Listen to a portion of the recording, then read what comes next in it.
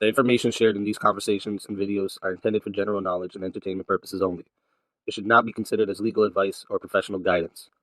Additionally, any documentation or references to specific content are solely for the purpose of discussion and understanding. It does not imply endorsement, promotion, or support of said content. The views expressed in these videos and/or conversation are those of the individuals involved and do not represent any official stance or opinion. The content you are about to experience may contain strong language, including explicit words and phrases. This language is used for artistic expression and may be integral to the storyline or character development. It is important to note that the use of such language does not endorse or promote offensive behavior. Viewer discretion is advised, and please enjoy the show responsibly. Disclaimer. Copyright disclaimer under Section 107 of the Copyright Act 1976. Allowance is made for fair use for purposes such as criticism, comment, news reporting, teaching, scholarship, education, and research. The Canadian Copyright Act, Section 29, allows an individual to use copyright-protected materials when creating a new work such as a mashup and to post the new work online on a site like YouTube. Fair dealing provision for specific purposes like research, private study, education, parody, satire, criticism, review, and news reporting. No prep, no warning, no time to think. Walking cold, stand your ground, say what you believe. No script, no notes, no place to hide. Redactions drop, the room goes live. NOerr prep. NOerr prep. NOerr prep. Two minds enter, one stance breaks. NOerr prep. NOerr prep. NOerr prep. No topic, no opponent name. Just pressure, just fire, just debate. NOerr prep. NOerr prep. No warm up, no safety net. You showed up, now defend it. This is NOerr prep debate. This is NOerr prep debate.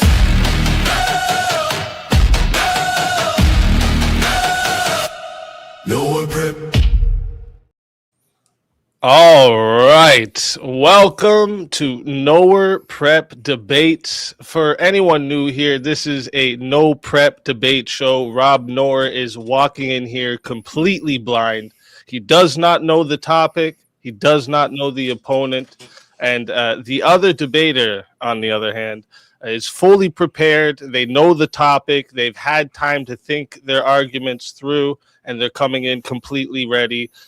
Once the redactions drop here live, there's going to be no pause, no prep time. The debate is going to start immediately. Here's how it's going to work. We're going to start with opening statements. The mystery debater will go first with a 10-minute opening. After that, Rob will give his 10-minute opening / rebuttal. No notes, no preparation. And once the openings are done, we're going to move straight into open floor. We're actually not going to have a clock on this portion. We're going to aim for at least an hour, but we'll let it run as long as the debaters want to keep going. When both sides are ready to wrap it up, we'll move into closing statements. Each debater will get 5 minutes to summarize their position and land their final points. And if time and energy allows with everybody, we'll open up for Q&A. Obviously, super chats will take priority, so we'll get to as many as we can. That's it. No tricks, no safety nets, no prep for Rob.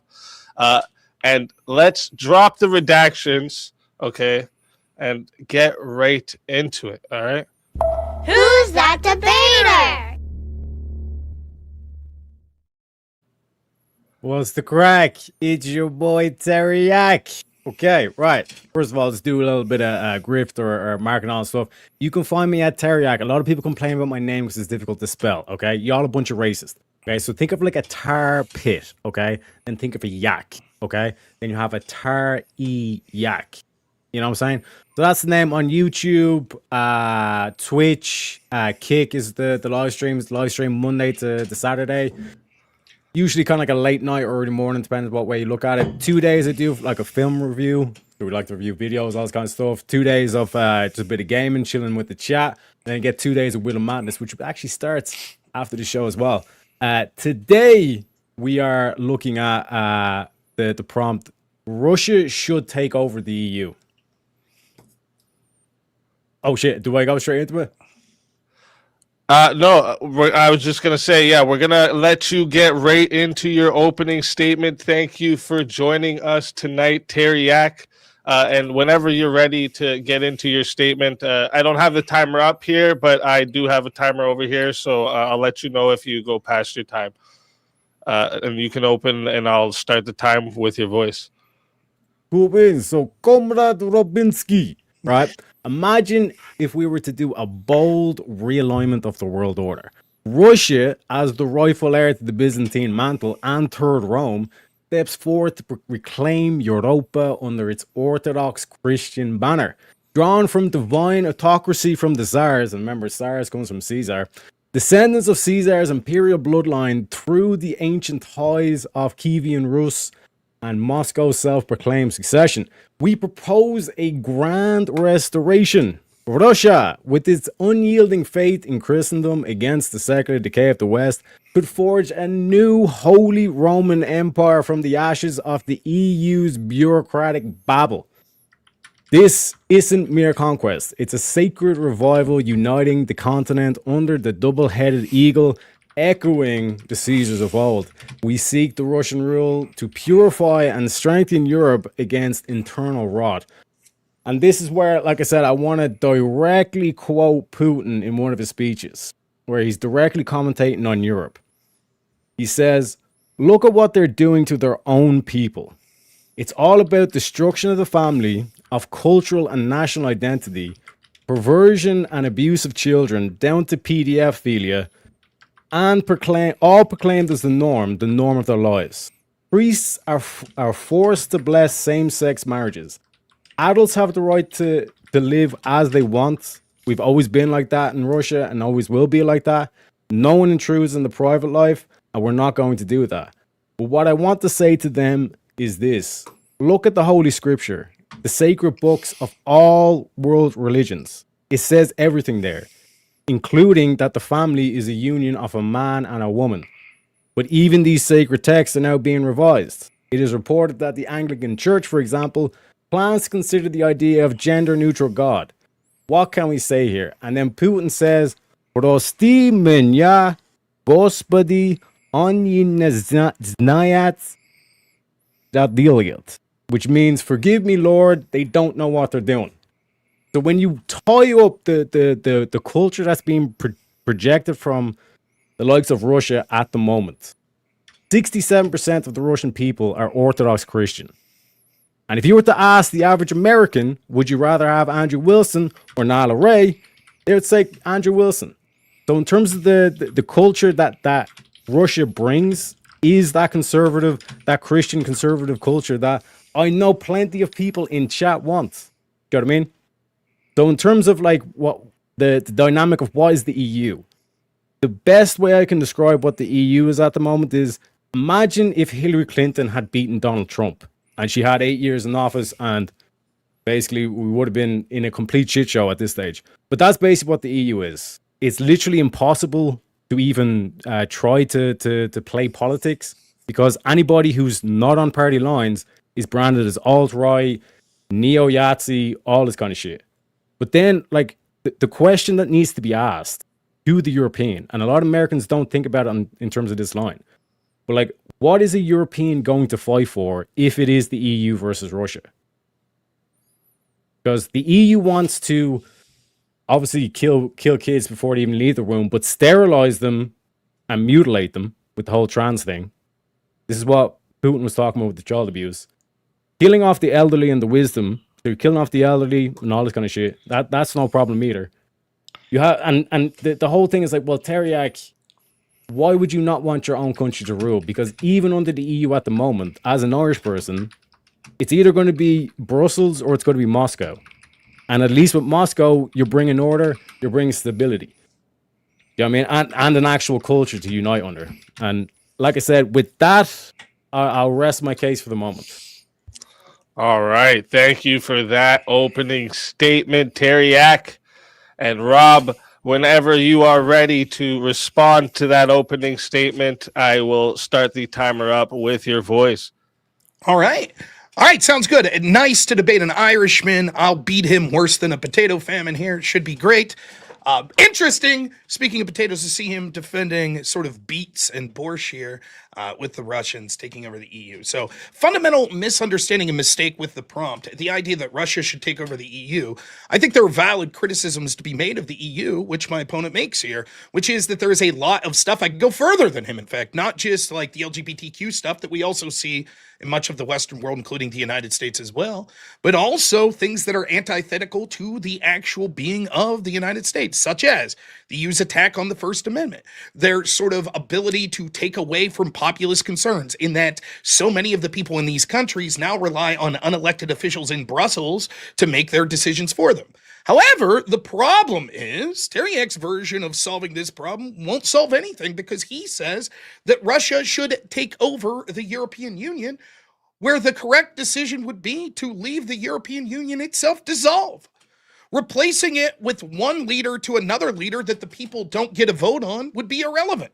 It would lead to the exact same set of problems with a different tyrannical leader. This may be a leader that's more in line with Christian values, though perhaps not, as we'll get into throughout the debate. Just because there are a lot of Russians that are Orthodox doesn't mean that if the government of Russia would engage in an aggressive war and take out the leadership of Europe, declare themselves leaders of these European states, that this would mean that the people would magically become Orthodox. Nor does it mean that you would be able to sort of switch the leadership of the people to mean that Putin would govern more as a religious figure or an Orthodox figure. So I don't see how this would magically be able to solve LGBT problems and the other issues he's talking about. And so the first argument I would say as to why he's wrong that you should consider is it would be better to allow the EU nation states to dissolve, as the status quo is showing that there are significant fractures in. We can see that populist right-wing leaders are rising in many of these EU states as we speak, and the people of the European Union are becoming more and more agitated that Brussels is having all of these terrible decisions, including being upset about things like the refugee crisis, which sends so many people that are antithetical to the cultures of the people in these European countries to the countries themselves. However, if this were to change because Teriak would have his way and Russia would launch a war of aggression, this would mean that these people would see Russia as invaders and be less likely to allow their right-wing sort of Christian roots, or at least ideas inspired by Christianity, to come forth organically. Think of it this way. Could we bring democracy to Afghanistan? How did that project work out? Or how about Libya? The truth is, when foreign countries invade in a rapid pace in order to radically change culture, that cultural change oftentimes doesn't occur.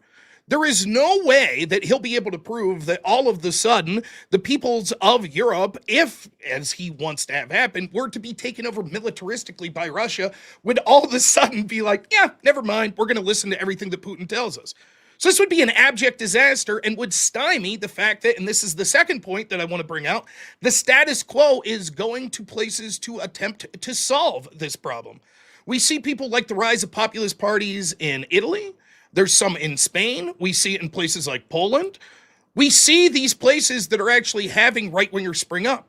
The key is to maintain sort of the status quo position of a MAGA movement here in the West and stopping interfering through things like NGOs into these countries to prop up these globalist politicians that run things. So we should actually go with the exact opposite approach, and instead of encouraging the European Union to be invaded by Russia and saying that they would be better off, we should actually say that we're going to promote from within right-wing populist parties that are rising and that will be able to correctly identify the unique cultural situations in each of these countries. Now, Teriak's going to use the fact that he knows that so many people in my audience and Speakeasy's audience are going to be sympathetic to an Orthodox cause. However, the question that I want to ask to Teriak is, one, are you able to prove that Russia winning would lead to people embracing the exact type of orthodoxy you want? And secondly, are there concerns outside of orthodoxy that we should push for?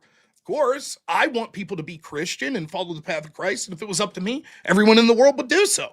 And yet still, we should look at things through the perspective of the people of our own countries. I'm an American citizen. I don't think Teriak is. I think you're Irish. I don't know. You sound like you're Irish. So why would I want Russia to overtake Europe and then be in a better position to challenge the United States for global hegemony? That wouldn't be good for me. That wouldn't be good for my family. That wouldn't be good for the rest of the people in the United States. Think of the resource advantage that Russia would have. Think of the geographic advantage that Russia would have. And this would create a bipolar world that would make conflict more inevitable. In effect, this would bring back the days of the Cold War. This would position Russia in a position within a few scant years, maybe a decade or two, would be able to challenge the United States as the world superpower, and it would shift alliances so rapidly that it would make a world of war so much more commonplace that our differences when it comes to religion may not be the most important thing in our mind, as our children are being drafted to fight the next great war with a nuclear superpower that now controls huge swaths of the global landmass. So even if you're going to buy the appeals that Teriak will try to say, that's like, but listen, aren't you guys based? Aren't you orthodox? It's not going to be this orthodox dream that he's talking about. In fact, what you're likely to see is it'll be a war of war. It'll be people pushing back that are turning to right-wing ideas now, and they're going to push back because they will then defend the globalists out of desperation to stop the invasion of Russia. And it's going to be a terrible situation where the United States is no longer going to be the unique world superpower and would make war more likely. In addition, though I'll admit that I know very little of this, I'll be able to sort of point to some of the things I quickly looked at. Who is the leader of the Orthodox Church right now? Well, it is true that Orthodox Church doesn't have someone like the Pope, right? But they do have what they call first among leaders. And I apologize, I'm not trying to butcher or blaspheme the faith. However, you've seen people that are credible within the Orthodox Church, such as Ecumenical Patriarch Bartholomew I, who has denounced the invasion of Ukraine and said Kirill's stance damages Orthodoxy's prestige. Yes, that's true. There are people within the Orthodox Church itself that say that Russia just invading Ukraine and then claiming that it's sort of a holy mission bastardizes the idea of Orthodoxy in the first place. I wonder what they would think if all of a sudden they went beyond the borders of Ukraine and started to then go to all of Europe as we see it. So there would be a division within the Orthodox Church, and many of them that would say, actually, Teriak, you're pushing for something that's heretical to the idea of Orthodoxy in the first place. Now, I'll admit this isn't my cup of tea, and it's not the strongest argument that I'll go through here, but when you're suggesting that countries through military conquest take over huge portions of the world and then claiming it's for some sort of religious ideal, perhaps you should check yourself. We should not so flippantly suggest that great powers go to war with each other given the consequences that we're likely to see. The last thing that I'll say about this is, I'm all right entertaining this as a hypothetical, but we understand the practicality of this is nonsensical. He might as well say aliens should invade and take over the EU, and we would have a discussion on that. There is no scenario right now that there would be any sort of acceptance or ability for the Russian military to completely take over the European Union.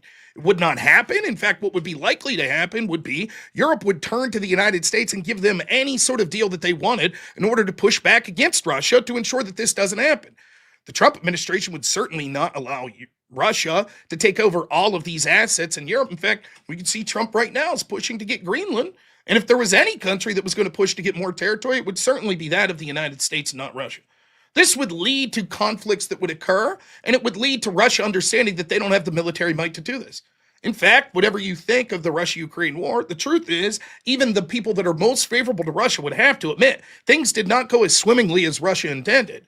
Russia didn't just quickly come in and take out Ukraine in a couple of short weeks. It's a conflict that's ongoing, and it's more difficult than most people expected.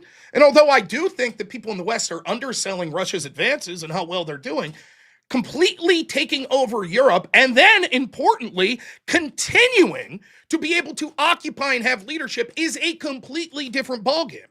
There is no way that in a practical sense they would be able to take over the insurgents that would rise up in these countries. They would spread themselves so thin, have so many enemies around the world, find themselves with almost no allies that it would be impossible. So even if Teriak got his dream here and Russia would magically be able to take over the EU in this hypothetical, they would not be able to control it. And all it would do would be balkanize the idea of globalism and projects like NATO, which I think are hugely damaging both in the West and in specifically the United States. I don't particularly like the alliance of NATO. I don't particularly like all of the crazy things that the EU is doing. But better to leave their countries organically shift away from the EU and have right-wing populism than encourage the importance of those missions by having Russia invade and then promptly lose control of the areas, as Teriak suggested. You guys didn't hear that sound, did you? Oh, okay, no, I just saw the timer. My thing just did an alarm for the timer in my ear, and I'm like, holy shit. I hope that's not playing on stream. All right, everyone, thank you for those opening statements from both of you. Just quick reminder, everyone in the chat, make sure you guys sub up to both people here tonight, all right? Because they're going to give you some great entertainment tonight. What we're going to do here is we are going to move into the open floor. Like I said, I'm not going to have a clock here for this. We're aiming for an hour, and if the debaters both want to go a little longer, I figured that's a good way to do it. And then when they're ready, we'll move into closing, sorry. And if both are up for it, we'll do Q&A as well from the super chats. So with that being said, whoever wants to start up the open floor, you can jump right in, and I'm going to let you guys handle it. I'll only be here if it gets too crazy. I'll rein it back in. Go ahead. Yeah, so again, Rob, thank you so much. It played beautifully into exactly what I was going to say. I don't really need to justify the fact that Russia would actually then rival America, and that's not a good thing. So, basically, the whole America first or America only argument, that has to go out the window, because you can't let Russia, remember, we're like the damsel in distress. This is what I'm saying. Because, like I said, it's a necessity that America would have to intervene. But and like I said, the prompt is should, not will. So in terms of even if I got this hypothetical and stuff, I can even say in terms of geopolitical events, that's the reason why Trump's going after Canada and Greenland. Why he went after Venezuela, because Putin was using Venezuela to get around the sanctions. And then when you look at what's going on in Iran right now, basically you have because what country is north of Canada and Canada and Greenland? It's Russia. What country is north of Iran? Russia. What country is east of Ukraine? Russia. So when you look at the surroundings of the geopolitical moves, especially recently, these have all been moves to try and contain Russia. Well, the one thing America can't let happen is for Russia to take over the EU. But I would argue it is a lot easier, quicker, and simpler, because, like I said, in terms of the average European who actually wants to hold conservative traditional value, inaction. What? And then... sorry, I need to address. Yeah, go. Okay, so two things. One, I don't buy your framing here. Of course, you're right. We're arguing in the hypothetical, should Russia do this? But we have to maintain sort of the realm of sort of rationality of what would happen as a consequence of that. For example, the prompt doesn't say Russia should take over the EU and then be immune from attacks for the next 50 years.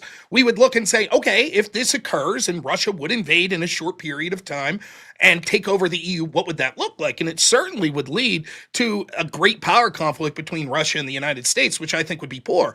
It would also mean that Russia would have zero chance, as a practical matter, of maintaining control over those regions, and there would be uprisings within the region. This would also strengthen the need for alliances like NATO and strengthen the actual importance of the EU coming together collectively in the first place, which I think would be detrimental to the individual countries in the EU by basically making the EU stronger. Sure, Russia takes over today, given your hypothetical, and within weeks they show that they cannot hold control, and all of a sudden you've now just given a mandate for alliances like NATO to continue in perpetuity. If you really are, if your argument's going to be something to this effect, well, I think Russia should invade and take over the EU, which would prompt the United States to fight back, which would then cause the United States to take over the EU.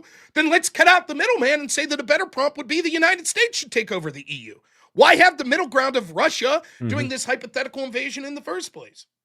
Because plenty of Americans are like America first. We're done doing this whole babysitting everybody else kind of shit. And like I said, in terms of the conflict, the solution that America will come to is, fuck it, we just go back to each individual country, and America would prefer that as well in terms of the deals they'd be able to make, because then they can negotiate separately with each individual country rather than collectively with the European Union. But to address this whole thing of better to let the EU dissolve, the way Macron and all these goofy motherfuckers in Brussels are acting, because I'll ask you this, Rob.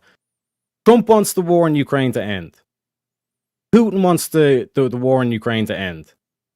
It's only the European Union that's keeping this war going.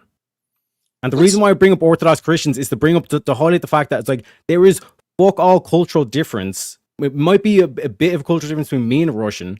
I know I spoke a bit of Russian, all that kind of shit, but in terms of Ukrainian, they're basically brothers. And because of these EU bureaucrats, they have lost the fucking plot. The fact that we're talking about giving children testosterone when we won't let bodybuilders take it is fucked in the head. And now, like I said, this whole Ukrainian conflict, they're literally throwing innocent lives into a meat grinder. And this is why Russia says, forgive me, Lord, you don't know what they're doing. I can concede all of this, and your problem's still a bad idea. So again, let's play this out. Europeans are facilitating this war ongoing, and basically Russia wants to pull back. Okay, let's concede that argument. You completely flipped the script by showing the Europeans that their fears were constantly justified because Russia not only continues the war in Ukraine, but then invades the entirety of Europe. And so thereby justifying the mission. Now, Russia wouldn't be able to hold this. And also in your hypothetical, for whatever reason, it's so hard to imagine this because the United States would have to stand back and allow this to occur. They would have to watch this occur over a period of months, we'll say in a best case scenario, and say, we're not going to intervene or help whatsoever.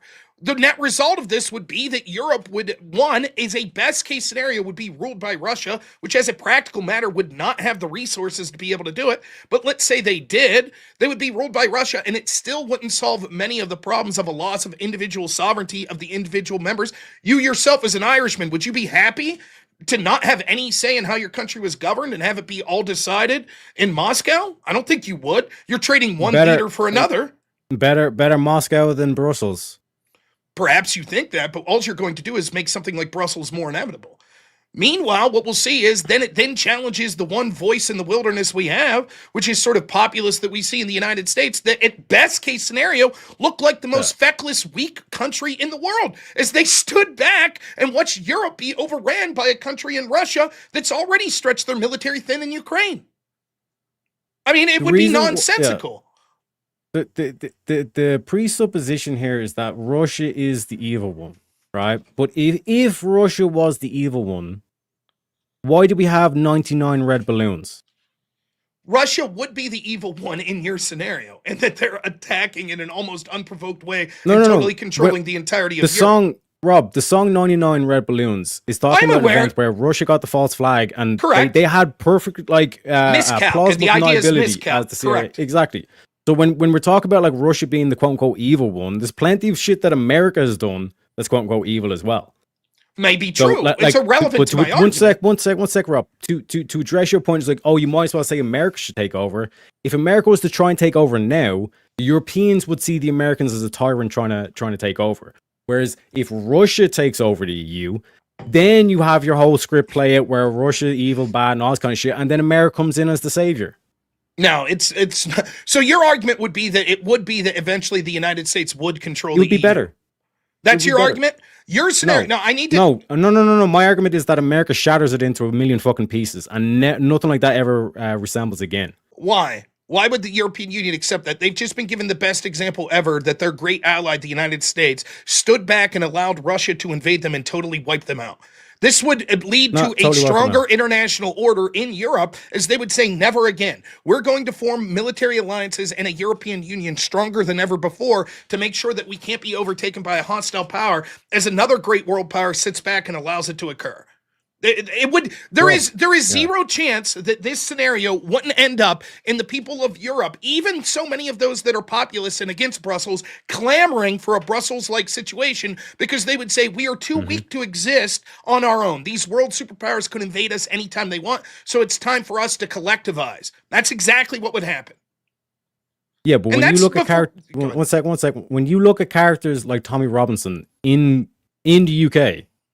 Like, his crime was he was speaking truth, and he was locked up by the government. Like, when you want to talk about tyrannical governments that need to be dealt with, like, that's why I keep saying to Putin, he's talking about the elites. The elites are the problem in Europe. It's the likes of Macron, the likes of Boris Johnson. Boris Johnson is the one that cancelled. There was a deal on the table. In Ukraine, Zelensky was willing to sign it, and Boris Johnson came over and made sure the deal did not happen. So in terms of like who's the real who needs to be destroyed, the EU needs to be destroyed. This is the whole irrelevant. infrastructure. This is irrelevant. You saying that you think the EU is bad. I concede it. I don't like the EU Yeah. for a litany of So reasons. how- I went even yeah. further than that's not justifying that Russia should invade and take over the European Union. At best, we should say dissolve. We want to push ultimately for the dissolution of the European Union. Hopefully, to give more sovereignty to these people in these individual countries. And our hope, I think, would both be to have more right-wing governments come about that would end woke shit like the testosterone, all the shit you're talking about, right? That would be what we would ideally want, correct?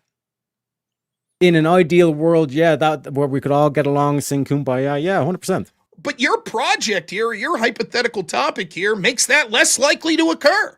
Because what happens is you've just provided the incentive for people to give up their sovereignty for safety. And right now, the only game in town and the game that would win would be, you have no way that if this happened at a rapid pace and then the United States came in and saved face and kicked Russia back out, which you're admitting would happen, that they wouldn't just go to the same globalist leaders that they already have. It's not going to magically be replaced with different people in Brussels and Europe. They're going to say, see, this is why NATO was so important. This is why we need these left-wing globalist projects. We need to come together as a globe to stop countries like Russia. And all the high ground that people like you and even people like me would have to talk about the evils of the European Union would be quickly dispensed. It turns out Russia was the villain that they said all the time. Everything that the European Union has said about these international conflicts and the need for NATO and the European Union will be 100% vindicated. And many populists that have been against it, and we can see, as we'll get to in a moment, that there are right-wing populists rising in Europe, they're going to be crushed. They're going to say, see, your non-interventionist policies and your nation-first policies are exactly the type of attitude that led to Russia being able to take over the European Union. That means that the best course of action right now would be the status quo. You're going to actually make Brussels stronger through this. And that's not even getting into the risk of global nuclear war, which is a very likely risk, which outweighs any possible benefit that you're talking about here. Because if we have one of the world's greatest nuclear superpowers taking over all of Europe, that is World War III. And that has the next world war. Would you acknowledge this? If there is a complete total hot war between the United States and Russia, it's likely to go nuclear. 100%. But what also is also likely to go nuclear is in 40 years' time when Britain becomes majority Muslim. And you have Islamists that have control over nukes anyway. So your like I said, argument in terms of, yes, we need to get this shit done now rather than, and like I said, at least half of the European population would not fight this war. Because they would align themselves culturally more so with Russia rather than the actual like European Union. I don't think that's the case. I think that, as you'd see in Afghanistan, these are the same sort of arguments. People said, if we came in, many of the Afghan people that are furious that the Taliban would take our side. The problem is nations tend to rally around the flag when outside invaders come. For example, it's the perspective of the United States. Let's say that Kamala Harris would have won. I despise Kamala Harris. And let's say she starts to institute a bunch of woke bullshit. Okay, I would be against that. But would I advocate? Well, I hope China invades us militaristically and takes over the country. Of course not. As soon as China invaded, you'd see a bunch of rednecks like me that exercise our Second Amendment rights that are furious that a Kamala Harris regime would say, we're picking up our Second Amendment rights to fight back against these fucking invaders. That's what we would do. And so I don't think it would be as simple. But more to the point, and I think this is important, you've already conceded that any hot war between the United States and Russia is going to go nuclear. And so now the only question I have for you is, are you willing to potentially? Are you willing to concede that if Russia immediately at this point, based on your prompt, took over the European Union, that it would in fact lead to a hot war with the United States? Well, that depends on America because Russia's got 99 red balloons. I don't understand the reference. I know what you're talking about with the idea of miscalc. Do you think there's even a chance? When every single signal was indicating that Russia was being attacked, Russia did not launch the nuke. So when it comes to launching the nukes, Russia has the maturity. Russia has the history in terms of your country. It's America who's the new kid in town.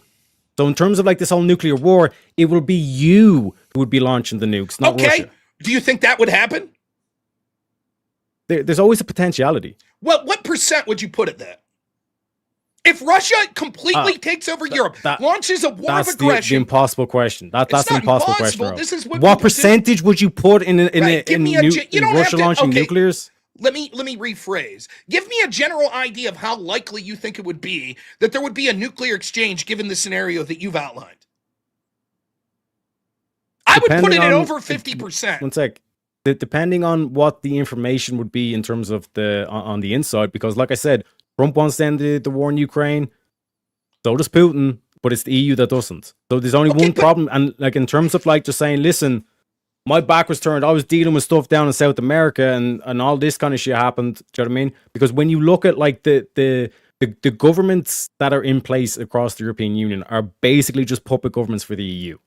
You said like in terms of the presidential. Listen. In terms of the presidential election, there were candidates that they have to get nominated, and the TDs just did not nominate them, even though they still had a nomination left. I asked you, I said, if there's a hot war between the United States and Russia, would there be a nuclear exchange? You're like, oh, 100%. Right? Now no. I said, do you think there would be that's I said it's fine. a possibility. If you want to backtrack, possibility. That's fine. This is a risky strategy. 100% possibility. Okay. I guess everything's 100% possibility. Nonetheless, like if I did say 100% that would happen, then that was a. Let me rephrase Let me go somewhere else with this, right? Like the problem is you're saying things that many reasonable people would agree with, and I agree with a lot of this. You're talking about how much you dislike Brussels and the European Union. Okay, cool. You're talking about how they're facilitating the continuation of the war in Ukraine. I assume you think the war in Ukraine is a disaster for both the Ukrainian people and the Russian people. Fair? Mm-hmm. I agree with that. Look, I'm America first all the way, but I don't want to see people die needlessly in war. And I've advocated against funding for the United States perspective of the Ukrainian war and thought we should sue for peace a long time ago. So I think we're probably on the same page there. The problem is you give away all of that moral high ground because what you can't do is keep what you perceive as Russia as having a moral high ground in the status quo and then have the hypothetical, therefore Russia should invade all of Europe, but they still get to keep the moral high ground. They do not. They do not. This idea you have of like, 99 red balloons, Russia would never miscalc, and it would be the United States that launched nukes. You are literally, there is zero chance that this wouldn't result in World War III. And I think that if you were an honest broker, you would have to admit that World War III, even without nuclear war, is devastating. We're talking about millions upon millions of people dying. We're talking about the Ukraine-Russia conflict times 100. And there's a solid chance, a non-insignificant chance of global nuclear annihilation. What you have to admit that those are real possibilities. So if you're telling me that, like, let's say Putin could get like the right timing and everything, all this kind of stuff aligned, and they could basically do they could fly in a helicopter and capture Keir Starmer and then bring him to Moscow. You're saying that would be World War III. Repeat. I'm sorry, you cut out just a little for me. If they captured Keir Starmer and took him to Moscow, that would lead took him to Moscow. Would that be World War III? Yes. If they no, presumably. Let me. So how come the user have to do that in Venezuela? Let me get some clarification. When you say Russia should take over the EU, you don't just mean that they kidnap some leaders like the United States did to Maduro and say now we're in charge. There would have to be a presence because the people of the European Union are not going to take this. They're not going to sit back and just leave Russia. It's not like it's that your scenario would play out like this. Russia just says, by the way, we're in charge of the European Union now. And the leaders of the European Union go, shucks, I guess you're right. It's going to require military intervention. It's going to require conquest. It's going to require boots on the ground from Russia's military, literally taking over the militaries of the European Union countries. Correct? That's the only way that your hypothetical is possible. Well, in terms of like a show of dominance, like everybody, when they seen that footage of Venezuela, were like, fuck that. And America base said, well, I guess Marco Rubio just owns the place now. He's just running the place and we need to start focusing on Canada and Greenland now. You know what I mean? Like the amount of shit that you're saying, that would never happen. It's an argument from incongruity. You're saying it's it's impossible to imagine, ergo it can't happen. No, but like I remind you, it's a should. That's not what we're saying, right? You would acknowledge this. It's okay to talk about hypotheticals, like this should happen. We agree with that. Yeah. Oftentimes we talk about things that should happen that as a practical matter would be nigh on impossible, correct? Possibly, yes. Okay. So what we should do is, when referencing whether or not should something happen, is we accept the world that would most likely be necessary for that should to occur. For example, when I did policy debate in college, we asked these should questions all the time. That was every debate.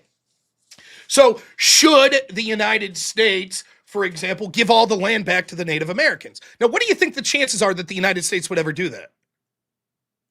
Slim to none. Right. So, but still, we could argue the hypothetical. So, the best way to proceed would say, okay, what is the likely scenario that would have to occur for this hypothetical to occur? That's all I'm doing here. It's not an argument from incongruence. What I'm saying is, for your prompt to come through, there would have to be predictable things that happened. Your prompt doesn't say, the people of the all the leaders of Brussels should tomorrow bow down and say, Putin, we voluntarily hand all of our land over to you. That's not the prompt. The prompt is Russia should take over. The only way that that would be possible would be through military conquest. That war alone, the European-Russian war, would be devastating. It would be Ukraine times 10, right? And you saying, no, it would just be a show of force. No, the United States taking out Maduro in a raid is completely different than an already strained Russian military that's struggling just with Ukraine taking over multiple nuclear superpowers through conquest. That scenario is going to lead to millions dead. And that's before we lead to a scenario, the most likely outcome of that is the United States gets involved and we find ourselves in World War III. Your scenario, the best case scenario that I could come up with for your prompt would at a minimum be hundreds of millions of people dead. I think that's despicable. Again, like that's your kind of like ideal scenario, but like I said, at least half the European population are that conservative like base in terms of like Christianity, all this kind of thing. I mean, traditional values, like trying to actually conserve like their actual nation, whereas the other half is they hate themselves. They hate the West. They hate what their country stands for. They ain't going to fight no war either. So in terms of where are you going to find the manpower to fight back against Russia? This is one of the questions that you're not addressing in this hypothetical, where it's like Europe would basically have to stand down. And it's basically up to America to intervene. And as Trump has already been acting with the whole Greenland thing, he's like, I don't give a fuck if we pull out of NATO. You don't have basically any protection. Like the European Union don't have a proper standing army. All right. Let's do this. First, I'll get to your hypothetical here in a second that half the people would welcome Russia. But let's start with this. Even if we would accept that, which I do not accept, as I'll get to in a moment, it would still lead to the United States going to war with Russia. Would you agree with that? Define, like I said, like define in terms of war. Like actual troops shooting each other. Actual war. The United States would invade the now Russia that is Europe. They would say, no, we refuse to allow this to happen. You agree that would happen? Yes, yep. Okay, how many people do you think that Russia would roll over like you're claiming Europe would roll over? No, I was just clarifying because in terms of like the nuclear discussions earlier on, it's saying it's like we're actually are talking about like an actual long scale thing. I would accept that war on the basis that the EU would be destroyed and America would come out the victor and as the hero to the European people. So your best case scenario is a scenario that leads to Russia taking over Europe and Europe just rolling over, and then the United States and now Russia that owns literally the entirety of Europe basically and the current Russia, that they would go to war. That's your best case scenario. A hot war between two nuclear armed superpowers. Well, as you said, like Russia wouldn't be able to hold it anyway. That's you already made that concession in terms of debate. So in terms of that hypothetical, like they wouldn't just automatically own Eurasia. It would be that actual fight for the struggle. But as you've seen the moves being played by Trump anyway, he's basically surrounding Russia. When you look at Canada, and one sec, when you look at Canada and Greenland, and when you look at Iran, and you look at the fact that this has already been kickstarted by Ukraine, this is basically the United States surrounding Russia anyway. So in terms of this conflict, this hot war, it is coming anyway. Okay, do you think why would Russia take over the EU in your hypothetical? Because of the policies in play. When you look at like Orthodox Christianity, it's like the most conservative form of Christianity. Now, do you think that so when you look at the policies, when you look at the policies that would be put in place, it would be a anti-trans, anti-pride parade, Got it. So your argument is Russia would invade Europe in this scenario because they're basically tired of left-wing woke policies, cultural policies. Okay, so they would think it's very important to maintain that control, correct? Yeah, sure. And you would also know, Russia's not stupid. They know in this scenario that they're going to lose some amount of military, right? When they invade Europe. Even in a best case. I'm not saying that Russia is going to be benevolent and like it's going to be low tax. I'm not saying any of that shit. It's going to be brutal. But forget benevolency. They're going to be practical. They're not going to enter into a situation where they know that they're going to immediately lose, correct? Oh, yeah. So they're going to have a plan to defend the territory they've just conquered, correct? Mm-hmm. Because they would know the scenario that we're outlining, that the United States wouldn't put up with this, correct? Mm-hmm. So what's their defense going to be? How would they be able to defend this newly conquered territory where they're going to be stretched so thin? They have to have some sort of plan. They're not just doing it for funsies. So what do you think their plan would be to defend that territory? Same plan that America has for Canada, Greenland, Venezuela, South America.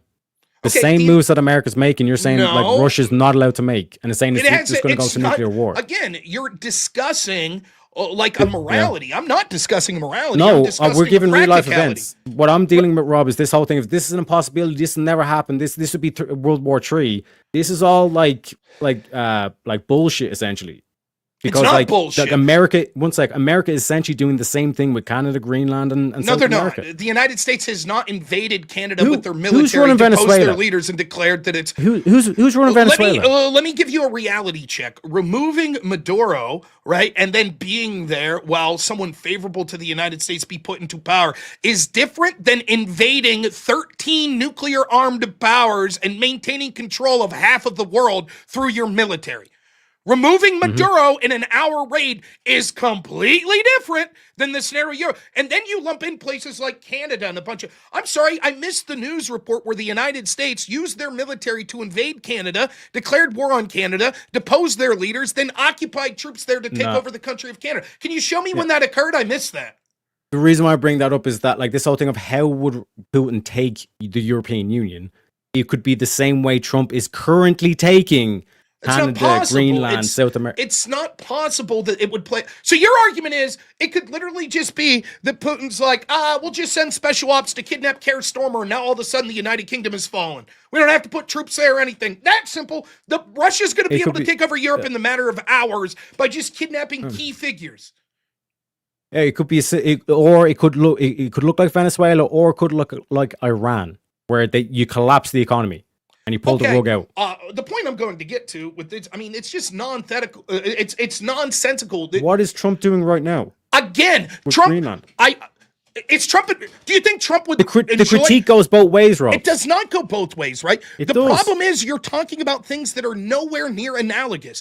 Trying to purchase Greenland and throwing around your economic might to allies is differently than taking over like 16 countries, many of which have nuclear weapons, and completely taking them over and owning it and having them be part of your country. It is a completely different scenario. The point I want to make is this, since you're like stretching against this, is the most likely not stretching at all. The most likely scenario would be if Russia is able to accomplish this, they wouldn't do so knowing immediately they would have to retreat. And if they don't have the military capabilities in order to defend in a conventional war against the United States, and if they felt this mission was so necessary to fight wokeness that they decided to invade, they would defend themselves with nuclear weapons. That's what they would do. They're not just going to run home with their tail between their legs. Mm-hmm.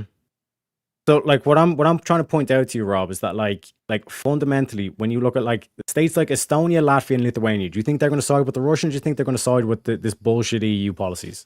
I think that it's not as clear cut as you would say.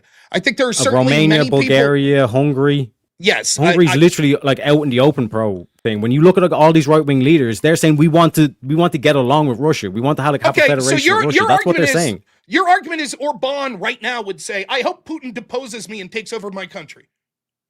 That's preferable than me being the leader of my country but being part of the EU right now. That's your argument? Oh my God. Like it's a fundamental misunderstanding in terms of the way the EU's run right now. No, it's not a misunderstanding. Orban is the leader of Hungary, right? Right winger, correct? Yeah. He's very critical of EU policies. Mm-hmm. Your argument is that he would welcome the invading Russian military to depose him. Then why doesn't he do it? He's an ally. What I'm saying is all these countries, Russia recognized that all these countries are allies to Russia. They are like former like Soviet Union states. There is so like why would you attack your own people? I know that Orban wouldn't welcome the military invasion of Russia to Hungary. You want to know how I know that? Because if that was true, Orban would have submitted and declared an allegiance to Russia and became part of Russia, but he chose not to. He's already an ally. Nor is an ally is different than taking over. A country invading and taking over, which is your prompt. Yes, I'm not saying taking over Hungary. I'm saying the European Union, that establishment. He needs to take over that establishment. But that would mean that that Orban would be under the rule of Vladimir Putin. The whole European Union. Yes, this whole including bureaucratic Orban and Hungary. bullshit that they have to answer to Putin. Yes. Yes, they're not going to accept that. You know, one sec. States like Estonia, Latvia, Lithuania, Romania, Bulgaria, Hungary, like Slovakia, all these states that like have Russian at least as a second language. You're telling me that no, like they'd be completely against this. Yes. Okay. The same Again, way that like one sec, Rob, one sec. I just want you to remind you, like the same way the Democrats are saying, oh, like all the Venezuelans are against Trump taking Maduro, and then you see the footage and they're all cheering it on.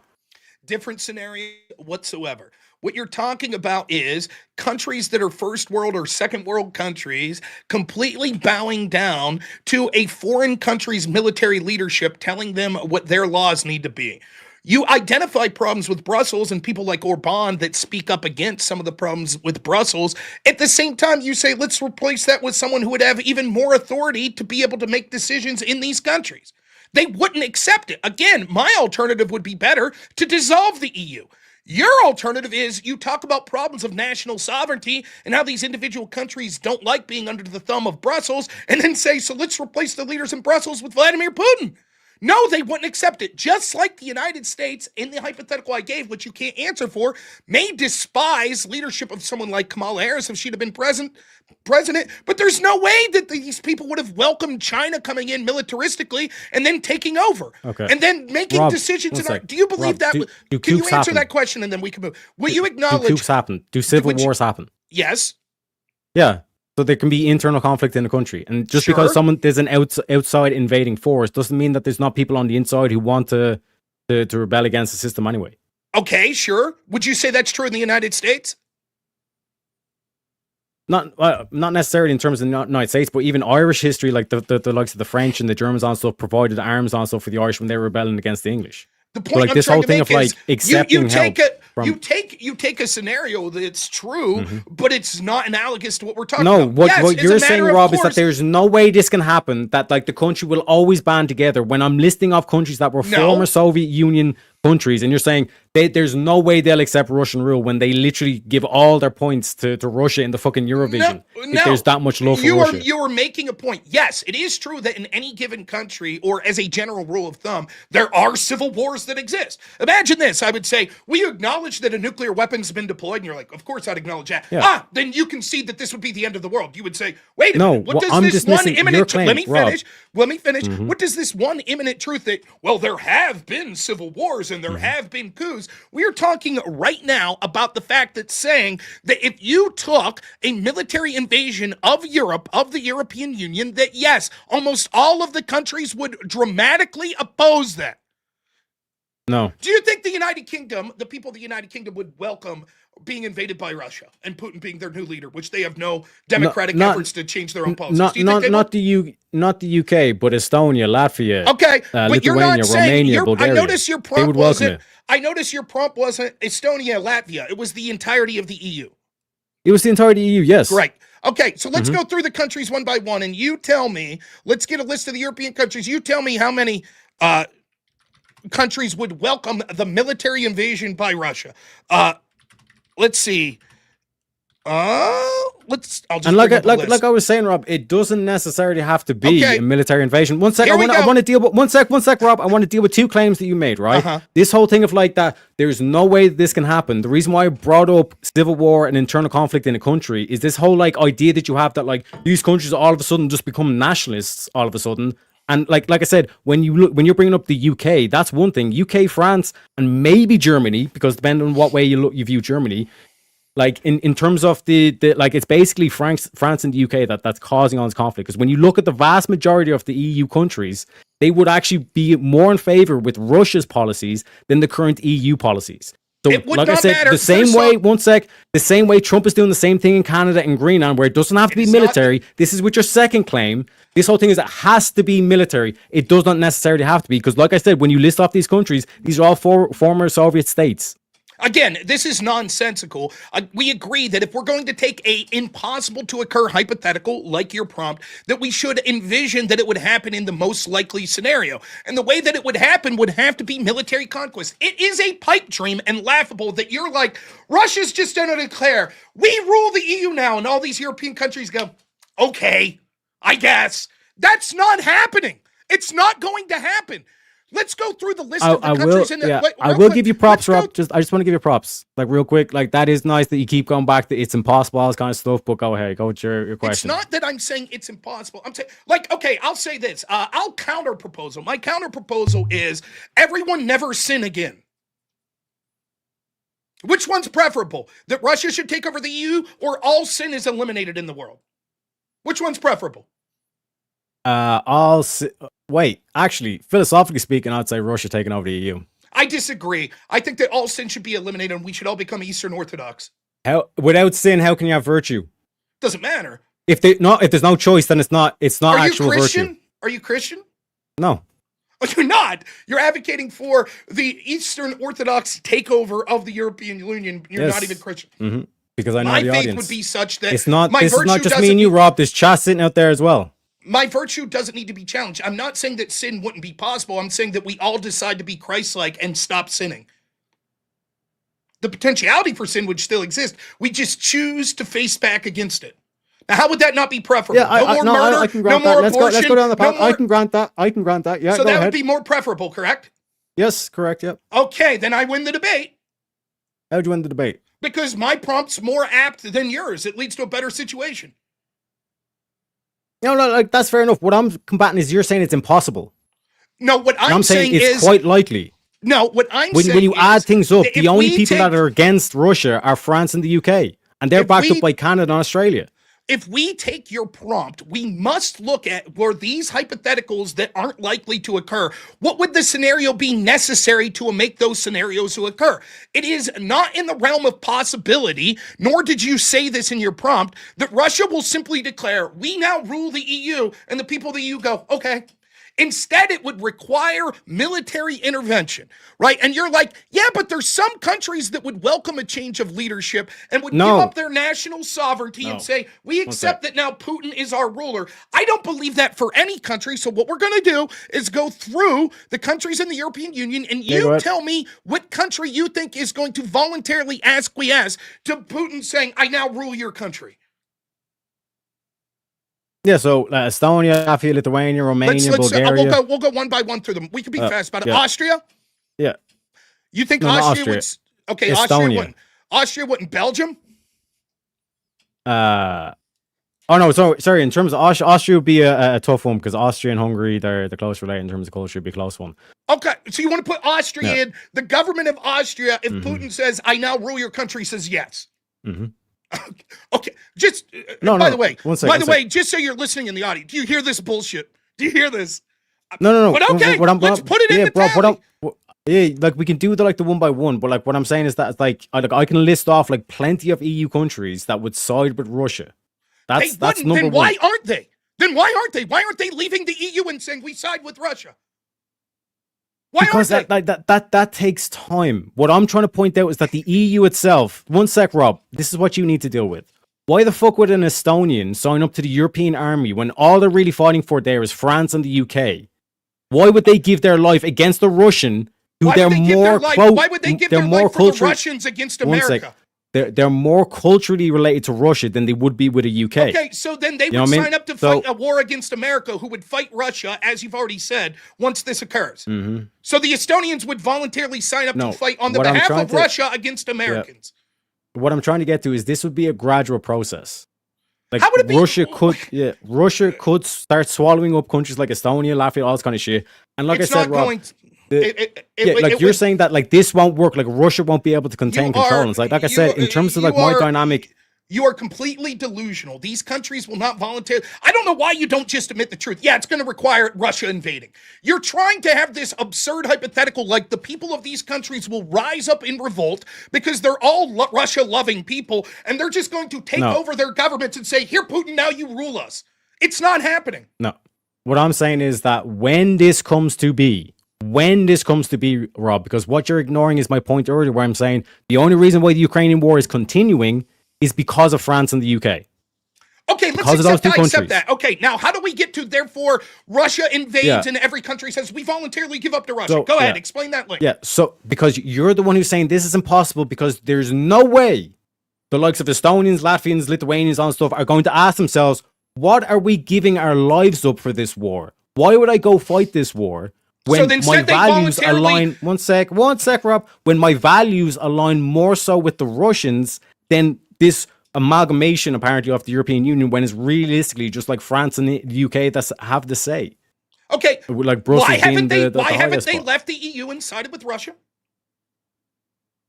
Because anytime there's an anti-EU candidate, it's like the same thing with the US aid. So how your argument they is destabilize other nations and they make sure like this happened in Ireland. How does this work? I want you to tell me. Russia does something. Yeah. They're going to take over the EU. They do something, and they're like, we now take over Estonia. Yeah. What happened? They don't send troops. They don't send any conflict. They do nothing like that. They just say, we're going to take over Estonia, and the Estonia people say, yes, we like that. We like that. Now we're part of Russia, and our leaders, time to get out. We're actually pro-Russian. Yeah, so like all these NGOs that like prop up candidates, all pro-European candidates. That's what happens across Europe. I want you to explain. Yes, there are pro-EU candidates that NGOs put up. What does that have to do? I want you to give me the scenario. Let's limit it to Estonia. Saying, like you're basically saying we can vote ourselves out of this, and I'm pointing to the tyranny in the UK, the tyranny in France, the tyranny across all of the European Union, and you're saying no, I'd rather we vote ourselves out of this. I'm saying. No, it's a lot easier and straightforward if there's a conflict. That's not what I'm saying. You're not following what I'm saying. What I'm saying right now for this point is this is going to be a conflict. It's going to be a conflict between Russia and European states. It's going to be a war, and it's going to be a conflict between Russia and the United States. Millions will die. Your argument's like, no, I think that Europe will completely roll over. Without military conquest, Russia will just declare, we run the EU, and that'll be how it happens. The EU will roll over. And you're like, and the reason I know this is because coups have existed and civil wars have existed and the people of Estonia would welcome Russian rulers. And so I'm like, okay, explain how this plays out. And you're like, well, there are NGOs that push globalist candidates. Okay, agree with that. Well, it's because, let me finish. Well, it's because of France that the war in Ukraine is continuing. Okay, what does that have anything to do with your claim that the people of Estonia would welcome Russia ruling over them? Show me the proof. Yeah. That was a complete straw man on position. The reason why I'm bringing up this whole like the NGOs propping up pro-EU candidates, it means that like this whole thing of like just get out of the EU, like that's an almost near impossible thing to do when you have all these NGOs funneling all these pro-EU candidates. So it's like in terms of like actual representation, like me as an Irish person, like, and I know for a fact that there are plenty of Europeans that are saying if Brussels is going to rule us anyway, we'd rather have someone who's more conservative than the who funds the NGOs? Private interests. Oh, who? Who are the private interests?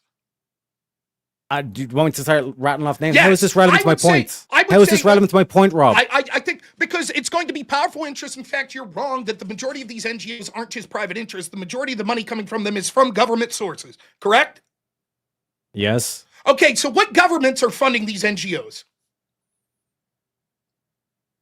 Our own governments, and yet how is this relevant? They're going to sit back and say, "Oh, never mind. Russia declared that they win, so we've already spent billions in NGOs to make sure that these governments are on our side, but we're just going to let Russia roll in with no consequences whatsoever." That's your argument. Yeah. So what's going to happen is that the conflict in Ukraine, like the dam is going to break, like that things, and then France and UK are going to like make up some bullshit reason of saying this is a noble war, we need to fight this war. And what I'm saying to you, Rob, is when it comes to the European Union, especially like the Europeans in general, like why would we fight this war? One sec. As a conservative European, why would you fight for EU when it's basically just Macron and Starmer that are leading the charge? I'm not fighting for the EU in the same sense that if China invaded and your question was, why would you fight for Kamala Harris? I wouldn't be fighting for Kamala Harris. I would be fighting for my homeland being invaded and taken over by a hostile foreign power. Just like so many people in Afghanistan weren't fighting for the Taliban, they were fighting against what they saw as an invasion from a hostile foreign power. Just like so many people that fought for Libya weren't fighting for Gaddafi, they were fighting against the invasion of what they saw as a hostile foreign power. That's the issue. Would you acknowledge? Okay. I want to go back to that scenario that you conveniently left. No, because your paint is like this. Right. You know that this is going to happen. You don't know this is going to happen because look at Iran. One sec, when Israel bombed Iran, the Iranians cheered that on. So this whole thing of like all these people like love the tyranny of the EU is bullshit, Rob. I don't know what to say other than that you're in a complete lack of reality. You're claiming, you keep like hedging to things that aren't remotely what I'm saying. I'm not saying that these people love the EU. I'm saying they would hate more being invaded by a hostile foreign power. No. They're not going to just say, oh, okay, we don't like Brussels, so come on in, Russia, you rule us now. That's not how it works. Okay. Let me paint this picture. It's either the Islamists or it's Russia. Which are you picking, Rob? I mean, my goodness. Which are you picking? I picked your bullshit thing. You picked my shit. Your question has no basis in the topic at hand. Answer it. Islamists or Russia? Your hypothetical of what group I think would be better to be ruled under isn't answering the practical implications of how this scenario would play out. I'm asking you as a conservative, Rob. Which would you pick? I would pick the Islamists, given that your scenario for Russia is nuclear annihilation in World War III. I would rather live and have London it's nuclear annihilation either way. It's nuclear because it's not. If the Islamists, one sec, Rob. So if the Islamists take over the UK, which already have nukes, you're telling me that's not nuclear war already? Yes, I'm telling you that's not oh my God. I don't buy this acceleration as bullshit. I don't buy the black pill. Trust us, we're all dead in nuclear annihilation for 50 years anyways, so let's just have a great World War III right now. No, I don't buy that. I think that when you are suggesting the intentional start of World War III, that's a fucking bad idea. And saying, trust me, bro, Islamists will take over London and launch nuclear weapons anyway, so we have to do it now. It's the same neocon bullshit we've heard for years. What I'm saying is the demographics does show that that's a fact, that the UK will become a Muslim majority. And when you look at the Muslims in America, they are Islamists.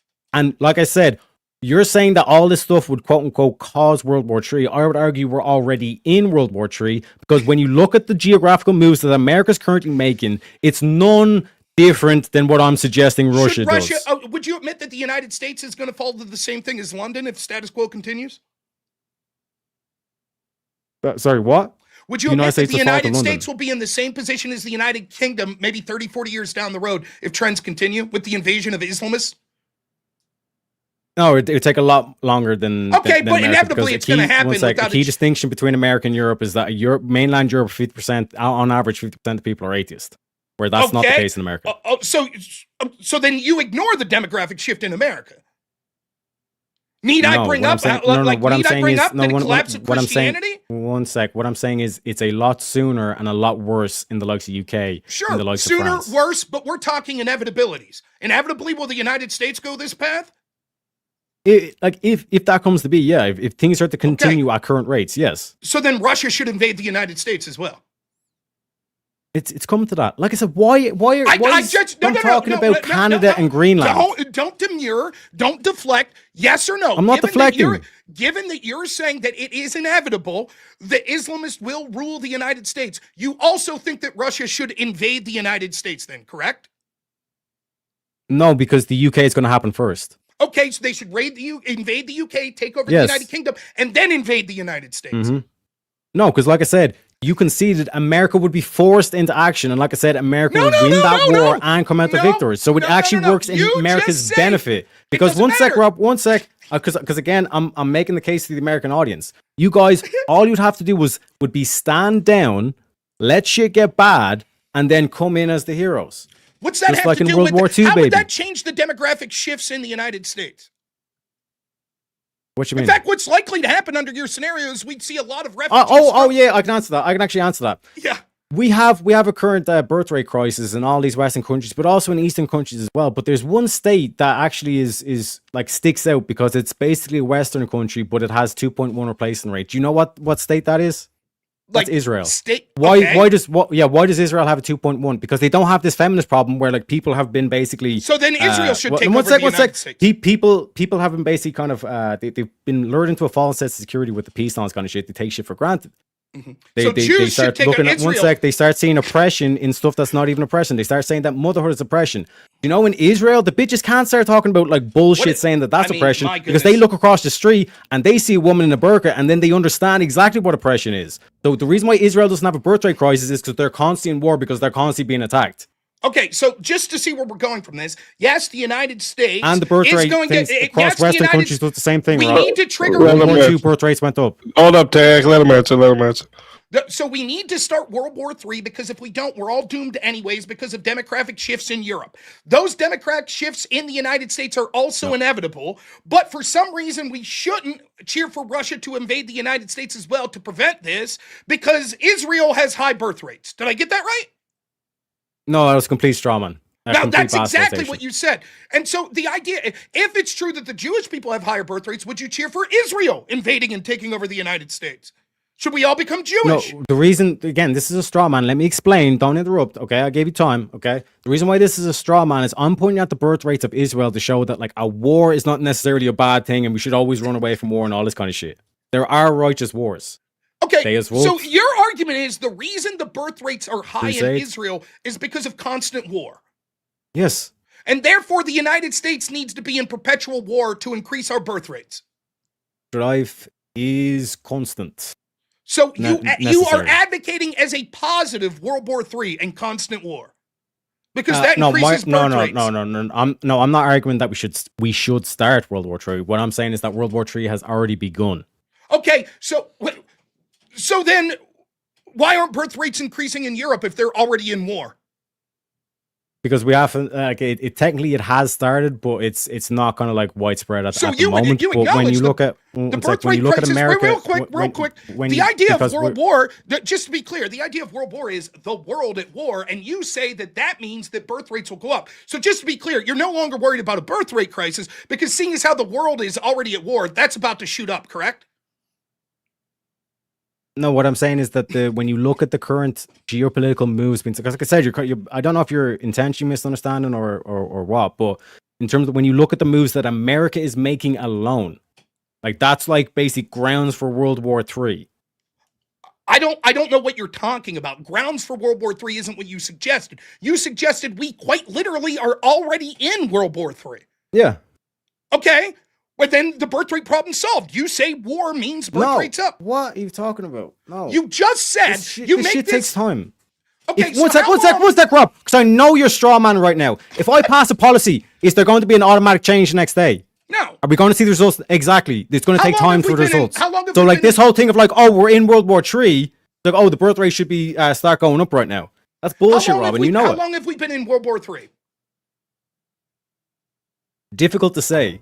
Because it depends on, quote unquote, who started it. Okay, well, I want you to tell me in your estimation. Most people, in fact, you're the only person that I've heard say that let's do this. Like, I would mark that, like basically, Charlie Kirk was Franz Ferdinand. That's basically what kicked all this shit off. Charlie Kirk was the start of World War III. How many years do you estimate does this mean then the entire world's birth rates will increase because they're now all at war?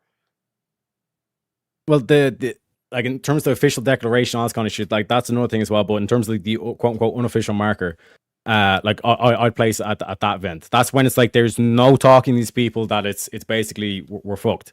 So then your argument is you define World War as different stages. Mm-hmm. So when I'm talking World War, I'm talking about kinetic conflict and again, like I said, the only reason why I brought up the birth rates was because to show that like war can actually be a good thing. This whole thing of like saying that war will necessarily increase the birth rate straight away or whatever straw man Rob's trying to create now, I've never said that. I've just said pointing to that war can actually be a positive. You made a complete absurd non sequitur.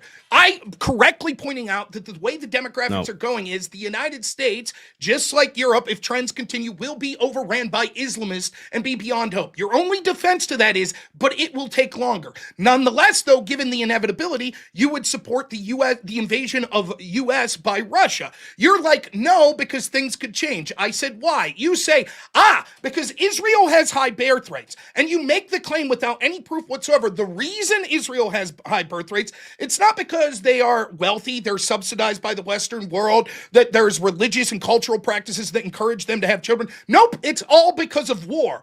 And therefore, That's war the is key a good factor. thing because that will lead to birth rates increasing. So all of a sudden, the Islamists that are outbreeding in the United States and the mass importation of refugees and Islamists will all of a sudden, white Christians are going to be like, you know what, I need to have 7 kids now because we're in World War III. I don't see the connection.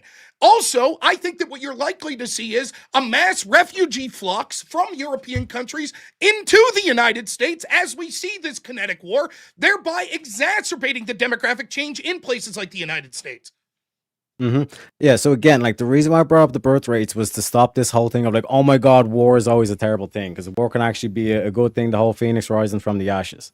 Like I said, in terms of this whole thing of like this being, again, trying to point to you saying this is impossible, this is never would happen, because you don't really have a counter to this, because like I said, as an American, this actually plays into your benefit. But like I said, in terms of the impossibility, I can list plenty of European Union states that are more than Russian friendly. It doesn't Hungary matter if is the main one. being friendly or sympathetic to Russia is different than acquiescing to their invasion and rule over your country. And again, I want you to answer this hypothetical that you've turned to the whole time. Would you agree that roughly 50% of this country would be despising a Kamala Harris presidency? Yeah, sure. So do you think they would then welcome Xi Jinping invading the United States? No, but that's because Kamala would technically be more conservative.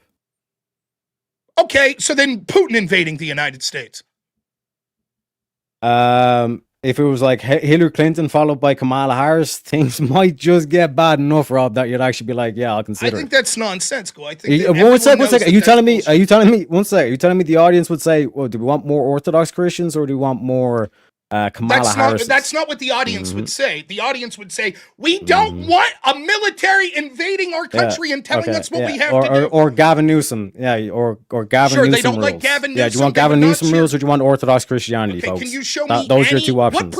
What percentage, now we saw a Joe Biden presidency, what percentage of conservative Americans supported the invasion of Russia into the United States? Can you give me any polling on this? Bro, it's a hypothetical. What do you mean polling? What do you mean what hypothetical? Do you see how bad you're straw manning, Rob? You know you're fucking losing this. Because like I said, you will be straw manning this bad. Where's the polling on hypothetical? You're saying that this is something that would be commonplace. That millions of Americans No, what I'm saying is if it came down to you have like Gavin Newsom, California, like statewide in terms of America, and you cannot vote your way out of it. They would be begging for Russia to come in. Okay. Conservatives would be. Yes, they would be. If they're sterilizing kids on the streets and doing the pride parades, they would be begging for that shit. Did those things happen already in this country? Did we see sterilization of children? No, but if it's countrywide. Okay, did we see that countrywide? So like the whole BLM and all this kind of shit, like all this, like every statewide. Did we see sterilization of children across this country? Not across the country, no. Okay, so if there's one state that you're not sterilizing children, then it's okay. They wouldn't support the invasion of Putin. Sorry. Yeah, go ahead. Yeah, with that. Yeah, like I agree with the then saying that we've already had that, then I'm not asking an absurd thing to say, surely, since we had conservatives live under the thumb of a president they thought was terrible and tyrannical in Joe Biden, they hated the fucking lockdowns, they hated the open border, they hated the LGBT shit, they hated the transing of children, they hated all that. Surely you have some polling somewhere that says conservatives were clamoring, please invade us, Putin. No, what I'm talking about is a hypothetical that if you had 2 years of Hillary Clinton followed up by 2 years of Kamala Harris, and what I'm talking about, Obama. Yeah, I'm talking about 16 years from Hillary Clinton. Trump never got in office. MAGA never became a thing. Americans would be begging Russia to come in with Orthodox Christianity, with conservatism. Conservatives wouldn't be like, fuck this, we're going to civil war. And like I said, civil war is different than being invaded by Russia. No. Yes. No. Okay, so the CIA, one sec, when the CIA destabilized nations, what did he cause? When the CIA destabilized nations, what did they cause? Color revolutions? Yes, they cause a civil war. Yes. Okay. Foreign influences cause civil wars, and then Russia pops up. Are you telling me that Russia wouldn't prop up the conservatives? The same way that Russia's popping up Tommy Robinson? I'm telling Your prompt isn't Russia should involve in a color revolution to get right-wingers to run the EU. Your prompt is Russia. What are you talking about? Let me finish. Oh my God. Your prompt is you're strawmanning. Let me finish. I'm not strawmanning. Your prompt Yes, is you are. Russia should take over. Now, when I point, look, if we did that in the United States, even people that hated the current administration would be infuriated to not leave Russia take over. Your response is what would happen would be Russia would promote a civil war of conservatives winning. That's different than your prompt. The conservatives would not accept Russia invading and taking over the United States. Rob, this was your hypothetical where it's like if Russia would invade America. We're talking about the EU. And EU is vastly different than America. Namely, the whole Eastern Bloc are pro-Russian. So what I'm talking about is the manpower. One sec, Rob. The manpower is not there to beat Russia. But the likes of Macron and Starmer are saying we're going to go all in.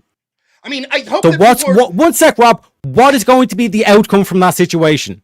I hope people are following this debate and how my opponent's incapable of following a linear train of thought. He just obfuscates and goes back to an irrelevant point. My point is when showing that these countries saying that there are people that will be really pissed about leadership in certain countries, and so therefore they might rise up in a civil war to take them out, is different than saying they would welcome foreign invaders. So we go to the United States as an example, and it's clear that he knows he loses that point, so he says, well, what Russia would do would be send in money for a color revolution to have a civil war in the United States, which is different than what his prompt's saying. So he knows that the analogy of the United States to the European Union doesn't go his way, so he changes it. When we go back, he is fundamentally incorrect that the countries of Estonia, etc., would roll over. But let's, for the sake of hypothetical sake, say that they would. Okay? What about the most powerful countries in the European Union? Would the United Kingdom roll over? No. We're not going there, Rob.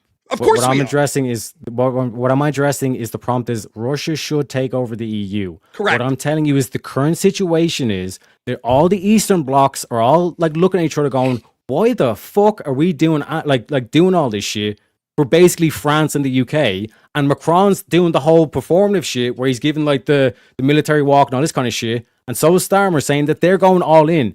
And like I said, I brought you back to one of my original points that the only group that is continuing that war in Ukraine is the EU. So I'm asking you, when it comes to the point where Starmer and Macron push all in on Russia and they're expecting men to sign up for the army, I'm telling you, what is a European going to be fighting for, especially in the Eastern Bloc? They will be fighting because they don't want a hostile foreign power to invade their country. And like so Brussels? they will go from a scenario where they say Russia is not that bad, we don't like what Brussels is doing, to saying, holy fuck, Russia was that bad and they just invaded us militaristically and we as a people are going to fight back. But for the sake of argument, let's concede.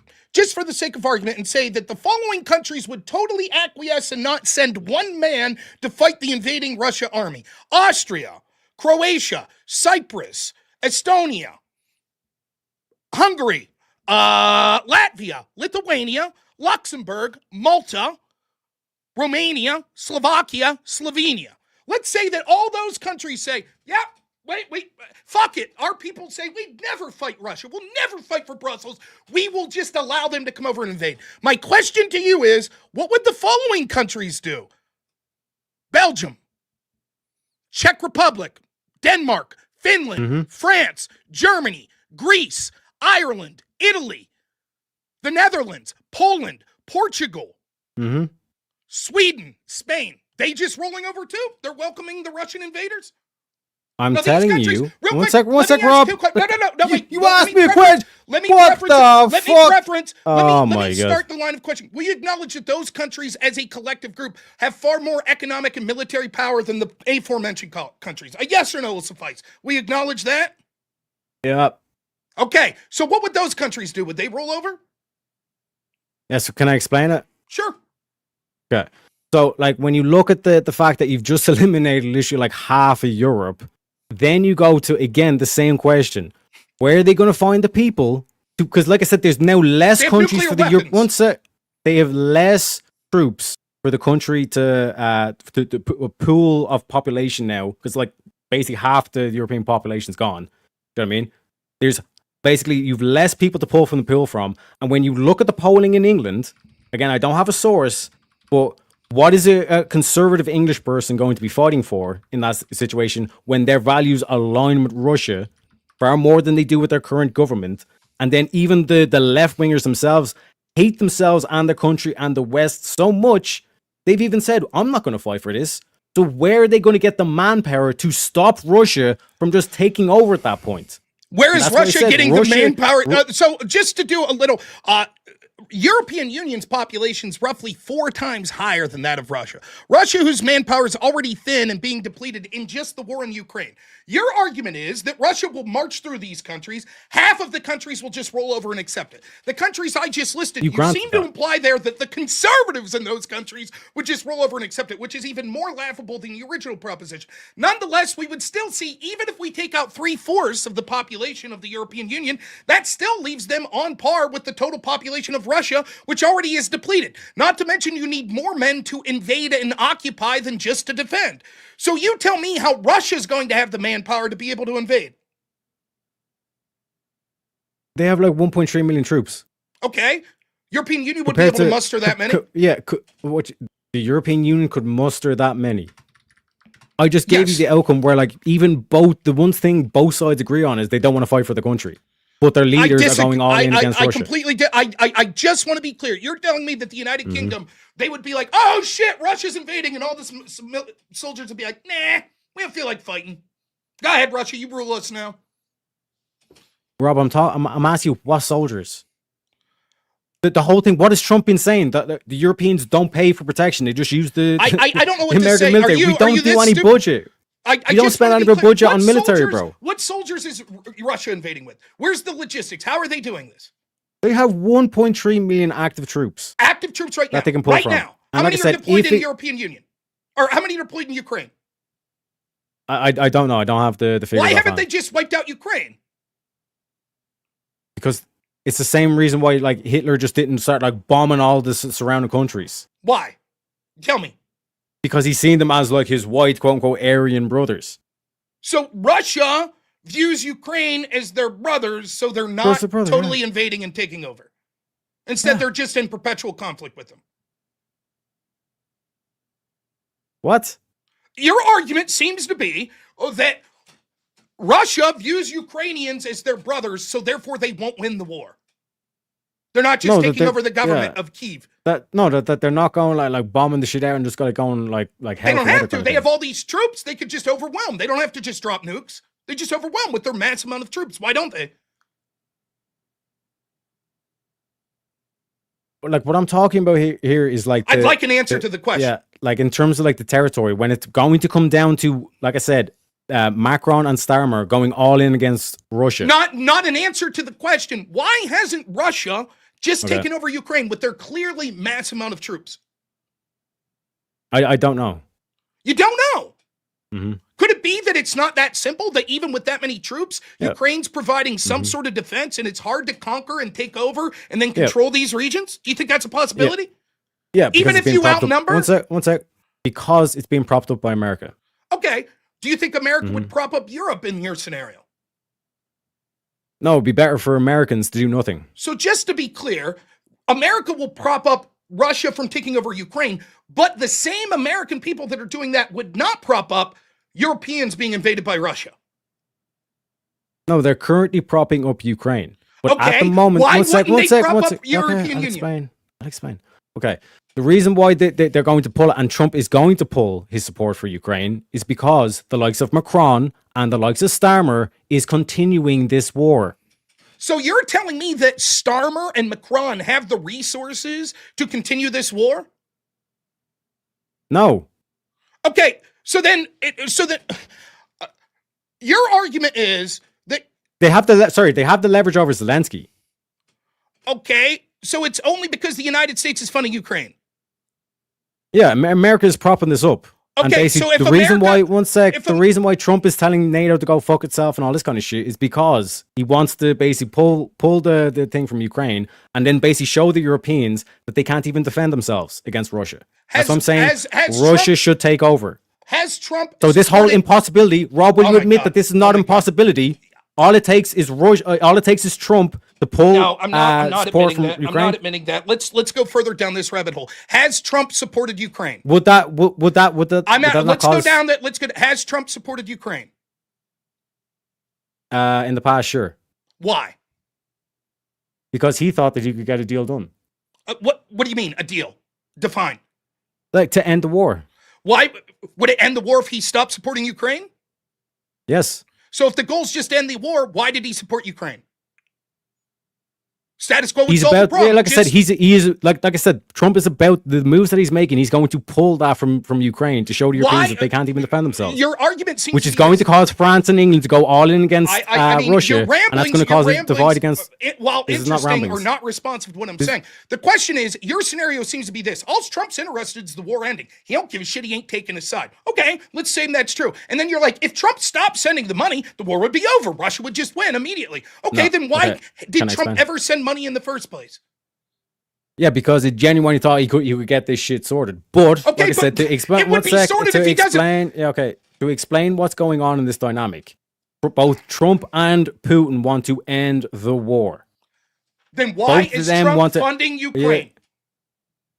There is a third party, the EU, that does not want the war to end. Why is Trump funding Ukraine? I don't know.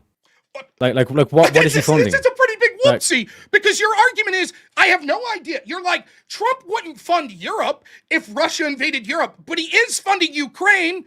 I just don't know why.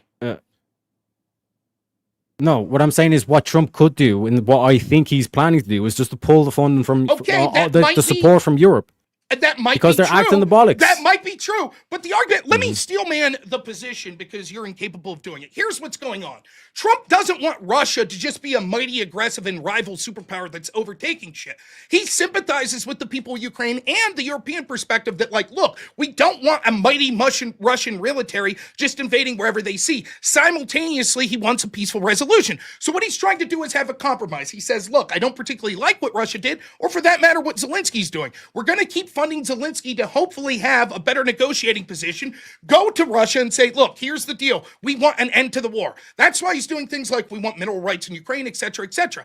But there's part of Trump and the Americans, including people like myself that are anti-interventionists, that are like, yeah, we don't want Russia just rampaging through all of Europe. And it's clear that that's the belief of the United States government, including Trump, because that's why they would consider funding Ukraine in the first place. So if Russia goes even further after Ukraine and immediately decides, and by the way, now we're invading every European country, you're damn right that the United States would get involved and start sending them. If the United States involvement in Ukraine, one singular country, was enough to bring Russia to a stalemate, what the fuck do you think would happen if we fund the entire European war machine? Again, good luck passing that and like the support and the divide that would cause in America. But back to my original point. If Trump was to pull support for Ukraine, Russia would dominate Ukraine. Would you agree with that? Irrelevant point.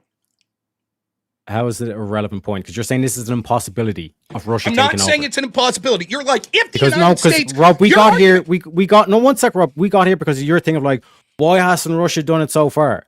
I'm saying because America's propping up Europe. So this whole thing of like, oh, imagine if we propped up more countries. Like it's still the same thing of propping up the EU.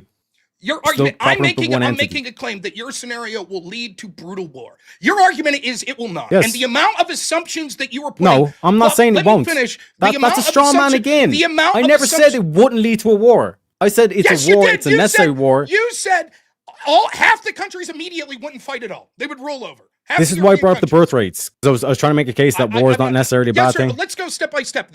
You said that countries like Estonia, Latvia, etc., would muster no military defense whatsoever because the people of those countries would welcome Russia. That's your argument. Yeah, if NATO got dissolved and all this kind of shit, and like America pulls out of Europe, then these countries would be forced. They would be forced to accept Russian rule. Why don't you do this? Just say, yes, that's what I'm saying, and let me explain. Instead of just going on a soliloquy, we're trying to get exactly what you're saying. Is it your claim that half these countries like Estonia, Latvia, etc., if invaded by Russia, would say, we're not going to muster any military might whatsoever because so many of the people in the country would say, we actually welcome Russia? Is that your argument? Yep. Okay. Can I give an example? Sure. France in World War II.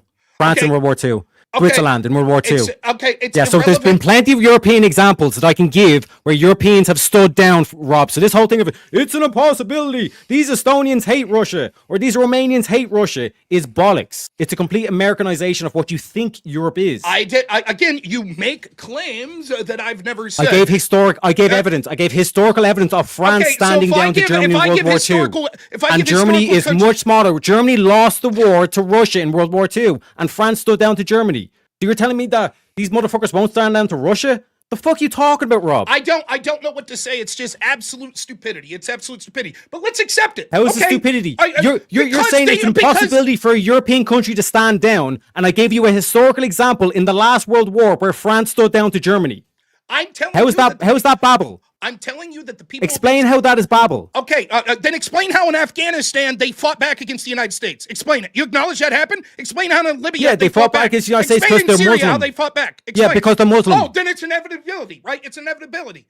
No, I'm giving you the fact that these countries stood because they had the religion intact. It's not just the religion. When you look at this is why I brought up one sec. This is why I brought up Europeans being 50% atheists.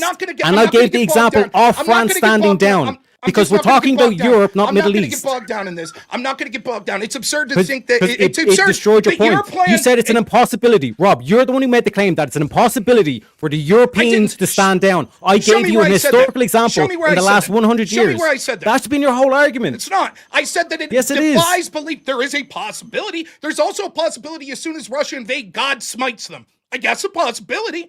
I'm saying that for all practical experiences, for God existing? What's the matter? Historical evidence of France standing down to Germany. Are you saying of a European country standing down to a foreign power? Are you saying it's impossible for aliens to invade and prevent Russia from invading? That's an impossibility. Can you address my point? Are you saying that's an impossibility? Can you address my point? The point that I'm trying to make is you're saying something that is beyond the likelihood of ever occurring. But let's say I'm not going to. It did already occur. It already occurred. What are you talking about? Again, I don't know what to say other than that. I hope the people listening aren't as fucking potato brained as this Irish fucking moron I'm debating. No, when your strategy relies on half of Europe will roll over. You know I got you. You know I got you. You're France. What are you talking about? You would have got away with it too, Rob, if it wasn't for those meddling French. I will just... Because you asked, you're giving a Middle Eastern example, and I said in terms of Islam, that's what they united under. When you look at European countries, France stood down to Germany. This destroys your whole point of saying this is highly unlikely to happen when you've already witnessed it happen in the past 70 years. Okay, I'm going to try to get through my point without you filibustering with your name babbling. Here we go.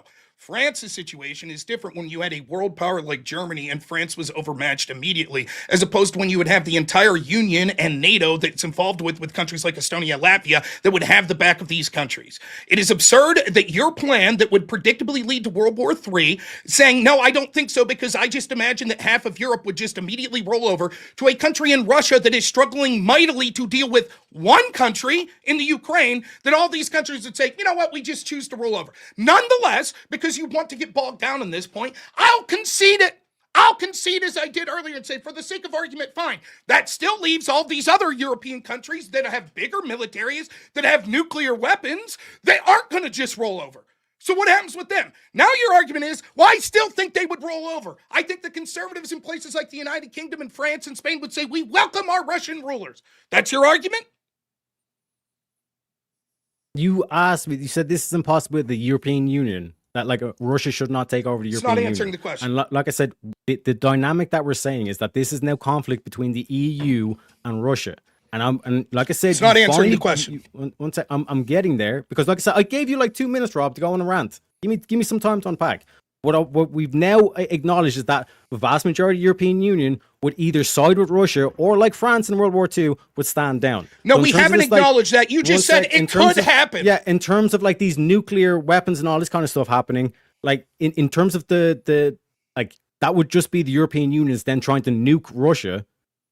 And then, okay, at that stage, the European Union, you're basically saying it's okay, you either let them be tyrants and dictators and all this kind of shit and let this oppression happen and all this kind of stuff, continue with it and all this kind of thing, or you actually stand and fight, because either way, like we said, 50 years time, England, the Islamists are going to have the nukes anyway.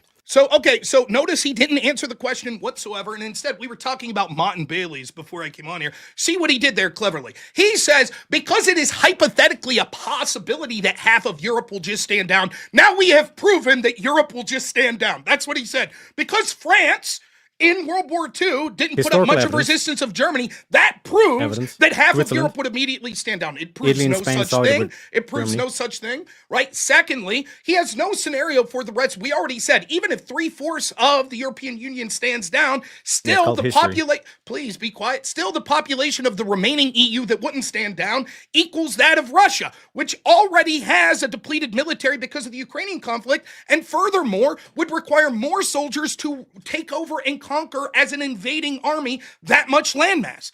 They don't have the people or the manpower to do it. There will clearly be fighting back from Europe. And clearly, if the European countries started losing, they would use the weapons available to them, i.e. nuclear weapons. The truth is, Teriak's it's just another form of an accelerationist. The truth is, he knows, if he would be honest with you, that this is going to lead to a brutal war. That's just Europe, not to mention the conflict that would result with the United States. And this world war, which would inevitably happen, would likely to not only kill millions on its own, but lead to a nuclear exchange. And his argument's just, trust me, nuclear war is inevitable in 40 years because Muslims in London. Yeah, so which do you think is going to provoke Russia again? If because like we shouldn't aggress on countries that have nuclear weapons, this whole play that like Donald Trump's doing with the South America, Canada, and Greenland, which technically is a European Union country, but you're saying that you're going to take it anyway. That would because what country is north of Canada and Greenland? Russia. So that this would be again you kind of invading Russian space, getting into the Arctic Circle and all this kind of stuff. Like because it's very difficult to draw borders in the sea. So it's like this whole thing of like Rob kind of acting as though again like America's not doing nothing and like Putin's is like all of a sudden going to capture areas that are pretty much ethnically Russian or they're close culturally anyway. United Kingdom. Like I said, we have United Kingdom ethnically Russian. Would they be taken over under your Estonia, Latvia, Lithuania, Ukraine, Romania, Bulgaria, Hungary, Slovakia. Okay, like how many? I'm talking about the Eastern Bloc. I'm talking about the Eastern Bloc. So again, and like I said, in terms of the whole dynamic, you're saying in order to prevent this war, which would be quote unquote terrible to happen, that's coming anyway. You're saying just bow down to Macron and Starmer.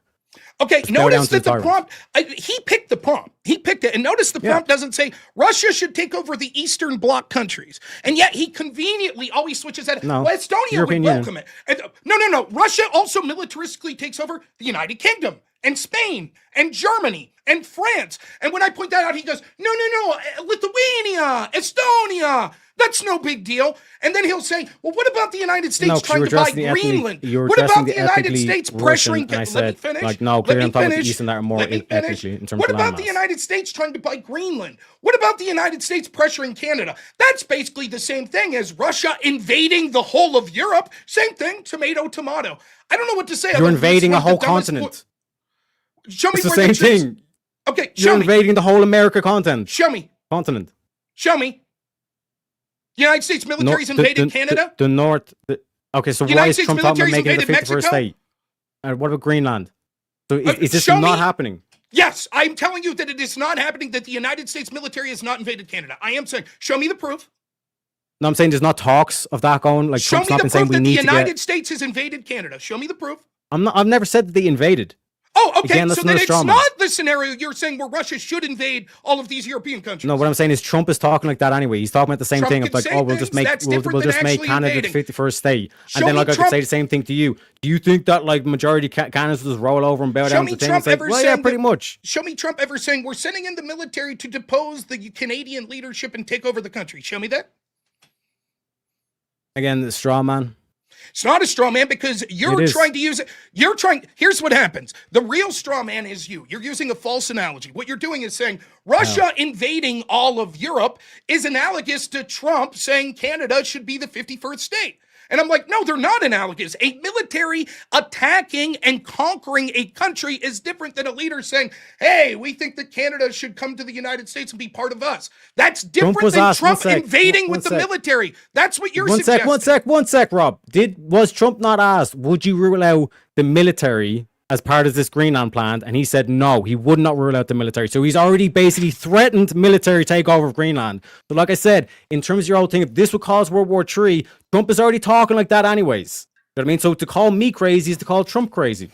Trump, as any world leader, would not rule out any sort of tactics because that lowers your bargaining chip. Saying these sorts of things is different than the active invasion of the former Soviet like I Union said, in the in case terms of of Russia, invasions. invading Okay, and conquering all of Europe. Yep. It is completely. And what, I mean, okay, and this what debate, did, I just what want to did, distill this. did, I want to did Germany distill invade this. France? I want to distill France? this. I want to distill this down to the base scenario. Your argument for all of this is Trump talking about acquiring Greenland's the same as Putin invading and conquering all of Europe. That's it. That's what he wants you to believe. If you're listening, I don't know how to make it any more clear that this is a nonsensical fucking I do have to position. give credit. You do brilliant straw mans, Rob. I do have to give you props there, right? But in terms of like the dynamic, I'm saying, what I'm trying to paint the picture. Do you see what he's trying to shut me up? He's like, he's just like. Go ahead, Keir say your Starmer, point, okay? and then I'll get Yeah, to. okay. You make a name So point. Go ahead. what Rob's trying to paint the picture is that like all of Europe is like MAGA basically or some shit like that. Do you know what I mean? But simultaneously, like there's all these policy issues and all this trans in the kids, like all this like trans research on stuff was all done in Europe. You know what I mean? So in terms of like the dynamic that's at what the European Union represents versus the actual what the people want are two distinctly different things. And when you look at like capturing landmass, like Russia could easily take half of Europe's landmass just based on like historical ties and just the way that the European Union, the direction that they're trying to go in versus a more conservative approach. Because even when you look at Poland is based as fuck. It's like one of the only remaining European Union European countries that is still based. But like what Rob's trying to like make out is that this is impossible. But realistically, all it comes down to is France and UK. Those are the only two countries that we're talking about here that like are vehemently against Russia in terms of the direction that they think we should nonetheless, go. so he goes back to the old talking point that he's just convinced that half of Europe will willfully submit to a Russian invasion. I disagree. What happened to France? Let me finish. We talked about that for like an hour. Now, notice how he gets away from the point he just said. He says that me talking about Trump and Greenland and whatever is a straw man. Why did you bring up Trump and Greenland? Why even bring it up? Yeah. Because you're saying, because of your point of, oh, this is going to be war and this is terrible, this is World War III, this is going to cause World War III. And I'm like, you're your own boy. You're guilty of that criticism yourself based on your own president's actions. So me saying that Putin actually invading and conquering all of Europe would lead to World War III, you bring up Trump and Greenland as an analogy, correct? I'm not saying invading and conquering all of Europe. You bring up Trump and Greenland as an analogy, correct? Yes.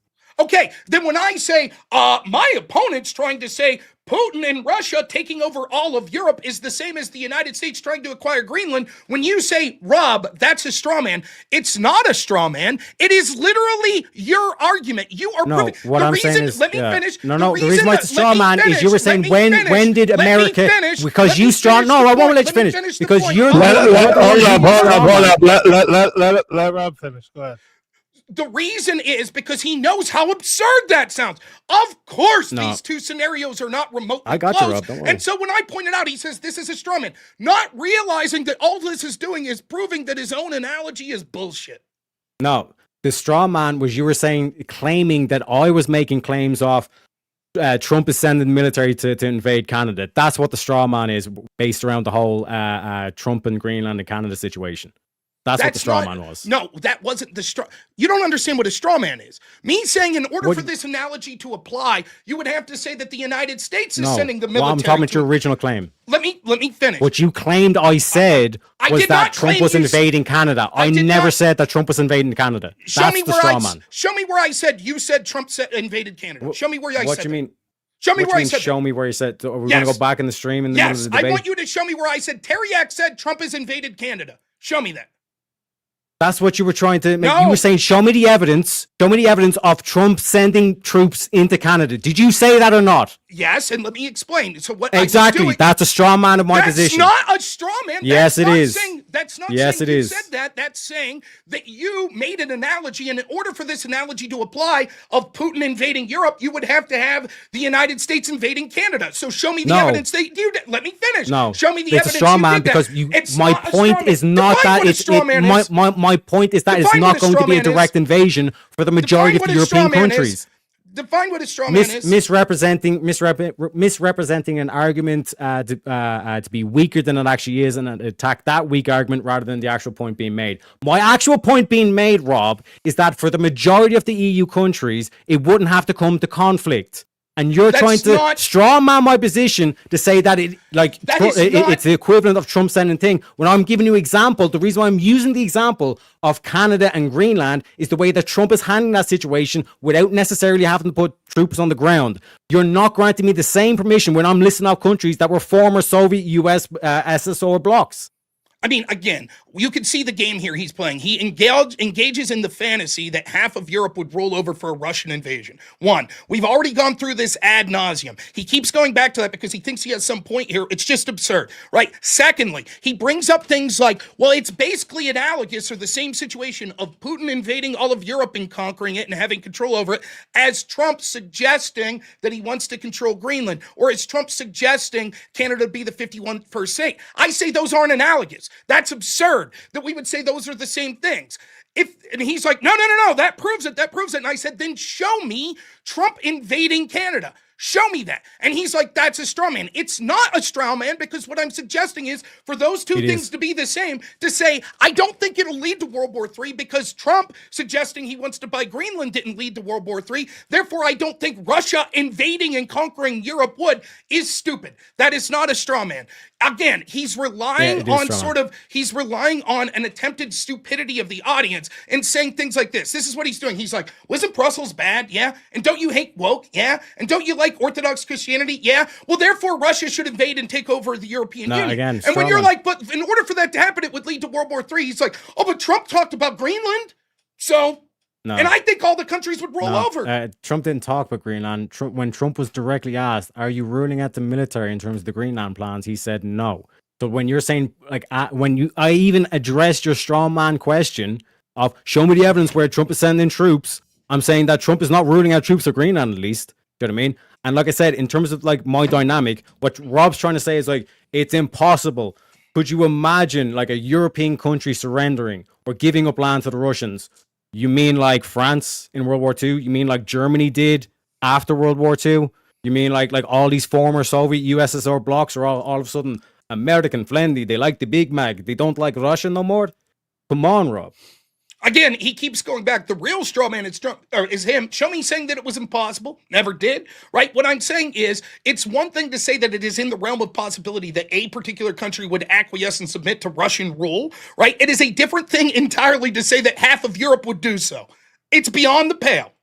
And even if we accept it, as we've gone through, the rest of it wouldn't. And even if we accept the next beyond the pale argument, that half of the people in countries like the United Kingdom, Germany, France, Spain, etc., would roll over, that still leaves a population that is roughly equal to that of Russia. And they would fight back. No, because you're ignoring those countries' population fighting for Russia. What's that? You're ignoring those populations fighting for Russia. That would actually swing the tide over in Russia's favor. So wait, your argument is not only would Estonia, Lithuania, and half of Europe roll over for Russia, they then actively would go to war with France and Germany and the United Kingdom? The people who would want to keep the European Union, yes. So I just want to be clear. Your argument is, right now, if Russia invaded, say, Poland, the Estonia, Lithuania, etc., these countries, half of the European Union would engage in helping Russia attack Poland. It doesn't need to be an invasion. You keep going back to that.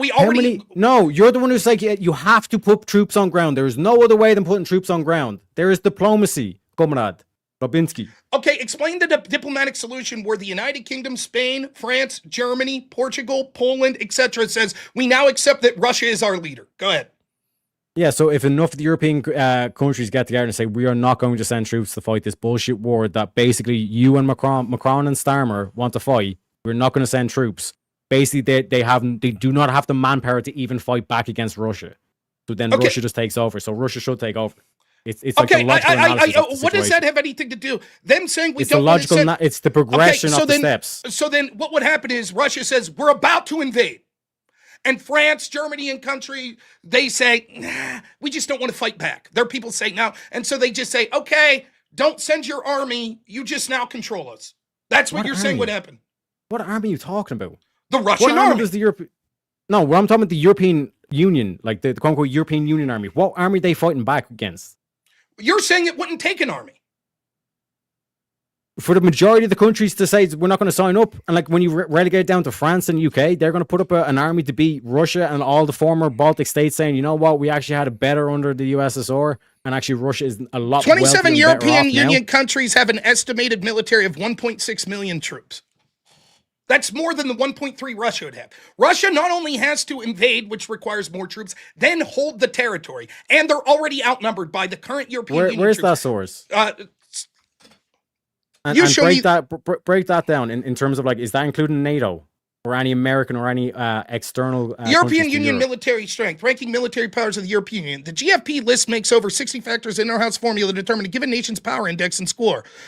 So it's just the countries in the European Union that it's looking at, right? And according to troops. Yes, according to them, they have 1.3 to 1.6 million active troops. That wouldn't even be the entire story, because it wouldn't just be active troops. As you know, as we see in the Ukraine, what happens is you conscript and have people volunteering when their country's being invaded. So that's actually going to be more than that. And if we look at the total population of the European Union, it's around 4 times to that of Russia. Now, but you're like, well, it might not require military invasion. I'm like, okay, yeah, okay. So what specific? One sec. What specific? Because there's no such thing as an EU army. I'm going to finish my point, right? So then you're like, well, it may not require an invasion. And I'm like, okay, what's that look like? And you're like, well, what happens is Russia's like, we're about to invade. And then a bunch of people in France and Germany and the rest of these European countries say, you know what? We're not going to listen to Keir Starmer and Macron tell us to fight back. We choose to not fight back. So now Russia doesn't have to use their military. They just own Europe. The people of Europe, accept. We don't feel like fighting. You control us now. That's your scenario.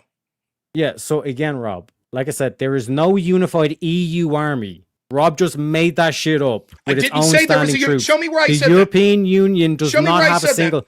Okay. Yeah. So if you're, that's what it seems like. I'm just clarifying for the audience. Like what I'm suggesting is what I'm actually suggesting. There's no. I'm just clarifying. The countries within the European Union have militaries.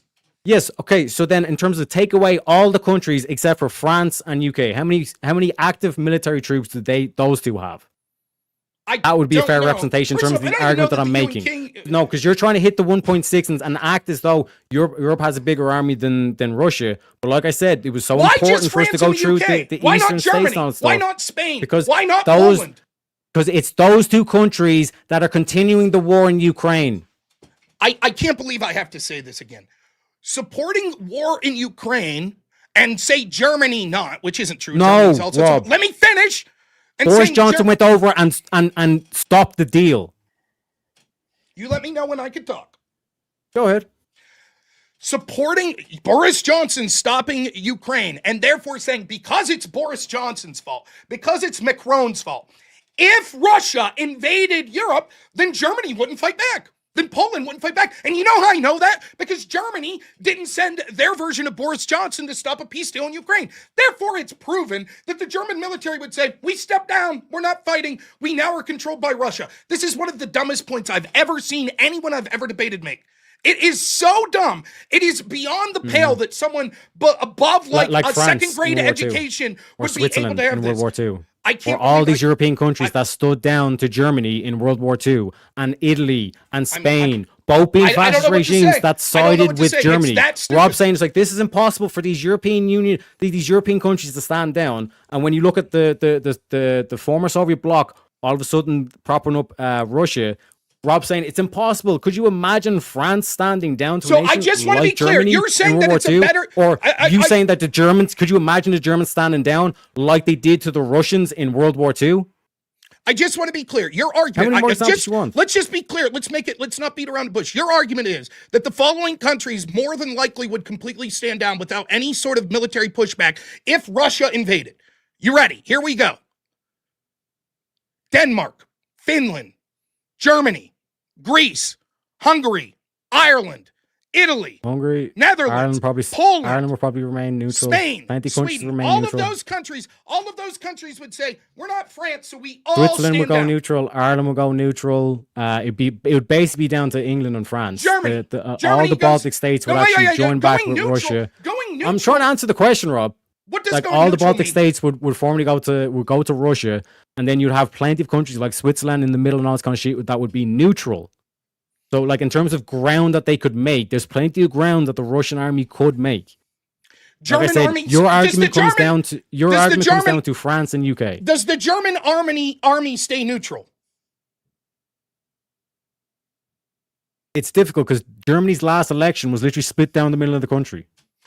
Does the Half German went army stay neutral? AFD and the other went left wing. Does the German army stay neutral? Probably not. Does the Polish army stay neutral? They could possibly. They would. And define what that would mean. They allow Russia to invade and take over Poland.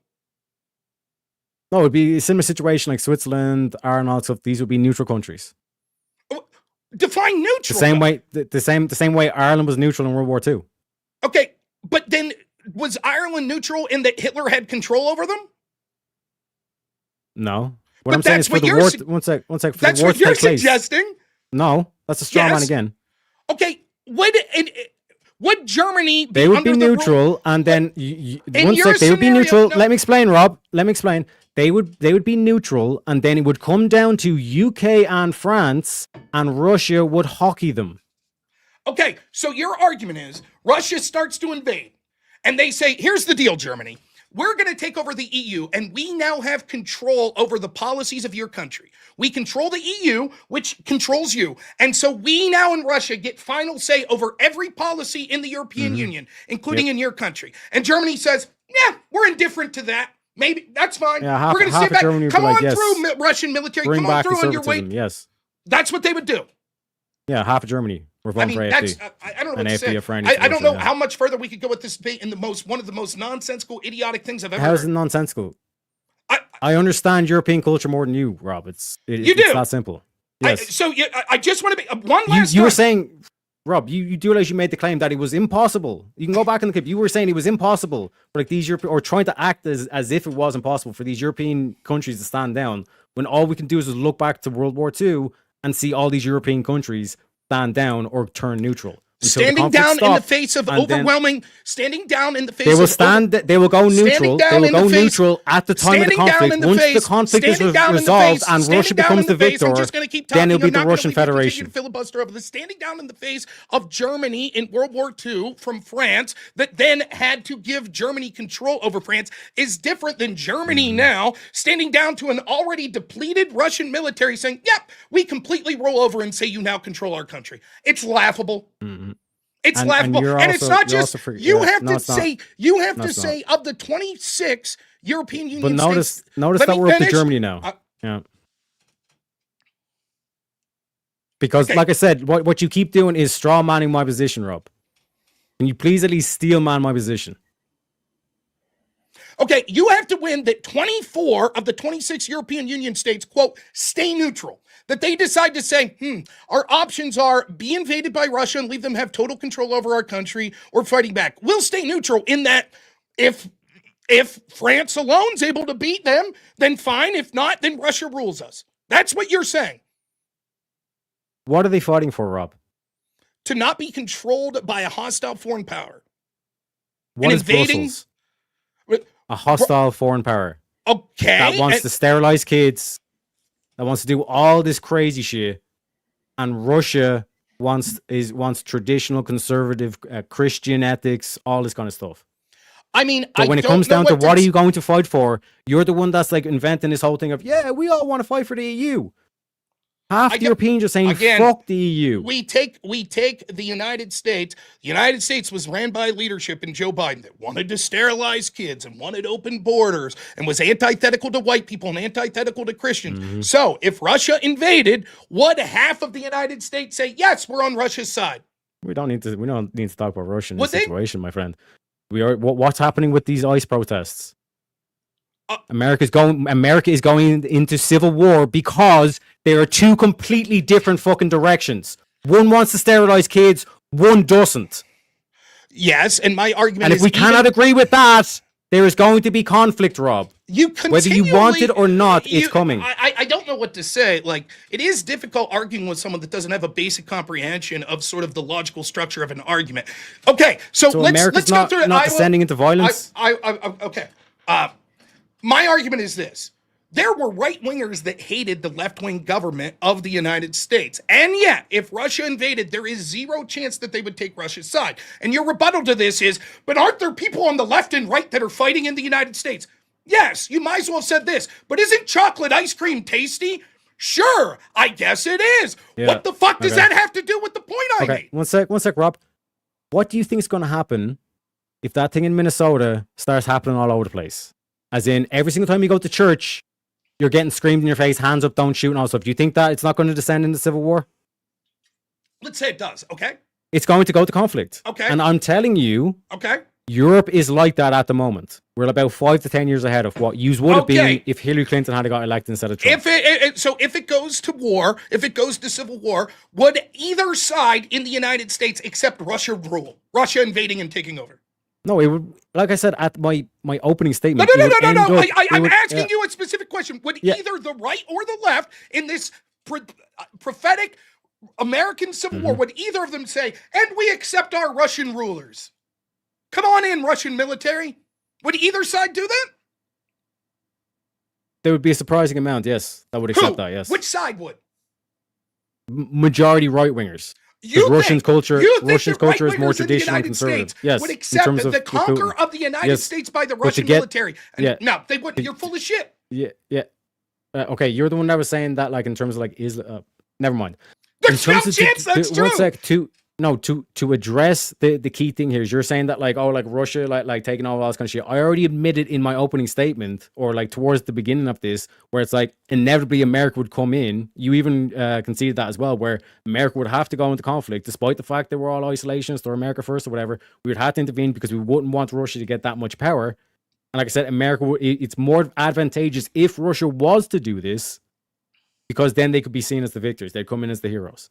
So what you do is, again, you deflect to a totally unrelated point to what we were talking about. We were talking about the unlikelihood of countries like Germany completely submitting to the Russian military because there's strife within the country. And I say, well, the same could be true of the United States. Much like German people, some of them may dislike Brussels. Many people in the United States dislike the government they see here. And yet, despite that, neither side would be willing to accept Russian rule. The same would be true of a place like Germany, in my estimation. And you're like, yes, but isn't it true that the United States would attack Russia in my hypothetical scenario? Yes, that's true, and another harm, but it has nothing to do with the individual point that we were making. You guys handle your shit together, and then, like I said, as an outcome for America, that means that there would be no more collective bargaining with the EU. They could actually have individual deals with each individual country. So, like I said, it's actually an advantage that this happens to America. Now, what I want you to do is, let's talk a little meta debate here for a second. I want you to tell me why you said, when I said, okay, if we take an analogy and say Germany to Brussels as to United States to Biden rule, both ruled by radical left-wingers that half the country despises, and yet in the United States, despite that, even if things get really bad, you would not welcome Russian overlords. Your response to that is, but isn't it true, Rob, that Russia, in my scenario, and America would go to war? How is that responsive to the individual point that I just made? Because when you look at the American example, you're talking about Russia coming in as a foreign force when you already have plenty of people in America that are resistant to this force anyway. Especially when you look at the way America works, all this kind of shit. When you look at the European Union, it's not a direct one-to-one example. Now your argument is that the analogy... One sec, Rob. Because half the American country is not like ethnically Russian. Or culturally close to Russian. What percentage of Germany? So that's why it's Russian? A false analogy to bring Russia into the. It's a false analogy to bring Russia into the example of America. Which percent of Germany is ethnically Russian? What percent of Spain? What percent of Italy? You're only talking about Germany now. Yes, the argument that I'm making is that in order for Russia to take over the entirety of the EU, they would have control over Germany. They would have control over Italy. They would have control over Poland. They would have control over Spain. They would have control over France. And you're like, well, but there are ethnic Germans in Lithuania. And so therefore they would roll over. I'm like, yes, but Germany. And you're like, well, when I say an analogy would be the United States, and you're like, yeah, I agree, this would never happen in the United States, but that's because there's not ethnic Russians there. Okay, so where are the ethnic Russians in Germany? you're taking a Western European state. Like what I'm pointing to with the EU is that there's plenty of land mass and population that are Russian friendly. That's why it's not a direct one-to-one example or analogy. To go back to your original issue with my argument, show you that I'm not straw manning, it's you who's straw manning, is that it's not a direct one-to-one example with the analogy because there's no shared culture between America and Russia, whereas in Europe is not the same case. That's all I'm saying about that, Rob. You have to. Is there a European Union military? Okay, so now we're on to Germany. Can I address? Is there a European Union military? There's no EU army. Okay, so then the military that we're talking about would be the army of the individual countries that make up the European Union. Yes, so Germany, France, and UK. All right, Like I said, Germany's a toss-up. Okay, so we would say like Germany, we're taking for here, right? And so we're like, would the German military stand down? Would the German people stand down? And you're like, that'd be the well, conflict. it's different because of ethnic Russians. So my question is, how many ethnic Russians are in Germany? No, there would be still conflict, Rob. I'm not saying that there would never be any conflict. That's just, again, another straw man on my position. But like I said, anybody who's going to fight for the EU when it comes down to Germany, France, and UK, anybody who's going to give their life to that shit, good luck to them. Good luck to them because they're fighting for one sec, Rob. They're fighting for sterilizing kids, giving them testosterone, all this kind of shit. They're fighting for euthanizing the elderly. They have nothing to fight for. So good luck to them. Them losing their lives, I'm not going to lose a wink of sleep. And you can play the whole moral argument, all this kind of shit. I don't give two fucks, Rob, because at the end of the day, I'm sick and tired of, because like all this conflict has been propped up by people like those elites. So they can go and fight their war and die in their war. When it comes to the actual policies that Russia has in terms of what Putin has, that like the vast majority of not only Europeans, but also Americans who are conservative or on the right wing would align more so with the Russian policy than the actual European Union policy. It doesn't matter. What we're talking about is a matter of practicality. Saying that there are individuals, first off, you're underestimating, by the way, there is a significant amount of people, even though I dislike Brussels, there's a significant amount of people that in these European countries that actually do like it, which is true. You're saying that they would all just submit, right? But it's not a matter of it. It's not a matter. I did not say they would submit. Okay, I did not say they submit. You've waffled. I said they would fight their war. Okay, so they would fight their war, and they can go on dying their war. And like I said, if Russia comes out and says we're putting in Russian values or conservatism and right wing, I'm like, fucking hallelujah, boys. Okay, so what you're doing is you're making two separate claims. We're arguing on the practicality side and the war that would end in this and what practically the world would look like. You're saying, and again, this is what I said he'd do. This is the trick that he's trying to play. He knows that this audience isn't going to like woke shit. So he's like, don't you dislike woke shit? Yeah. Then the Russian military should take over and it'll all work out swimmingly. And trust me, these countries will stay neutral. Then when pushed on it, after arguing for like an hour, he's like, no, they would fight back. Didn't he say, by the way, he's done this over, if you take the number of times that he's waffled and changed, for example, he said there's a 100% chance that it would lead to a nuclear exchange. Then he said, never mind, I turned that back. He said that Russia would stay neutral and these other countries would stay neutral. Now he's admitting, yes, their military would fight back. The problem is, even if we say that there are people that don't like these woke policies, they're not going to cheer for the invasion of their country by a hostile foreign power. And as you have conceded from the get-go, what this will do is strengthen Brussels and strengthen NATO and strengthen the globalists because this will be the best argument ever to their populace. You have to have us because hostile countries like Russia will invade. Why wouldn't they say that? Because what's NATO's reason for existing? Which question do you want me to answer, Rob? How about that one? Which NATO's reason for existing? Because of Russian threat, because of the Cold War, all this kind of shit. Do you like NATO? I like America paying for the bills, but I don't think they should. Do you like NATO? In terms of like the benefits, yeah, sure. Yeah, what benefits of NATO do you like? Yeah. Now, Ben, I will. Can I get asked questions after this? I'll go down as much questions as you want. Sure. Okay. Yeah. Sorry. Repeat the question again. What benefits of NATO do you like? America paying for our military. Okay. Why do you need a military to protect against whom? Brussels. Foreign hostile takeover. Okay, so you want a strong military to prevent from a foreign hostile takeover. Yeah. And yet you're also cheering for a foreign hostile takeover. Yeah. Can you square that? How that remotely makes sense? Yeah, because we're already been taken over by the Islamists. Okay, so then why do you want NATO? Yeah, I'd rather Russia take over and like still have Europa as a chance rather than the Islamists continuing to take over, and then they basically have to nuke England off the map, and then your boy is living in Ireland, nuclear fallout, etc., etc. You don't want your boy Leprechaun to go away. Oh, okay. So then, therefore, you're against NATO because the existence of NATO makes it more likely through the transitive property of Islamists to take over. Yeah, I want Trump to exit NATO. And then but for you Europe just said exposed. you support NATO and the United States paying for it. Now you completely... No. I said, no, can I clarify? I said I like the benefit, because like it's like saying, Rob... But what's the benefit? One sec. Rob, would you like me to buy you whatever your favorite meal is, ribeye steak? Would you like me to buy you a ribeye steak? Not if I hate ribeye steak. Well, okay, what do you like? It doesn't matter. The analogy's not going to work because what you're saying is, would you like me to buy something that you hate? No, you don't know where I'm going. I do. See, this was saying, sure. I'd like you to buy me a ribeye steak. Honestly, Rob, 100%. It's been a great. To be honest, it's been a great first episode. Please, go ahead. Please I would like for you to buy me a ribeye steak. Go ahead. Yeah. Now, if I was to turn around and see, Rob is a cheap bastard because he's willing to let someone else pay for it. Like he wants like people to pay for his meals. It's like, no, it's like I'd like it if you're going to offer to pay my meal. I'm like, yeah, sure, but it's like you're your own person. You can clearly afford your own meal and all this shit. It'd be a bit disingenuous for me to say that, correct? Sure. What does this have anything to do with anything we're talking about?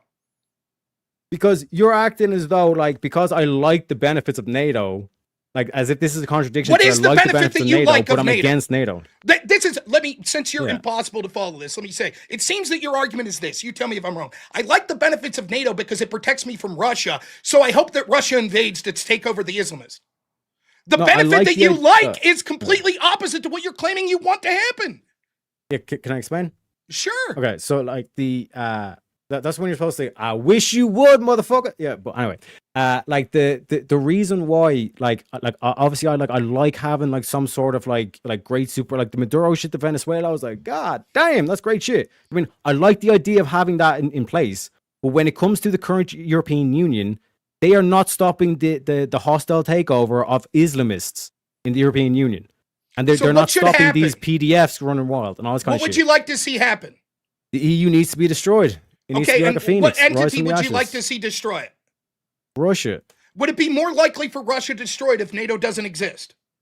Yes. So therefore, you don't like the benefits of NATO because NATO's sole reason for existence is preventing Russian expansion. I'll bite the bullet down and say I don't like the benefits. Like I was saying this, I do like that aspect of like we have a big brother out there or whatever. But in terms of like what needs to be done, no matter what I feel about it, like liking something is kind of like an emotion thing. What I'm saying is like what needs to happen, what necessarily has to happen, is Trump says I'm not paying for your bills anymore, bitch, and then European Union is like, oh fuck, and then Russia's like, comrade, we meet again. And then Russia knocks the shit out of Europe. And like I said, the European Union gets shattered into a million pieces. Russia will be seen as the enemy. And then America comes in as the superhero with the Nicki Minaj on stage. Everyone see how this works. He fights tooth and nail because he has no idea what he's talking about. And then when it's proven that his two positions that he's advocating just in this meta portion of the argument directly contradict each other, he says, yeah, I concede, but then goes on a minute and a half soliloquy about other shit. So what this shows is, right, that he actually should be against the United States supporting an organization like NATO because he actively wants the invasion of Russia. What I'm telling him, and the reason that I got on this when he it's striking. This is what it's been like debating the whole time. You have to take one step forward. You have to slog through like 15 contradictions. The point that I was trying to get, if he would have answered in a way that wasn't contradictory, was this. He would presumably say, no, I don't like organizations like NATO. I don't like organizations like the European Union. I think they're allowing this woke shit to occur that I dislike, and they're taking away the sovereignty of individual European countries. Great. If he would have just answered honestly, we could have skipped that whole 10, 15-minute section. But he didn't. So now that we got there, allow me to proceed. The organizations like NATO are more likely to become entrenched and more powerful, as is true of the European Union, if the very thing that they claim the reason for their existing proves to be true. That Russia invades. Now there will be more clamoring for NATO to become even stronger to make sure that Russia never invades again. There will be more clamoring for the European Union to make sure that these countries come together and have power to not be invaded again. Again, that's your opinion, and that could happen. But in terms of another thing that could happen is Trump could just say, fuck you, I've tried to stop the war in Ukraine, but Starmer and Macron are pushing for a war. So you know what? It's just like the Olympics where the trans dude won the gold medal with beating the shit out of a woman. Sometimes you say, okay, ladies, if you want this, European Union, if Starmer and Macron want this war, let them fight their war. And Trump just exits out of NATO, and then they do their own business. I mean, like it's I said, again, we've in already that case, America should win. Russia should take over the EU because the EU is bullshit, bro. So again, what we see is he's already conceded. We went through all these points already. So when I said, well, why is Trump funding Ukraine? And he's like, to end the war. And I said, but wouldn't it be true that if he just stopped funding Ukraine, that the war would be ended? And he's like, yeah. I'm like, okay, so then why is he funding it? And he's like, well, Stormer. And I'm like, yes, but why is Trump funding it? And he's like, I guess I don't know. And I was like, could it be likely because Trump does believe in the message that he doesn't want a global superpower like Russia taking over large swaths of Europe? Could that be? Now he defaults back. He goes right back to that same argument that he already admitted that he's clueless about. And so now his argument is this. Despite the fact that Trump has funded Ukraine, and it is true that he's been frustrated with Europe, sure, but he's still funding Ukraine, still doing it, as are many other politicians in the United States, right? If they finally say, you know what, we're done funding Ukraine, that they would sit on their hands as Russia, one of their geopolitical adversaries, took over the entirety of Europe. That they would just sit on their hands. Yeah, what I'm saying is all America would have to do is just pull out. And just the threat of that alone, you would start to see the pressure get to, especially the Baltic states, the Eastern blocs. They would all start conceding. And next thing you know, the only three countries you could say that would firmly stand against Russia would be UK, France, and maybe Germany. I can give you Germany as well, right? So in that amalgamation, you have like the majority of Europe that is standing against the European Union. And like I said, the reason why this should happen rather than America take the preemptive step is because you want America to come in as the heroes or the saviors. I mean, again, I don't know how to say it. This is definitely going to pressure an increase for alliances like NATO. It's going to pressure the European Union saying we need to be even stronger. Again, so if we could just go through the list of all of the problems with this. I, too, don't like woke shit. One, there's no evidence that the woke shit will end. In fact, it's likely that it'll get worse because what will happen is Russia will inevitably either A, not be able to hold on to this territory, which means there'll be more incentive once they're pushed out to go back to more globalization, to protect from another invasion in the future, or B, Russia will use nuclear weapons, ending the world to make sure that they're not taken out. This will also then lead to a conflagration of the United States becoming more likely to get involved. If somehow none of this occurs and the millions of people don't die in this, we've now just created a rival world superpower to the United States that's now going to control the entirety of Europe in addition to the lands they already control in Russia, which will mean that we will have a bipolar world, which makes great powers inevitably going to war. We see what came with this with the Cold War, except this time it would most likely go hot, seeing as how we just saw the invasion. All Zeteriak has the entire debate is just saying things like, well, there's a chance that all the European countries wouldn't go to war. They would just roll over. In fact, maybe some of them would actively grab their muskets and go to war for Russia against the rest of the European states. And we don't know. Maybe Trump would just be like, yeah, we're totally uninterested in Europe now. We're just going to leave Russia take over. We no longer have an interest there. The same guy that right now is desperately trying to get Greenland to prevent Russian expansion, all of a sudden in Teriak's hypothetical is just going to be like, oh, Russia has expanded what we were worried about. They've taken over the entirety of Europe, which we were bound to by a military alliance, NATO, to protect. We're going to shrug that alliance and just say, fuck it. Russia took over. We're not going to do anything. Hating woke doesn't mean cheering for World War III. It is a mistake. And all of you out there that might be like, I don't know, maybe there's a point. The Russian government's more based than Brussels. Right, but the transition would lead to a global war, which would probably go nuclear. Meanwhile, the status quo is having a good chance to solve this. Here's what's occurring. Italy has Meloni, who's a right-wing populist that's coming into power. Hungary has Orban. Czech Republic has Babis and the Populist Party, which is, they call him the Czech Trump. Poland has Nowacki, which is right-wing. Other countries with populist movement that are gaining, Belgium, Croatia, Finland, Netherlands, Slovakia, Sweden. Broader trends we see also in Belgium, Italy, Czech Republic, Hungary. There's polling leads in places like France with Le Pen that's doing well. The AfD party in Germany and others. Gains in places like Portugal that we see, and Austria. All of these are slowly getting pissed off about this, but we're going to throw that all out the window and say, no, let's not leave organic right-wing movements occur. Instead, let's have Russia invade and hope and pray that these right-wing movements will go, yes, we now accept our Russian overlords, and we're just going to allow them to come through without challenging them. Okay, so like I said, to simply put it, chat, are we close to closing statements or where we That at? could be my closing, I don't mind. Oh, well, if No, I just want a quick time check. Well, yeah, I was waiting till it hit 2 hours, but like in 5 minutes, we're about to be at 2 hours of open floor. So, but it's Yeah, totally perfect. up to you guys. If you guys want to keep going, you guys can keep going. If we you could wanna do Yeah, keep opening going. statements, and or we can go, that's fine too, yeah. Yeah, because like to address that, like there's rises like in across like Europe and all this kind of thing, but like the simple question or the simple thing that like I can say to nail this point home is if every single European was able to cast a vote and all this kind of shit, and they were or to at least take on my opinion or to say what I'm saying now, where crazy to say, but Russia should take over the EU. If Europe was to take that point of view, the war in Ukraine would end. Whereas if you take the opposite view, it will inevitably lead to war. Like there is no stopping this because Macron and Putin are not going to stop. I mean, like, again, the nonsense of this position is when we're looking at a hypothetical, you can't then be, now your hypothetical's changing to like, what if all the people voluntarily voted for Russia to take over the EU? That's different. That's not how practically it'd play out. I might as well make the counter hypothetical to you. What if Putin acquiesced and allowed the European Union to take over Russia? That would end the conflict, right? So if Putin acquiesced to Yeah, except NATO Putin, and all I that, think that Putin tomorrow should be like, you know what, I accept Macron is now the president of Russia. That end the conflict, right? Yep. Okay, but you see the Yep. stupidity of that. That's never going to happen.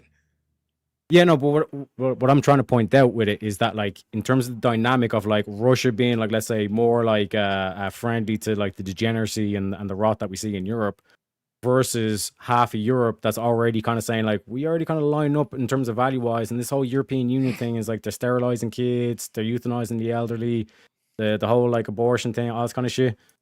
Yeah, fuck it, I'll take my chances in Moscow.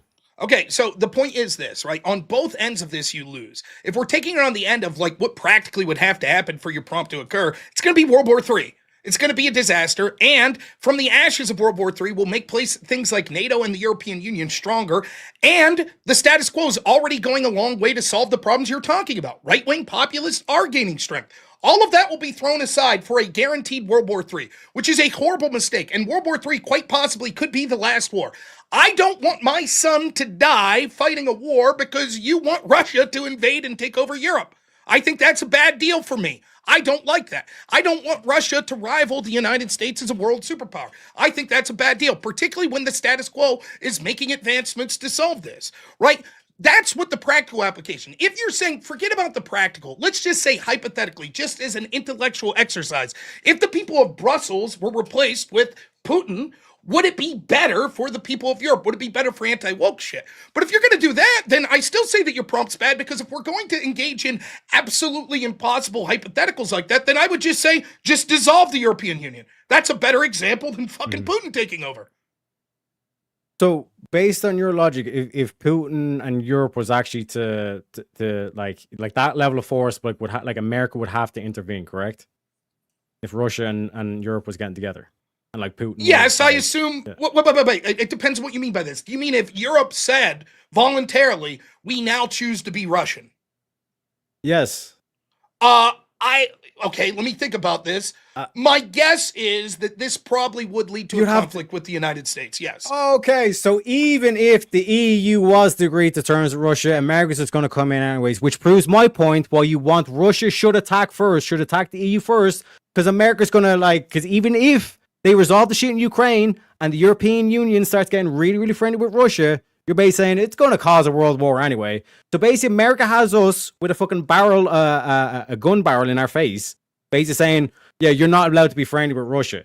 So in terms of that dynamic, Rob, one sec, in terms of that dynamic, even if that is the case as an American, that you just conceded that would happen anyway, that as an American, it's more advantageous for you for Russia to take over the EU, because then you can come in as the saviors, which is what are you talking? My point has been all along, Rob. You make an absurd hypothetical that's end. not possible. Okay, let me do the counterexample. If every country in the world said we now submit, we're all states of the United States, would Russia fight back? No. Of course they would. They're pissed that countries are. No, you just said if all states concede and said we're gonna except Russia, America. Oh, except Russia. Yes. Then yeah, of course Russia will fight back. Russia will always fight back. That proves my point. Yeah. Russia's the evil aggressors. They have us over a barrel. You see the stupidity of that? No. What I'm saying is that's what your hypothetical is. What I'm saying is the EU as a separate entity, like being more Russian aligned than American, it's going to lead to conflict. What I'm saying is that that's not. Now you're changing the hypothetical. Now you're changing the hypothetical. No. Your hypothetical wasn't the EU becomes more Russian aligned. It was that they give up total control to Russia. Oh yeah, so like, in that example, they give up control to Russia, like the same way that because the vast majority of Europe already super has. Chat gets it. That's exactly what I'm saying. Like NATO, like one sec, Russia is already Europe is already aligned with America in the counterexample. And it's the fact that it's the fact that America has been aggressing land and trying to get Ukraine to join NATO. That's why this one sec, Rob, because I'll explain, right? The fact that it was you were saying the counterexample. I said if a European Union was to naturally voluntarily come across and say we align ourselves with Russia, we want That's Russia not what to you be said. the That was not your hypothetical. No. What I'm saying is we give power to Russia. Putin has all the power. If Europe was to do that, you'd say it would lead to conflict anyway. You know yes. So even if of our own free will we were to align with Russia, you'd say that would lead to conflict, right? I'm saying in that situation, holy fuck, you would still want Russia to be the seen as the enemy, the foreign attacking force, and you as America coming in to save their souls. I mean, I don't know what to say. This is some insane gibberish. So let's talk about all the reasons this is insane. One, he continually waffles, and again, that phrase, Martin Bailey. On one hand, he says, his original example was, Europe gives total control to Russia, right? Then when I say, yes, that would be seen as an act of aggression, the United States would be like, holy fuck, the Cold War is back on, and it's going to lead to sort of a new Cold War at the very least. He's like, so you're merely saying that if Europe decides to become more friendly with Russia, that Trump would invade. No, that wasn't the example. The example was if Europe tomorrow comes out and says, we totally sign over all of our countries to Russia.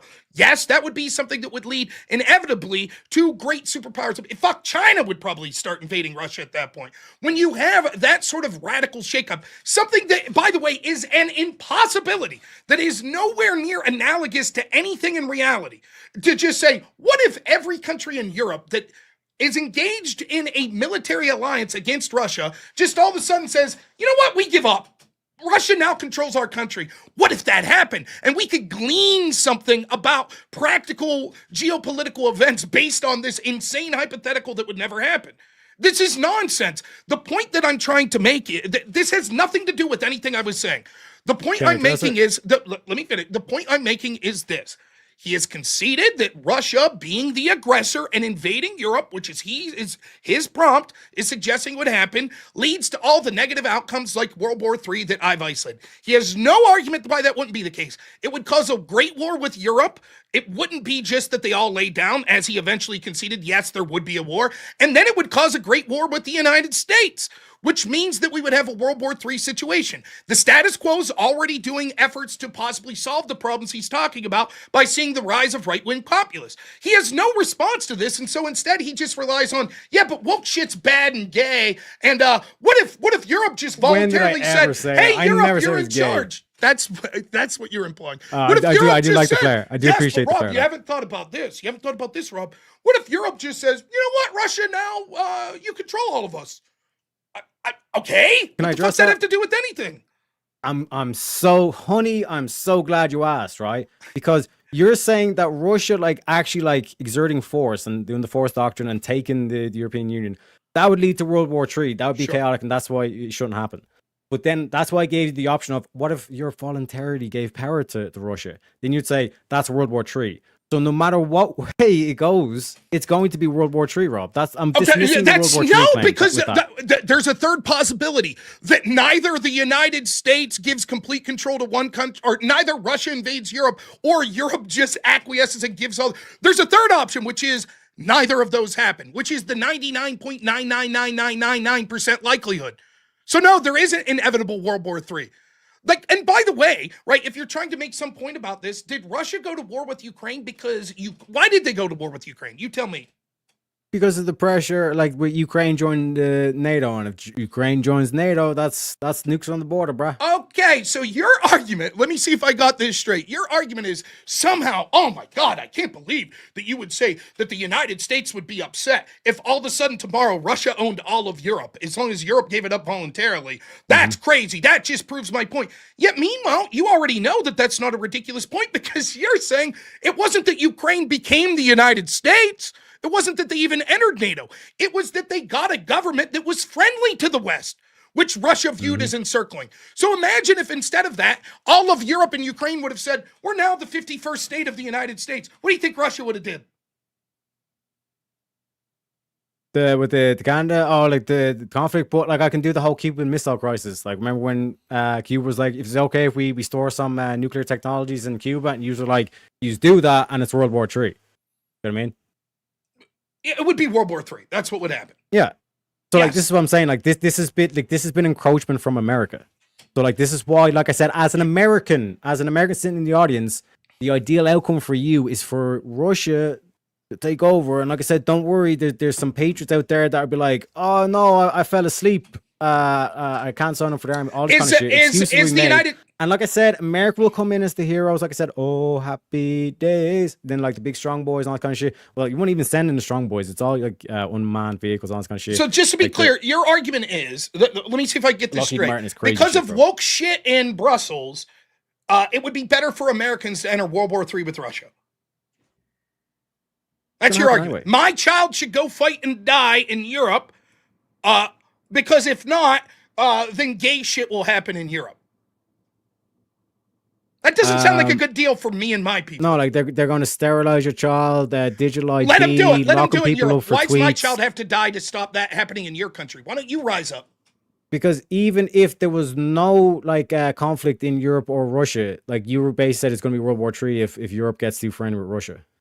I'm saying if Russia invade... No, I didn't say that. Again, you Mont and Bailey it. I keep using that term. No, because what I'm saying, like, this is why I talk no about one Caesar has and all this said, kind of stuff. no If one Russia, said if that Europe Putin, becoming friendly one with... Let me repeat. No one said Europe becoming friendly with Russia leads to World War III. We said that two scenarios do. A, scenario friendly. 1, where Russia completely invades and takes over the European Union. B, scenario 2, where inexplicably, in an impossible act, Europe wakes up tomorrow and says, we give up. We dissolve all of our countries and now we're part of Russia. Can I give That's an what we example? said. Okay. This is why in my opening, I started talking about Caesar. Like, I've done a lot of work in my opening. I was talking about Caesar and the Tsar and the relation there. If all of a sudden the European Union and Moscow was to come to agreement that, fuck it, all the way from Moscow to like Portugal, it's like, this is Rome. We start trying to build Rome together as a unit. You're telling me, because like that would basically, if Putin was to become the Caesar of like Russia to Portugal, you're saying that's World War III anyways. Yes. So even like I said, the optimal outcome where everyone gets along, you're saying that America is going to escalate into World War III anyways. So your original claim of Russia just taking over the EU by force, you're saying that'll start World War III. That gets negated, bruh. I don't understand this.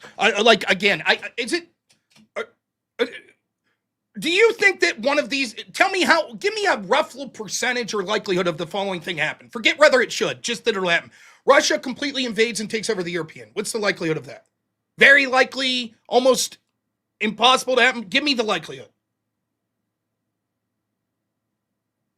Like this sounds like a cop-out answer, but it's literally 50-50. You think there's a 50% chance that Russia's going to invade? It's going to escalate into like conflict between the one sec, just to clarify, it's a conflict between the EU and Russia. The way things stand. Conflict's different than saying that wasn't my question, that there would be conflict. My question was that they will invade and completely conquer the European Union. I don't know about that, bro. It's a dice roll. It's a fucking dice roll. You think it's 50-50? I honestly can't give a percentage. Give me is it like not very likely, very likely, equal chances likely? That Russia will come in and like conquer Europe and maintain control, all that kind of shit. Like, Yeah, like all your lands. prompt suggesting. No, like in terms of like will it actually happen? Like we're talking about Yes, should. that's the question. What's Should the is a likelihood that conditional. this actually happens? And like I said, 50-50. In terms of like this escalating into conflict, like real deal shit. That's not 50-50. the question.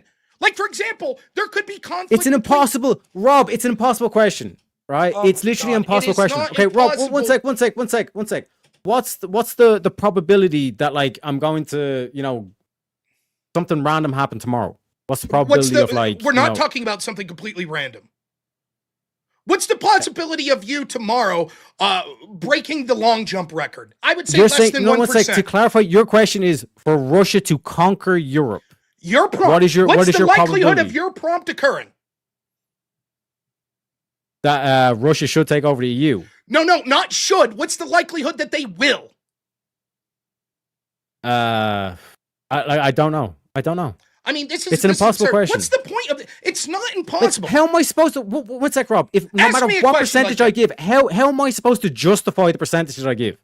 You don't have to give an exact percentage, which is like if you said to me, Rob, what's the percentage that tomorrow the sun falls into the ocean and kills us all? I'd say very low, less than 1%. okay. I wouldn't say that's an impossible question. It's impossible to know. How would I ever know? Yeah, I'm fairly confident that Russia could conquer the European Union. It's not I'm fairly could. confident. What's the I'd say possibility over that- 50%.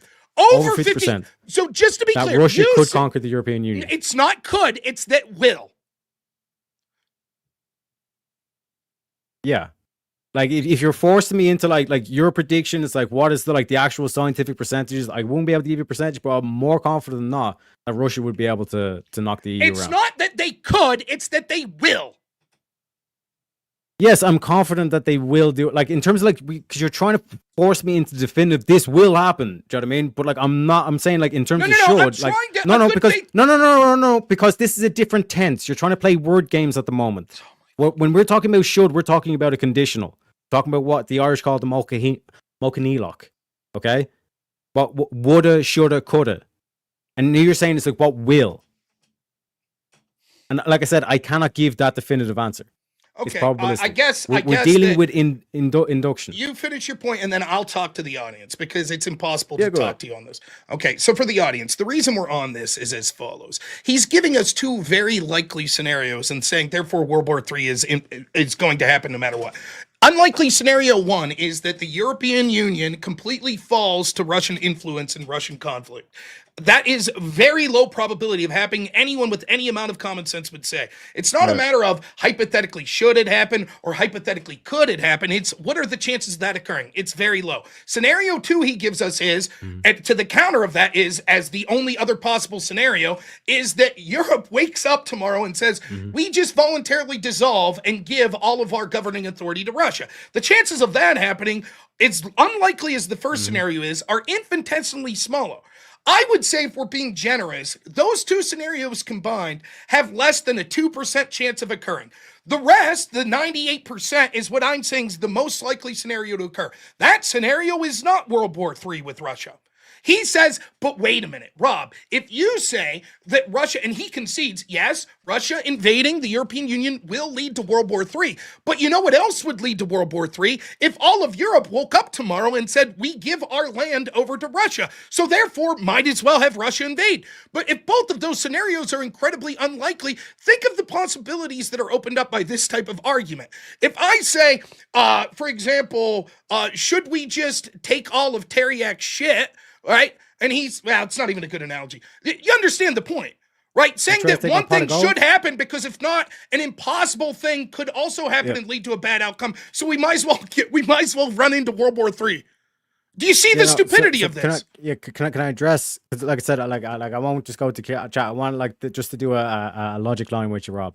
Okay. So like for example, if you were king of America, how would you fix America? Well, there's a lot of things that I would do. How long do you got? Well, like that's what I'm saying. Like you're asking me a similar kind of question when you say, "Give me a percentage of will Russia invade the European Union?" The question would be, Rob, what's the percentage chance that you'll become king of America? No. Yes. So this is an analogy to what would happen. No. What I'm asking, like, what I said is like, one sec, Rob. To clarify, I asked you if you were king, granting that you were king. What would happen, or what would you do to fix America? Okay, that's not in terms of one sec. What I'm pointing to is like that's an impossible question.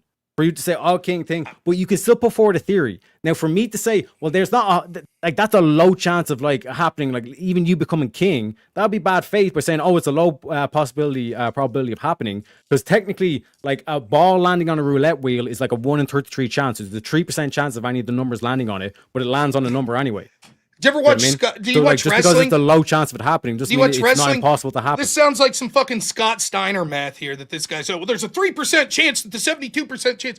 No, your analogy makes no sense. Here's what would be an analogy, right? If I said, look, I should be king of the country, right? And you're like, okay, but in order to be king of the country, that would have to overthrow the Constitution, right? And that would lead to a conflict. You would agree with that, right? Yeah, but there would be bloodshed for me or anyone else to become king. It would necessitate bloodshed, right? Yeah. Okay, and if you said, Rob, that necessitates bloodshed, and I said, but isn't it true, Teriak, if you became king of the country, that it would also lead to bloodshed? You would say? Yes. Okay, well then, there we go. I might as well be king. And you would say, well, how about a third option? Neither of us are king, which is 99.999999% likely to be the case. We shouldn't give in to, well, we might as well accept bloodshed because we only have two options. Either I'm king or Teriak's king, and both are bloodshed, so you might as well vote for me. That's the analogy. So I'm saying the same thing here. When I say World War III is inevitable if Russia invades and takes over the European Union, and you say, I agree, that is true, but if Europe voluntarily decides to give over all of their land to Russia, that too would lead to World War III. I say, given the fact that that scenario is basically a statistic impossibility, who gives a fuck? Yes, that probably would lead to war. I'm not advocating for that. I'm advocating for both not Europe giving up all of their sovereignty to Russia and Russia not invading, which is 98% likely to be the outcome. What you're doing, can I answer? Let me, last thing, I promise, then I'll give you a chance. What you're doing is, right, like, think about this. When we have a harm, like, I'll go back to the pandemic for this, and hopefully this tries to explain to you what I'm saying. Right? I am enjoying this thoroughly. I hope you are as well. Me too. Me too. I think the audience is too. Let's go back to the pandemic, right? One of the arguments was we should have these lockdowns because of this fear of the unknown. And the fear of the unknown was this virus. Now, me and you both knew, I assume you knew, lockdowns would be devastating in a lot of ways, right? It would devastate us psychologically, emotionally, physical health, and economically, correct? Mm-hmm. So we did a known evil because of an unknown. Mm-hmm. Correct? Yeah. Right? That's what we're talking about here. You're literally saying, I'm advocating for World War III because I don't know, it might be inevitable anyways.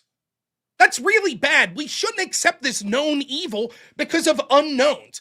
Advocating for World War III. Now listen, I'm sympathetic. I fucking hate the people that run Brussels. I hate these globalist scum. But I'm not going to say we should get into a world war with a nuclear-armed superpower of Russia that conquers all of Europe. That's not the answer. That's stupid. We should not think of the balls it takes to say, my solution is World War III. That's what you're saying.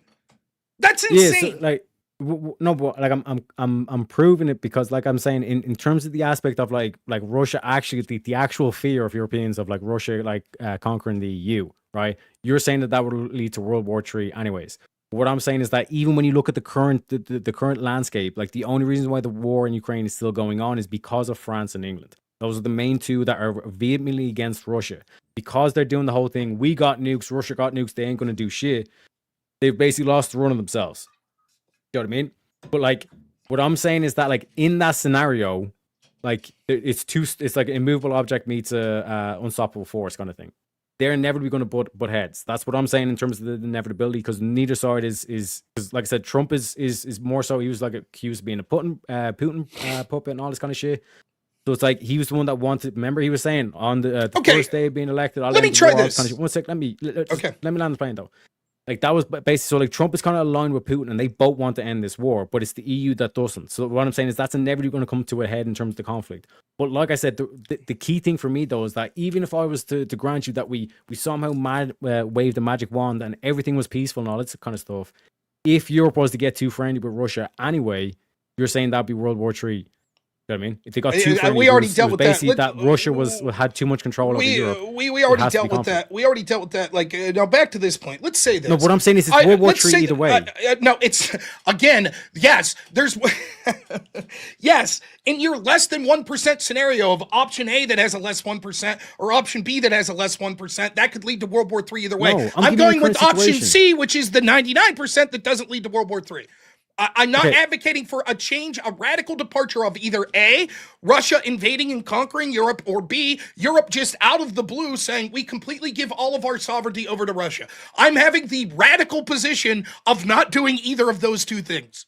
Yeah, but let me break it down, right? If what happens if Russia, because if let's say the EU concedes, then Russia takes the Ukrainian land, and then you have the peace. But and then if Russia concedes, you have like Ukraine being restored, and then like the Ukraine join NATO, all this kind of stuff. Those are the two possibilities. But what if neither side back down? What's going to happen? Okay, is that what you're arguing is going to happen? Neither side. That's most likely.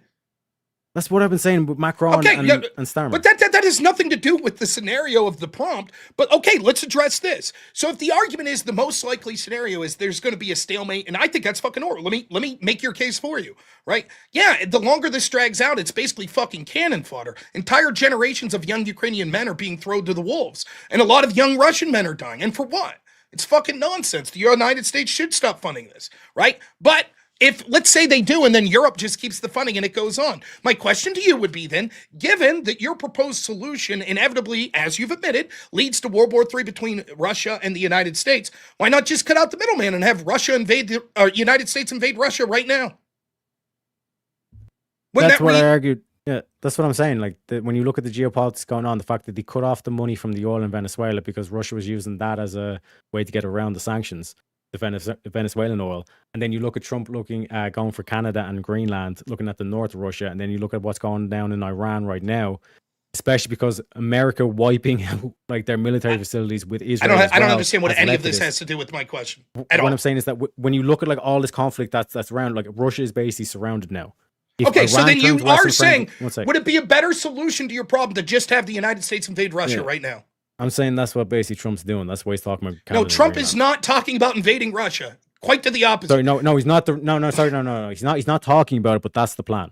No, it's not when the you look plan. At the moves that America's making, so that's wait, the only thing that makes sense. Again, you're contradicting yourself. You said previously that Trump's about to pull out and leave Europe on your own defenses. Now you're making the exact opposite argument. Not only is Trump not going to pull out of support for Ukraine, he's actually going to invade Russia. Where the fuck are you getting that?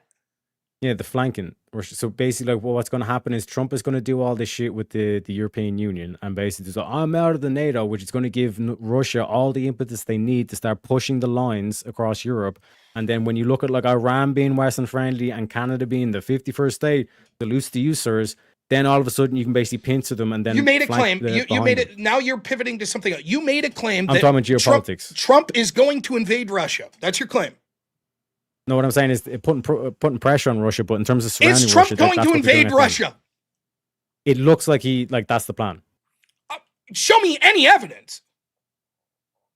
Like all the moves that he's making. Why is he talking about Canada? Like the only thing that makes sense for like Canada and Greenland to be all of a sudden becoming part of the United States of America at the same time, this conflict going down in Iran, and Trump saying if one shot gets fired, we're going to intervene in Iran. I mean, that's the north and south of Russia. And when you look at the fact if all of a sudden Trump was to initially say, I'm out of NATO, I'm pulling out, Russia's going to say, we got the impetus, let's fucking move up, let's take Estonia back and all this kind of shit. They start moving their front lines up. Meanwhile, you attack from the north and the south, and you basically pin. I mean, it seems to me this is 100% the opposite direction of what you've argued this entire debate. That right now, it's just Europe that's pushing for this conflict with Russia, and Trump's trying to pull out. That's been your argument. The only reason it's Keir Starmer and Macron. It's Keir Starmer and Macron. Trump's trying to pull out. That's what you said. Now you're like, actually, no, it's the exact opposite. Trump is literally laying the groundwork not only to not stop funding Ukraine, but he's literally going to invade Russia. And your argument's like, well, because he's trying to procure Greenland, and that's going to flank, which gives him a tipping point. How about I make a counter proposal? He wants to get Greenland for a defensive posturing. That doesn't prove that he wants to invade Russia. Well, like I said, this is all speculation. Just to be clarifying, be 100% clear with the audience on stuff. When you look at the moves that America has been making in the past things, like, yes, you could say, oh, the natural resource and stuff, but every country has quote unquote natural resources. And if America really was to use their interest in natural resources, they'd be looking at North Africa. The reason why Iran and Canada is and Greenland, of course, such a particular thing is because that's the north and south of Russia. Okay, so we go back. Now you'll concede that you don't know if Trump's going to invade Russia. If I made the claim that, like, I know, I don't think I said it, it's like it looks like it could be possible that, like, okay, then I go back to my original question that started us down this path. Should the United States just cut out this whole scenario of Russia invades Europe, then we go to war with Russia? Should they cut that out and just invade Russia now? No. Why? Because you want to be seen as the victor. How wouldn't that be the victor if we totally wipe out Russia? Because you want Russia to be the aggressor, and then you see it to be the hero. We're defending. Isn't that already self-defense? To who? Who do we want it to seem that way to? To all the what will be the peasant countries. Name them. Countries that can't match against. Give us an example. Because, like, again, in this example, each individual European country would be its own different country. South America has its all different countries. So a lot of European countries, no match to America. A lot of European countries say that Russia's already been the aggressor, correct? Yeah, officially, yeah. Okay, so then those countries would be perfectly fine with the United States invading Russia. Like, are you talking about the government? Or are you talking about the people? When you say country, I mean, both. Because, for example, my president has said a lot of bad shit against Israel, but I don't have any bad words to say against Israel. Okay, nonetheless, let's say it's 50-50. People around the world say Russia's the aggressor or not. Fair? It's probably worse than that say Russia's. Okay, so 50% of the people in the world would say, fine, we're great with this. Mm-hmm. Okay, so what's the problem? The problem is that, like, if everyone was like to get along and say, oh, yeah, we actually agree with Russia, like that 50%, you were saying, you even admitted yourself that would be going to World War III over. And like I said, this whole argument in the unlikely Russia scenario, shouldn't do this because it would lead to World War III. Why do you keep going back to? Can you at least admit this? The chance of all of Europe saying we abdicate our sovereignty and give it to Europe is incredibly small. No, the reason why I'm saying this, Rob, is because you just admit that that's an incredibly? I'm trying to clarify for you. The reason why I'm saying this, Rob, is because you're the one that's been acting like Russia is going to storm Europe and just take everything, do the whole force doctrine. That's what you're suggesting. The prompt. The prompt does not necessarily mean it's done by force. It can be done by diplomacy. We already went through this. Can it be done by diplomacy? Can it be done by diplomacy? Hypothetically, let me say this. Hypothetically, it is in the realm of possibility. In a physical possibility, it could be done by diplomacy. Yeah. However, in a statistical possibility, it would be so close to zero that it's not worth evaluating. Where statistically, you said you're making a claim. Please provide your evidence. Yes, I will provide evidence that I do not believe France will say, you know what, we just completely turn over. You conceded as much yourself when you said that you conceded as much. See, we keep looping because, like, we go through this for an hour and I say, so you're saying that countries like Germany would stay neutral and wouldn't fight. And then eventually you say, no, they would fight. And now we loop back. You're like, I never said that. I can grant you that to get past. I'm trying to give you good. So now you are saying that all of Europe would just stand down. All of it. No, what I'm saying is I can give examples where France stood down in World War II. Yes, you could hypothetically point to an example. But what I'm saying is it could also be done diplomatically with a lot of things as well. Explain how it goes. Explain how it goes diplomatically. We've done this. We're looping. I beat you on these arguments. You concede, and then you go back to them like it didn't happen. Explain how it happens diplomatically. Go ahead. Russia says, we'd like all of Europe. We want to control you all. And Europe says, okay, without any shots being fired. Like half the Europeans get together and, like, they're like, you know what? Like, a lot of us, like, share a lot of culture with Russia, and, like, if you view Russia as just an extension of the Byzantine Empire or a particular ally that could build towards, like, let's say, building Rome and all this kind of stuff as well, which is something that the Trump administration also aligns with as well. So then all of a sudden you're not actually looking at Russia as an actual enemy. You'd actually look at Russia as an actual ally instead. Because, like I said, you're the one that was saying that even if the EU and, let's say, the Russia was to unite and try to restore Rome and all this kind of stuff, you're the one that's saying that'd be World War III. But I'm saying even in that scenario, I can envision Trump saying, you know what, I'm down with the whole Rome thing, because he was even putting out gladiator memes. I don't even understand what you're saying. This is all inane gibberish that says nothing. right? Like, would you say that it's a possibility that all of Europe could say, Rob NOerr's now our leader? Is that a possibility? Yep. Okay. Now where are we? Yep, I guess these are within the yeah. I mean, I don't know what to say other than you're literally now Let me hinging explain. on the argument. Can I explain? I'll give you a chance. I don't know what to say. Like, we keep looping this. This is fucking insane. No other person in the world has ever made the argument. You know, it's likely that the entirety of Europe says, you know what? Let's turn ourselves over to Russia. I never said no one has ever said that other than you. And you're like, but isn't it a possibility? I never said entirety. What's that? I never said entirety. I might have said yes. Like, I sometimes, you know, where I say yes. Explain to me the diplomatic way that Europe gives over control to Russia. Explain the diplomacy, how that happens.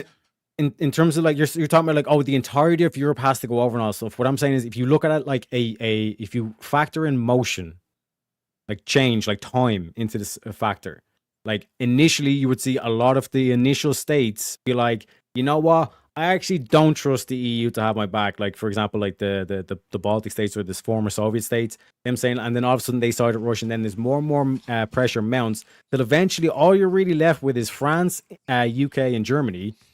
And like I said, at that stage, it can be easily done diplomatically through, like, obviously the threat of violence would be there, so there is obviously like that coercion kind of aspect to it. But in terms of like diplomatic, it would be like they're more than like Hungary, for example, is more than willing to. I disagree, because I think what's like. Table. But one sec, the reason why, and I want to explain this. The reason why we keep going back to this is because you're the one that's saying this shouldn't happen because it would cause World War III. You know what I mean? Because of the conflict. And then I said, okay, I'm going to give an example where it's like we get rid of all the conflict and it's all peaceful. And you're saying, as an American, you don't want that to happen. You would cause World War III. No, I didn't say that I don't want that to happen. I'm talking about the practicalities of what would happen. You're talking about either way the question goes. It's not either. In World War III. Again, there are three possible scenarios: the 99.9999999% likelihood that Russia neither completely invades and takes over the European Union and has complete sovereignty over it, or the fact that the European Union doesn't completely give up sovereignty. There is this other possibility that's 99.99%. Let me finish. 99.99% likely that won't result in World War III. That's what I'm picking. The 99% scenario that doesn't lead to nothing World will War happen. That nothing will happen. What do you mean nothing? No, I disagree. Don't you think that it's possible that tomorrow all the people in Brussels that control the European Union wake up and are based and are all Orthodox Christians and say we're tired of all this LGBT woke shit? Don't you think that's a possibility? Are you suggesting they do diplomacy? No. I'm saying I want you to answer that. That's not a question. How would they do that, Rob? How would they end this war without diplomacy? What are you talking about? What did I suggest a war? Where did I say anything about war? If they woke up and all of a sudden they were based Orthodox Christian, all that stuff, I'm saying, yeah, like that would be diplomacy, which is the answer I just gave that you said I was bullshitting on. How's that? So let me say, if I said this, there's a chance that I'll wake up tomorrow and become Orthodox Christian. You're like, well, that's diplomacy. Explain how me becoming Orthodox Christian is diplomacy. No. Go ahead. No. You were saying the Brussels all of a sudden came based, wake up being Orthodox Christianity. And all correct. Like what's the diplomacy of that? Because what are you talking about? How would they end the conflict with Putin? How would they end the conflict with Putin? What does that have anything to do with what I said? Did I mention a because conflict one with sec, Putin? because you're saying that my situation is so unlikely. It's like not like 0.0001% chance all this kind of shit of happening. Right? You're saying it's completely unlikely. I'm saying, okay, what would happen? You're saying 99.9% chance it won't end in World War III. Okay. But in terms of like what way is this conflict in Ukraine going to end? And you're saying, well, all these Brussels could wake up, become Orthodox Christian and Russian friendly. No, that wasn't the question. I'm saying, I didn't yes, say... they wake up and they get based. I don't know. I don't know. Okay, let me make this clear. Okay, let me make this clear. I'll give Grace. I might have misheard the question. Repeat the question then. Right. When you're saying the Brussels become Orthodox Christian. Claim about Russia-Ukraine war. I made no such claim. A big claim. In fact, the reason that you made this prompt, you didn't say this is all about ending the Russia-Ukraine war. You said it's about woke bullshit, LGBT bullshit in Brussels. Isn't that what you said? Difference in culture.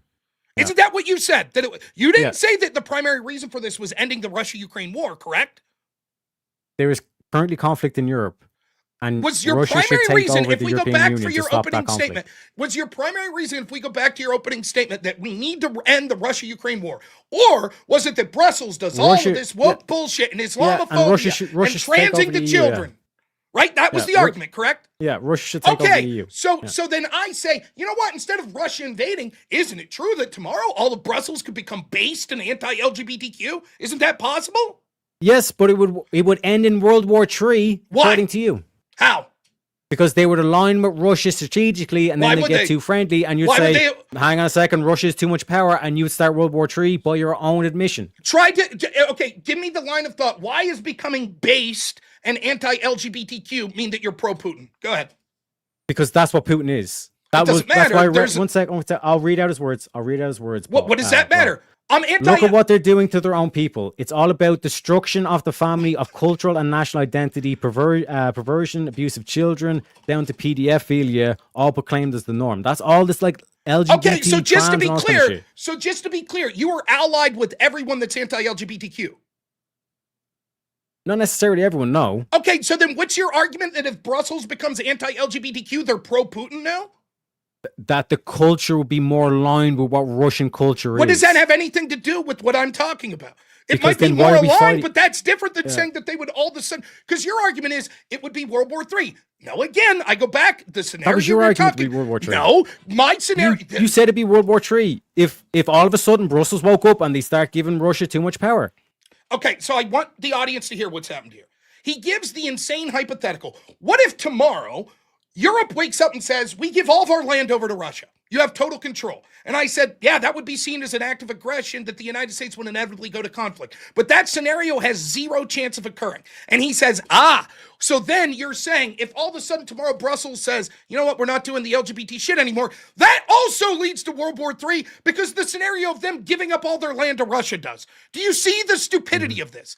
There is a huge chasm. Let me finish. There's a huge chasm of Brussels saying, actually, we're against trans and children, to Brussels saying, Russia, you now have all of our land to encircle the United States. There's a huge chasm between those two things. Mm-hmm. So there's option one where the EU stands down and what I say happens, Russia takes over, right? Uh-huh. The EU's not going to stand down, obviously, of course, right? So the EU's not going to stand down. So it's either Russia stands down or what, Rob? No. Now you're back let to me continue. No, wait. Now you're back to just the Russia. No, wait. We can do a elimination of the contrary and all shit. Because like I said, it's either because this whole debate. It's either the EU stands down or there's only two options: EU stands down or EU doesn't stand down. Because saying 99% of the time it's just going to continue, it's like, well, you're not really giving an answer, Rob. You know what I mean? You're Okay, saying, so now what we did, in Europe is going to keep happening. We just went through a whole scenario that had nothing to do with the Russia-Ukraine conflict. Nothing. We went through the whole scenario. And immediately what he does is pivot to, but what about the Russia-Ukraine conflict? That's what he does. So now that you've been destroyed on all of these arguments, by the way, Zach Yelpy, saw your post there. Russia allows abortions. How based is that? Nonetheless, let's go back to this scenario of Russia-Ukraine. I would say that the most likely scenario for this conflict ending is that inevitably the United States says, look, we're no longer going to finance this. You need to come to a bargaining ship with Russia. Ukraine eventually will sit down. Even if Europe decides to back Zelensky, and the Ukrainian people will eventually realize that that's not going to be enough to stand up to Russia. And so they'll be forced to bargain with Russia. That's how it'll end. What's that have anything to do with what we were just talking about? By the way, that's how I predicted it would end 3 fucking years ago. Don't worry, Comrade Rabinsky. I have simple logic. There is only two possibilities that happen for the EU to do. They stand down, they give up to Russia, which means I win, Russia should take over the EU. Or one sec, the EU doesn't stand down, which means the EU will go to war with Russia, which you said will cause World War III. So this impossible situation, either way, Rob, you're trapped. Because either EU stands down, which means you agree. One sec, Rob. Either way you answer this question, either the EU stands down and Russia takes over, you agree Russia should take over the EU, or the EU doesn't stand down, which means it's going to go to conflict, which is World War III, which is your criticism of me saying Russia should take over the EU. Just to be clear, everyone out there that wants Europe to stop funding Ukraine has to also want Russia to completely take over Europe. That's your argument. You can't want one and not the other. Just to be clear, that's your argument. If you're going to do that, then Russia should take over the EU. Your argument is if I'm like, you know what? I'd like to see Europe stop funding Ukraine. You're like, then you concede you want Russia to invade and take over Europe. What the fuck are you smoking? No, what I'm saying is, How about if this? you are This is crazy. You ready for this? Can I address? You ready? Can, Wait, can, wait, can wait. I address the just criticism? Please, have all there, chat. Please, let both of European I have reply. this crazy. I have this crazy thought. Listen to this, guys. I never thought of this. I want Russia. I want the European Union and the United States to stop funding this war. And no, this is the crazy part. This seems like an impossibility. Yep. But I also don't want Russia to completely take over Europe and the United States. Isn't that crazy? How is that even possible? It seems like it's not possible. No, that's not what I'm saying. What I'm saying, Comrade Rubinsky, if you want America to stop funding NATO, European Union, poor European taking your hard-earned tax money, if you want that, then logically you should also want Russia to rush the lines and take over the European Union, because there is multiple advantageous options to that as an American. Some of them is ethically questionable. I will grant you that in terms of the moral argument, but this ain't about the moral argument. I'm just saying, as in in terms of advantages and the pros and cons, it's actually more advantageous for an American for Russia to try and take over the European Union. Would it lead to World War III? We should. You already conceded it would. Both possibilities. Whether the EU concedes to Russia or whether the EU does not concede to Russia, it's going to lead to World War III. I want you to explain to me how the possibility of Europe says, hey, we're no longer supporting Ukraine, how that leads to World War III. No, because it's either the EU buckles to Russia, which means Russia should take over the EU, or the EU doesn't buckle to Russia, which means they fight to the death, which is going to be World War III. What about a third scenario? They just stop funding Ukraine. How does that lead to World War III?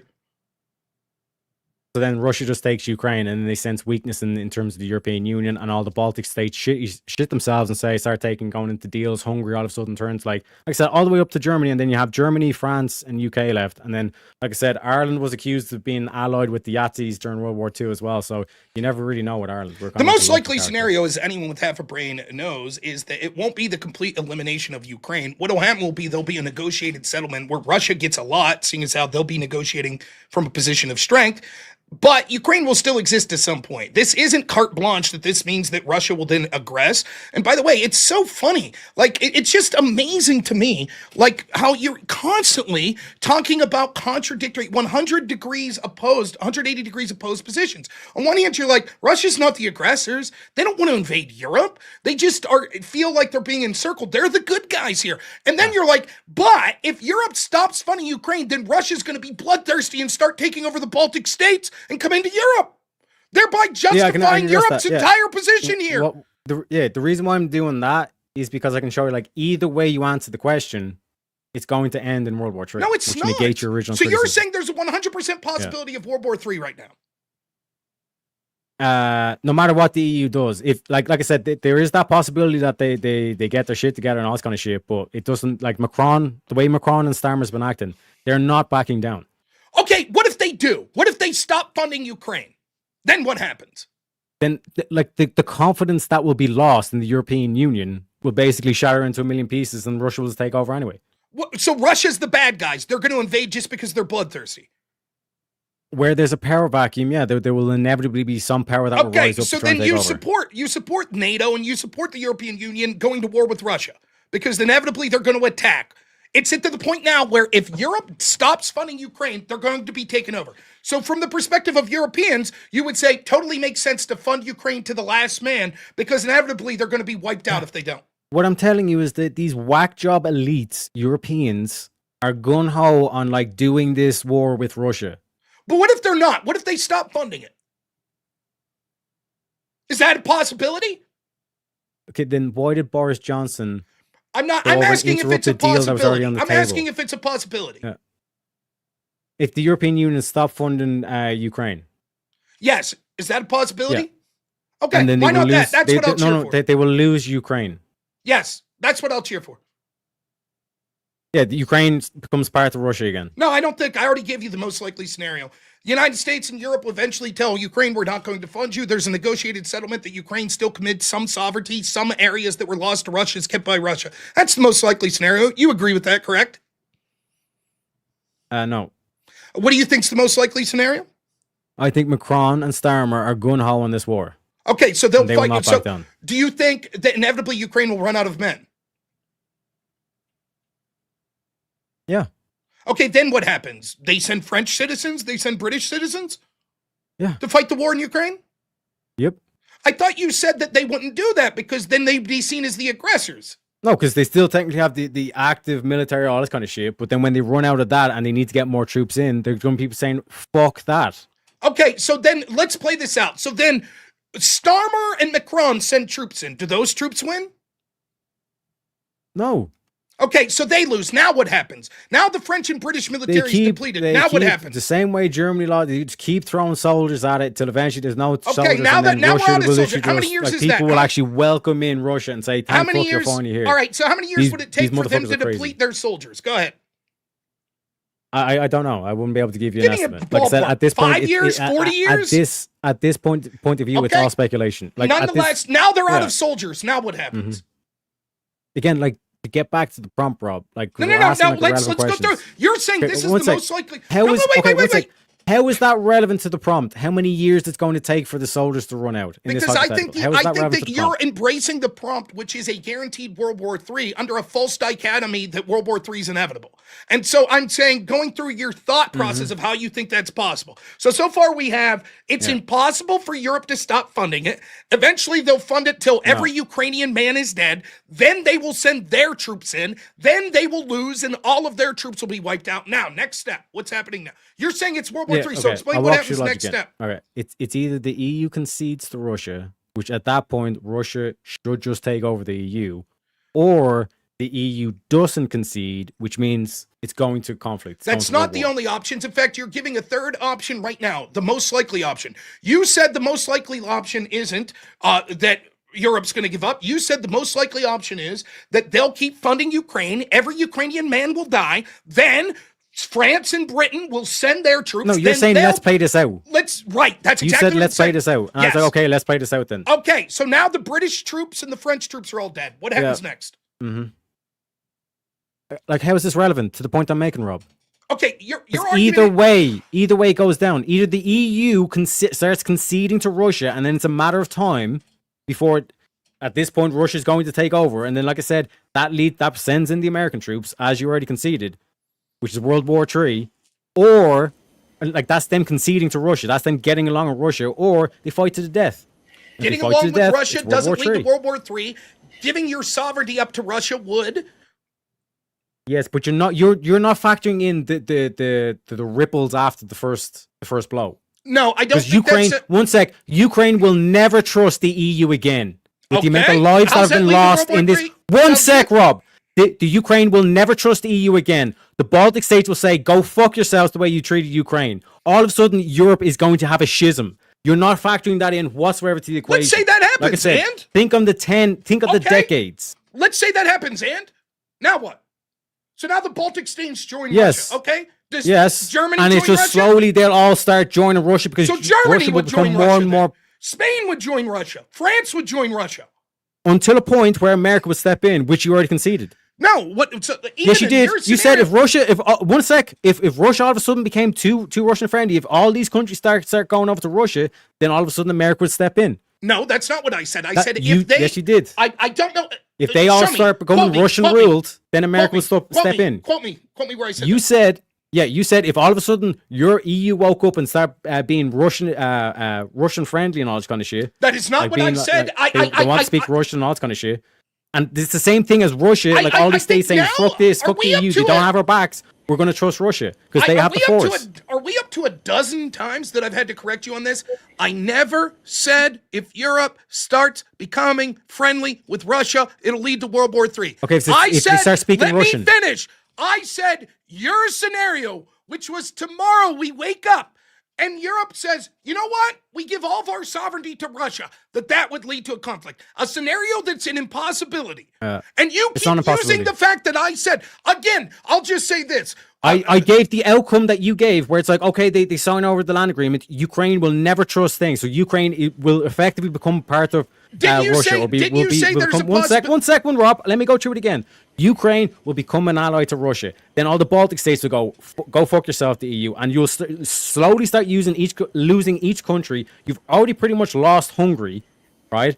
So in terms of all these states, it'll get to a point where America, like you claimed, will step in because too many of the European countries are becoming Russian aligned. You conceded that Europe could wake up tomorrow and make me ruler of Europe, correct? It's a possibility. Yeah. Okay, and in that scenario, that'll end all conflict because I'll govern Europe greatly and make sure that I negotiate a peaceful settlement between the United States and Russia. So therefore, we should do that instead It's of not Russia the same taking over thing, the UN. strawman. What Because, no, like what do you I mean, said, I'm strawman? giving- You I'm just giving- I'm giving you- wait. I'm Please be accepting- quiet. I'm I accepting just your let you- position Please, that please they be do the quiet. land grab. Please be quiet. I give you a chance. That's clearly the superior position. We shouldn't have Russia take over the EU. You've acknowledged that it's a possibility. You've already acknowledged it. Can I speak? Yeah, so like I said, I'm walking through the actual implications of your position where they say, oh no, they just do the land swap and like that thing. Like I said, Ukraine effectively just becomes, you basically lose Ukraine at this point. You know what I mean? And like I said, the rest of them in terms of the Baltic states and all the eastern ones, Hungary and all this kind of shit will say, we started Russia. At that point, America will come in and be World War III anyway. So even in that outcome that I grant you, where they come to the diplomatic agreement, it'll still go to World War III. So the argument goes something like that. Each one of these are very low possibilities that occur. Every one. You'd need hundreds of things to line up right? That Europe fights to the last man, to the last Ukrainian, to the last British soldier, to the last French soldier. Almost a statistical impossibility. That then Russia takes over Ukraine. That all the Baltic states then say, you know what? We all decide to become Russian. That then Spain says we decide to become Russia. That Germany says we decide to become Russia. That Britain says we decide to become Russia. Each step of these, the hundreds of steps you would need, are almost statistical impossibilities on their own, let alone in all of them following in this chain of events. And you're saying because of that, and that would inevitably lead to World War III, we should take a 100% of World War III. Think about this. His argument is, well, what's likely to happen now? You ready for this? Here's what's likely to happen. That a large amount of events are going to occur that will lead to Russia taking over the Baltic states and then taking over the rest of Europe, which will cause World War III. And so therefore, what we should do is just want Russia to invade Europe now and cause World War III. Why is that preferable? If the status quo is already solving your issue, why? So you're fine with the status quo then? It's going to lead 100% to the outcome you want. Yeah, so what I'm saying is, in the Ukraine war, like Ukraine as a country, we were like, America and NATO and the EU, they got our back, bro. They got our back. And what Rob's saying is that the EU should just back out of the Ukraine and all this kind of shit. And what Rob's not factoring in is what that's going to do to the Ukrainians. They're going to say, fuck these Europeans, we're better off going back to the motherland. Then the Baltic states are all going to be having that conversation. Those Hungary going to be having this conversation. And then all of a sudden, half of Europe is wanting to side with Russia. So even in the outcome that I've given him, where Europe only gives up the partial land grabs in Ukraine, that can have such a devastating effect to the point where at that point you've already lost half of Europe. Okay. The confidence in Europe. One sec. One sec, Rob. Well, I'll give you plenty of time. That effectively that gets rid of all confidence from like a lot of these Eastern European countries that the EU cannot protect us from Russia, so we might as well join them because we can't beat them. That's the mentality that instills in the people. And especially when you look at the cultural difference in terms of being a more conservative, traditional focused, rather than this full, like, let's do trans and kids and all this kind of wacky bollocks. You know what I mean? It makes a lot more sense in them going that way. Like I said, I'm granting Rob's position that they only do the land swaps where, like I said, at that point, you might as well roll Russia back in. Okay, so you're acknowledging that that's the status quo. That's what's going to happen in the status quo. I'm saying, like, no, I'm saying you're not factoring in that part of your equation. You're saying 99% of the time it'll all be peaceful and everything will be okay. And I'm saying it's not going to be okay. You just said that that's the most likely scenario. The most likely scenario is Europe keeps funding it until every Ukrainian dies. And then they'll start to send their own troops until all of their troops die. And then Russia will take over Ukraine. And then the Baltic states will go to Ukraine. That's one possibility. Okay, is that the most likely scenario? I think it's like any one of my scenarios are more likely than, okay, we just do the land swap. One sec, Rob. Because what you're saying is we just do the land swap and then everybody's Gucci and there's going to be no more conflict and we're all going to be bestos and all this kind of shit. That's what you're saying. Okay, so that scenario that I just outlined is the most likely scenario. Are you saying that's something to avoid? Because you're just throwing lives at a pointless war. Okay, so instead you have the prompt, which is instead of that occurring, we should just say, have Russia invade now and take over the European Union. We should support Russia because we're more culturally aligned with Russia than we are with the European Union. We should support the Russia average European. The average European. You should support Russia to what? Because Russia still cares about their. To do what? What you mean? What is the prompt? What should we support Russia to do? To take over. Okay, so you don't like the status quo, and instead you want Europeans to support Russia, cutting all that out and just invading and taking over the European Union. Yes, because it's going to end up that way anyway. So then why do we need the prompt, and why do we need that action to be taken if the status quo is already solving all of your issues? What do you mean the status quo? You just said that the status quo is going to solve that, and you don't like the status quo. It's something to be avoided. That what the status quo is that all these Ukrainians fight, and then the British come in, and then the French come in, and they fight, and they lose. Let me finish. Yeah, I get you. I get your point. I get what you mean by status quo. Let me finish. I asked a clarifying question. Go ahead. Then they fight, and then they lose. And then the Baltic state, Ukraine then, who just got the shit beat out of them by Russia, goes, now we're pro-Russia. And all the Baltic states say, yes, us too. Now we're pro-Russia. And then Germany goes, you know what? We're going to give in to Russia too. And Spain says, you know what? Us too. And Italy says, yes, us too. And eventually the United Kingdom says, us too. We also give in to Russia. And then finally France says, we also give in to Russia. If that's the status quo you're saying is to be avoided because inevitably it leads to Russia taking over, why is your solution of just have Russia invade now any better? Because the only two options that Europeans have is either we fight to the death because of Russia, or we just join Russia. And your whole moral argument was that we need to save lives or protect lives, rather than just continue on the meat grinder that is the Russian-Ukrainian war. That is a war that's going to lose anyway. America, against specifically a lot of support for America is around as America First or book foreign funding foreign wars and all this kind of shit. Like, it makes far more sense. It's a lot easier to get us because we're going to end up that way anyway. Because, like I said, granting your position where magically the land swaps happen and everybody's happy and all this kind of shit. If the Europeans get too happy with Russia, all of a sudden you're saying it's World War III anyway. Okay, so you're acknowledging World War III is inevitable under any scenario, even the scenario you're suggesting. Yes. And in your scenario, the world war would be that you're suggesting between the United States and Russia. It doesn't necessarily have to end that way. You just said it. I mean, I don't know how to debate with you anymore. You continually say, yep, that'll happen, then say, well, maybe not. You said that it would be inevitable, that there would be World War III. Yeah, what I'm saying is Russia should take over the EU. Okay, and that'll lead to World War III. One sec. Can I clarify? No, you keep waffling. Just make a fucking stand. Yeah, if Russia is to take over the EU, like I said, we get into that situation where America is basically forced into to combat, because either if they do it friendly or if they do it like by force, it's going to escalate into this. So the only compromise is what I've been talking about with this whole thing of Rome and the Caesar and all this kind of shit. I don't understand. Like, this is what's so frustrating about this whole debate. And honestly, it's a fun topic, but I do hate this about people, and I hate this about you. Like, this is how I would have answered that question. Yes. And you answer it, yes. Well, maybe not. Well, blah, blah, blah, blah, blah, blah, blah, blah, blah, blah, blah, blah, blah, blah, blah, Rob, blah, you're talking, yes. You're going on for 2 minutes, 3 minutes. You're doing it yourself. All you have to say, will it lead to World War III between the United States and Russia? You're doing it yourself, Rob. You're doing the exact same thing that you're describing. I am not. Yes, you are. You're going on 2 to 3 minute speeches, Rob. It's not the length of going on the speech. It's the fact that you can't give a simple answer. You said yes, it just will lead you to don't World War understand III. the answer. Then you said not necessarily. Yeah, just because you don't understand the answer doesn't mean that will. it's not. Doesn't make sense. Will it lead to World War III between Russia and the United States? Your proposition. You granted that. I just want you to say yes or no. Yes. Okay. Now, in that scenario of World War III, you're saying World War III is inevitable, correct? Yes. Scenario 1 is through your prompt, where all of Europe acquiesces to Russia and then enters into World War III with the United States, correct?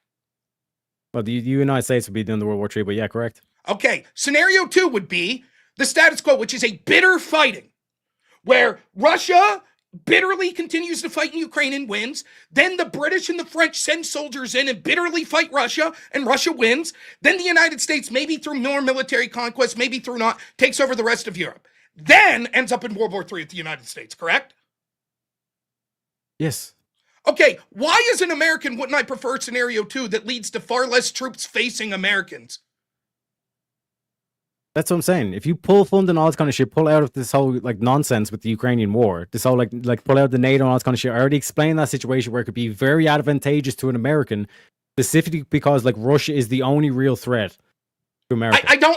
That was a nice gibberish answer that didn't respond to what I asked. That You wasn't. just outlined Oh two my scenarios. One scenario is that Russia basically takes over Europe with a whimper and has a big, strong military, now with big, strong European militaries in it, fighting the United States. And second is Russia is depleted, fighting Britain, fighting France, fighting Ukraine, then goes to war with the United States. As a United States citizen, why wouldn't I cheer for the status quo that leads to a depleted Russia fighting the United States as opposed to a powerful Russia with European backing fighting the United States? So, wait, clarify the question, because that question far too long. There are two scenarios that we're talking about here. I'm going to pause each time and you say yes to acknowledge you understand me. Yes. Scenario one is your hypothetical prompt, what we should do. Russia should take over the... Yes. Okay. And in that scenario, there'll be very little bloodshed. Compared to what's happening now, yeah. And so they will take over Europe, and then the militaries of Europe will be under Russian control. Mm-hmm. Then they will go to war with the United States. No, United States will go to war with Russia. Nonetheless, there's a war. United States goes to war with Russia, okay? Mm-hmm. Now, that Russian military would be pretty robust. They just took over all the European nukes and everything. Yep. Okay, scenario two is the status quo. You're saying that goes as follows. Russia bitterly fights Ukraine until every Ukrainian man is dead. Yeah. Then, or, like I said, surrenders. Then, like we walked through that, yeah. France and Britain send all of their military to bitterly fight to the last man in Ukraine. Or surrender to Russia, yeah. Okay, so now those fights would lead to depleted Russian troops compared to your scenario, correct? Mm-hmm. And they would lead to depleted French troops compared to your scenario, correct? And they would lead to depleted Ukrainian troops and depleted British troops. Mm-hmm. At the end of the day, though, same result. Russia controls Europe. They just now have less troops. Yep. Okay, why wouldn't, as an American, I prefer to fight the Russia with less troops than the Russia with more troops? Yeah, that's what I'm saying. Either way, so then Russia, we shouldn't advocate your plan. We should advocate the status quo. No. Why? No. Either way, Russia is still taking over Europe. One scenario, they're much weaker, so the United States will have an easier time beating but them. both, The other scenario, in both situations, Russia should take over the EU. Alhamdulillah, you agree, Robinsky?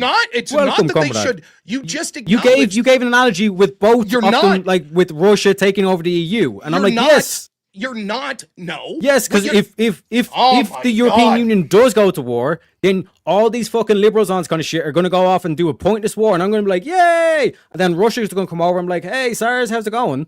And then, like I said, even if America came in at that point, it's more advantageous for America to pull all their funding and let the EU talk all their big talk, send in all their boys, and see what happens.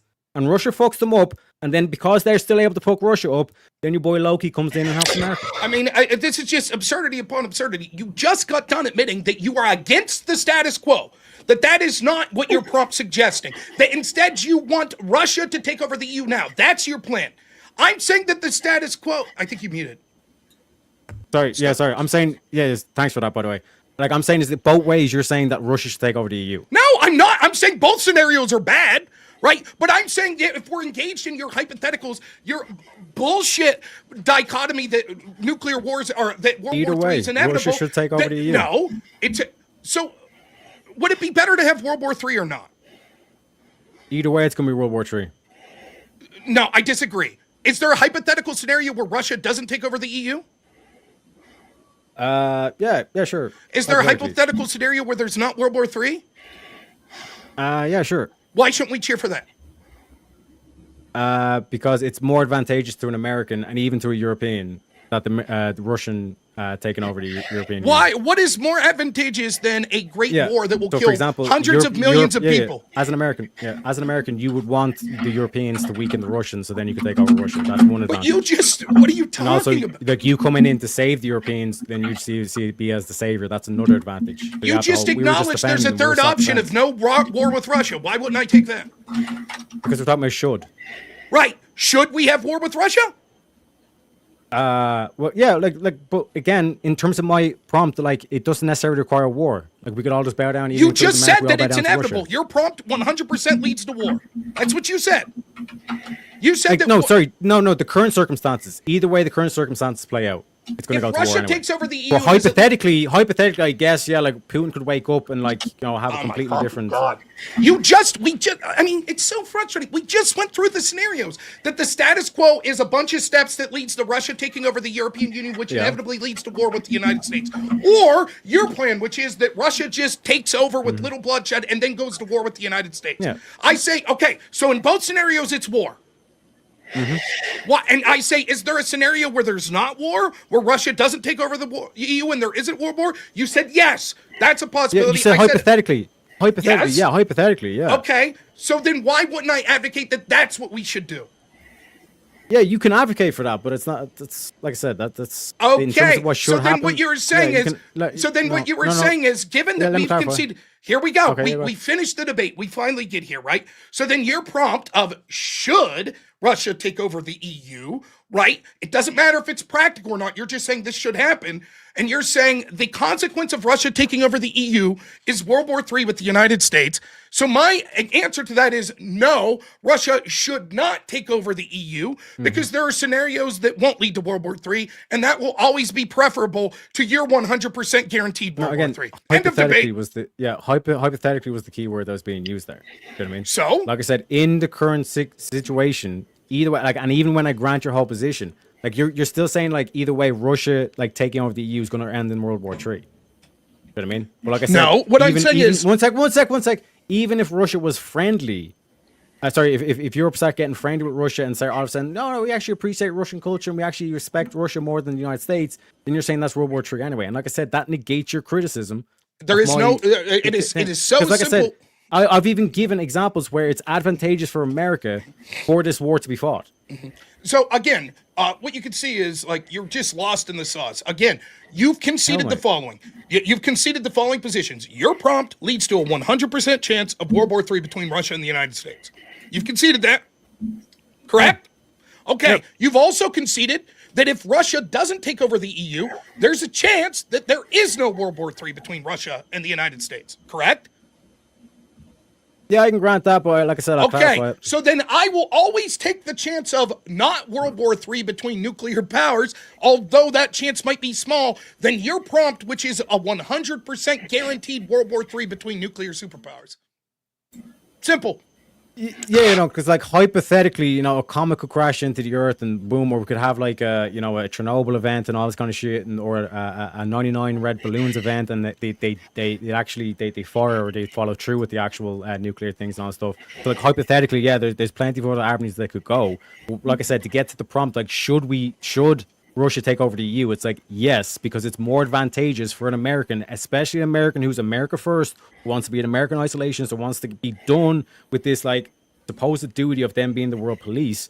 You would be in favor of like basically pulling out of NATO, pulling out of this burden with Ukraine, because essentially what it would do is it would lead to Russia advancing, and you can either at that point, like I said, this is why I said hypothetically yes.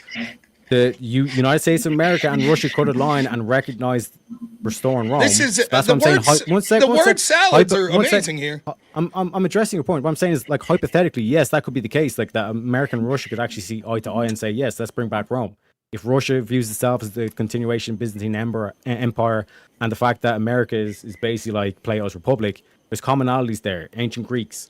You know what I mean? So Rob, one sec. If they can recognize the historical commonality there, the root in terms of like philosophy, all this kind of stuff, then yes, they don't need to be warring.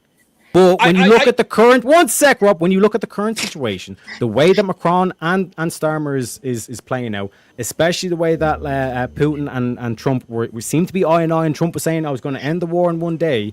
Who's the one that's shit in the bed? It's the European Union. Meaning the European Union is willing to go all the way with Russia. Meaning it's more probable than not that this is going to end in war. And like I said, America's going to have to get involved, because that's what Rob said is going to be a necessity anyway, which means it's going to World War III anyways. And one could argue we're already in there. Like I said, like that's basically what I'm saying. Okay, so I just want to say that was the most words I ever heard to describe this situation. If Teriak says, okay, here's the deal.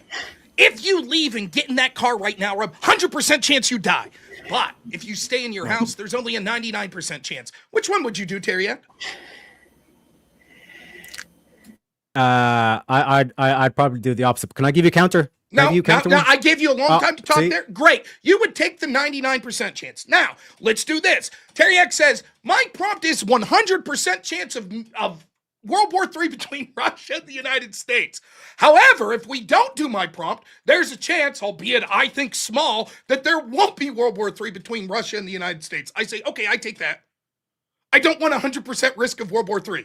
He's acknowledged, he's admitted, in his own words, 100% risk of World War III if we adapt his prompt. He's acknowledged his own words, not 100% chance if we don't adapt the prompt. I say don't adapt the prompt. Now, this ignores all the other problems, the absurdity of his claims that there's a 100% chance of the status quo leading to World War III because of these domino theory that this unlikely scenario happens, followed by this unlikely scenario, followed by this unlikely scenario, followed by this unlikely scenario, etc.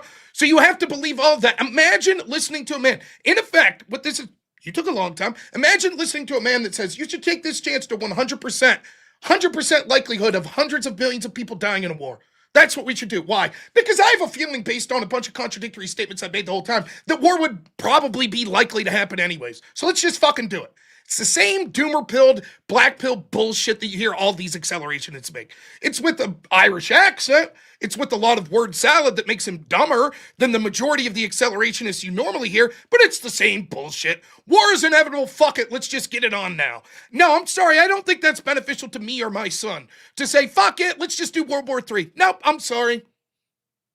Yeah, so Rob was talking about me being a word salad. It's like he was doing a part-time job at Subway with the amount of salad that he had there. Do you know what I mean? We're going into pickles, we're doing sauerkraut, all this kind of shenanigans, okay?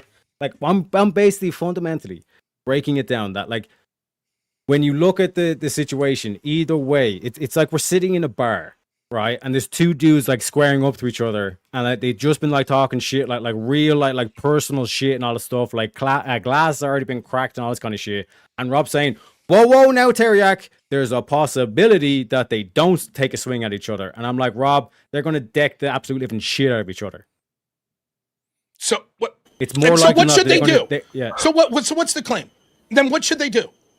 Well, And a quick time check. Just want to let you guys know we're over 3 hours now, so just letting you guys know. More than welcome to keep going, though. I don't mind. More than happy to keep going. So yeah, if you guys want to keep going, keep going. No problem. So what should they do in that scenario? What's your advocate? Yeah, two guys are going to fight. So what should they do? Anyone that's been around travelers with knowledge, just let them knock the shit out of each other. Okay. Should one of them strike before the other? Back in the Wild West days, you could slap a dude with a glove and say outside, and it was pistols, and winner takes all. Should one of them strike before the other? Would you recommend, hey, there's a 100% chance he's about to hit you, so hit him first? Too difficult to answer? You know what fucks your whole prompt up? Ireland is neutral. You got me there. Like, in terms of, like, my personal thing, I don't understand why that's relevant to whether or not. Neutral. Yeah. What should you just gave the analogy? Okay, 100% chance both dudes swing at each other, and one of them's your buddy. What are you telling your buddy to do? 100% chance that guy's about to fit you. You telling him to swing first? Again, I'll try and get in between of it, but if they start swinging, then it's that's not everybody's. The prompt. You said like, there's 100%. One sec. There's a reason why I used a bar and two individuals. All it takes is two individuals start swinging, and like you said, friends get involved and all that stuff. And next thing you know, it's a whole crowd that's getting involved. I don't. That's why I use that analogy. And you're saying one sec, Rob. You're saying it's highly improbable that a pub fight will escalate from two dudes fighting. Where did I say that? Where did I say that? I'm using the analogy to prove what your argument is. You're saying it's a very low. It's a very low statistical probability, even though Rob has no statistics to back up what he's saying. He's making baseless claims. That's why he's trying to do definitives on me, saying it's a 100% chance, and then he's starting doing the 0.0, and you hear the 0% chance for my case and the 100% chance for his case. Again, he has no statistical evidence to actually say this goes down. Like I said, the analogy of being in a pub. He can't answer the analogy. He can't answer the analogy. So I'll make 2 points. I never overtalked you. He can't answer the analogy, so I'll make 2 points. One, I'll answer the analogy for him and show how it completely disproves his prompt. Second, I'll go after what he just said there. Well, see, Rob, if two people fight at a pub, then it's likely that other people will get involved. Okay, then the analogy to his solution would be that I should just punch the bitch sitting across from me. Because inevitably, these two guys fighting over there will lead to everyone fighting. No, that's stupid. It might lead to more people coming in, but it's not a necessity that everyone will fight. And I've seen a lot of bar fights. I used to be a bartender. And this might shock you, Teriak, but most of the time, it didn't lead to other people other than the two getting involved. And the few times that it didn't lead to everyone in the bar getting into a fight. So your analogy once more disproves. Secondly, on the hypothetical, you know the fucking answer, which is why you're smirking and saying, well, I can't answer as an Irishman, which is if one of those dudes is your friend and you believe there's a 100% chance that a fight's about to break out, no matter what, you would say, fuck it, swing first, which is proof that your prompt is bullshit, that the real prompt should be the United States should first strike Russia. Because war's inevitable. And that would be the best outcome for the United States. So no, we should not allow... It wouldn't be the best outcome. Why wouldn't it? A better outcome would be to wait for Russia to be the aggressor, so you seem like the defender. So why does that matter? Because you're going to, you have the superior technology and the superior information, which means you should technically win the war versus Russia. You know what I mean? But it's better to seem as though you were doing self-defense. How many more dead bodies would it be better to seem like it was dead? 5 million more Americans dead? Irrelevant question. You're just mentioning dead bodies. Yeah, you just mentioned dead bodies for the optics. Okay, so then it would How be... many dead bodies are you willing... Like I said, Rob, I can ask you the same question. How many dead Ukrainians and dead Russians are you willing to wait until maybe there's no other options, Rob? How many bodies? The United States should stop funding them now. Zero. Well, tough shit, because Boris Johnson already went over and fucked up the initial deal. What's that have anything to do with anything? So there's already like one could say millions of lives lost because of that shit done by England. Go back to How are you going to repay that debt? Again, let's go back to your bar analogy. So here's what had happened. You'd say, look, there's a 100% chance if this fight breaks down, both of you are going to be paralyzed for life. Let me ask you a question first. I'm going to finish the analogy. Both of you are paralyzed for life. Or you can swing first and you'll win the fight and not get paralyzed. However, some people will frown and go, I don't like that he swung first. Would it be worth to not be paralyzed to have some people frown and say, I didn't particularly like that? Similarly, if the United States first strikes Russia, less American lives will be lost than if they allow Russia to acquiesce the entire continent of Europe and have their military and then go to war with the United States. As an American, I'm willing. What's the price necessary? Let's say that 5 million more Americans would be killed through your prompt than my solution of just first striking. Why? What? Is it worth 5 million dead to say, yeah, but at least Lithuania thinks that we're defending ourselves now? And by the way, last point, it's absurd anyways, because your theory is that after Russia takes Europe, who will be the aggressor? Russia or the United States? United States. Okay, so if either way, the United States is going to be seen as the aggressor, why not attack now? Because you always want to seem like you're the one that's coming to self-defense, all this kind of shit. Do you know what I mean? Just acknowledge, no matter what, the United States won't do that. To address your long soliloquy in terms of the first part, like I said, you're doing multiple shit here, Rob. I'm trying to address it all. So in terms of the first prompt, what was your first question actually? What are you talking about? I addressed 2 points of your analogy. We didn't even get to the third. The first point was, haven't you ever seen that two guys fight at the bar and more people get involved? And I was like, yeah, but then the analogy would be, then you might as well punch the lady sitting across from you, because trust me, everyone's going to fight. That's nonsense. No. Many times in bar fights, everyone gets involved. Let me Secondly, you want to address that? Go ahead. Okay, so let's do point. Let me address that. In terms of like what you're saying, you even admitted if you were a friend and it was very certain, you were pretty confident that he was going to get hit. You said that you would even throw the punch in as well as a friend, which proves my analogy, because there's already conflict happening in Ukraine and Russia. So now to the second part of the analogy. No, what are you talking about? That's not what we're talking about. The analogy is you're saying that something bad inevitably happens. In this case, World War III, right? And so therefore, okay, you're saying there's a 100% chance of World War III. What I'm saying is it's going to escalate. You said there's a 100% chance of your prompt of World War III. No, not 100% chance. Like either way, the current situation is, it looks like it's going to end in World War. But like I said, I've addressed both your side. One second, Rob. This is just fucking ridiculous. Because you're trying to do the percentages thing, Rob. You constantly keep trying to go. You have to say a percentage. And like I said, I can start doing the whole, like, there's no 100% certainty and all this kind of shit. We can do the Heisenberg's uncertainty principle. We've argued for 2 hours. We've argued with 2 hours on your statement. Because you've been doing statistics. It's not Okay, statistics. one sec, And Rob. it's not Give me statistics. one. No, 1 sec. Give me one physical. Give me some evidence in terms of one of the statistics you've been saying in terms of the 0.0% chance bullshit you've been saying all night. Give me one piece of evidence. Like what? For all the claims you're saying. Okay. What you're saying has a 0.0% chance of happening. Common sense and circumstantial evidence shows Common us that there's a, sense. let me Trust me, finish. bro. Are you Trust going to me, listen bro. to the answer? That there's a 0.00001% chance that aliens come down and prevent this. Disagree? No, what I'm saying is that's what you're doing. I'm just asking, do you disagree with that? Like, do you have? Do you, like, Do you that's what I'm saying. disagree Do you with have that? to- That do there you is have an to prove? incredibly infinitesimal small likelihood that Yeah. aliens come in and What's the prevent all of relevance? this. What's the relevance? Do you agree or disagree with What? that statistics? It doesn't matter. What's the relevance? I want to know if you agree or disagree. It's a throwaway question. Yes, I don't care. Okay, Yes. you agree that there's a really small Yes. chance. Yeah, How yeah. did you come to that conclusion? Yeah, so this is what I'm saying. It's a pointless question to start talking about It's not percentages, pointless. Rob. I want you to. It is I a want pointless you- question. I It want is you a to pointless answer. question because How you're did the you- one that's making the claim. How did you come The to that evidence conclusion? lies with the claimer, How Rob. did So that- provide would you your evidence. accept in that claim, Provide your evidence. Let me finish. In that Give me the claim- statistical proof of what I- you're saying. In that claim, I made the claim and you accepted it. Why? What evidence did I provide that made you accept that claim? Rob, that's what I'm saying. Where's the proof? I made a claim. You accepted the claim's true. I've never accepted the claim that it's 0.001 or a very low percentage chance. I've been saying this is the more likely than not. No. Look, we're talking about the alien thing. You acknowledge that there's an infinitesimally low chance that would occur, right?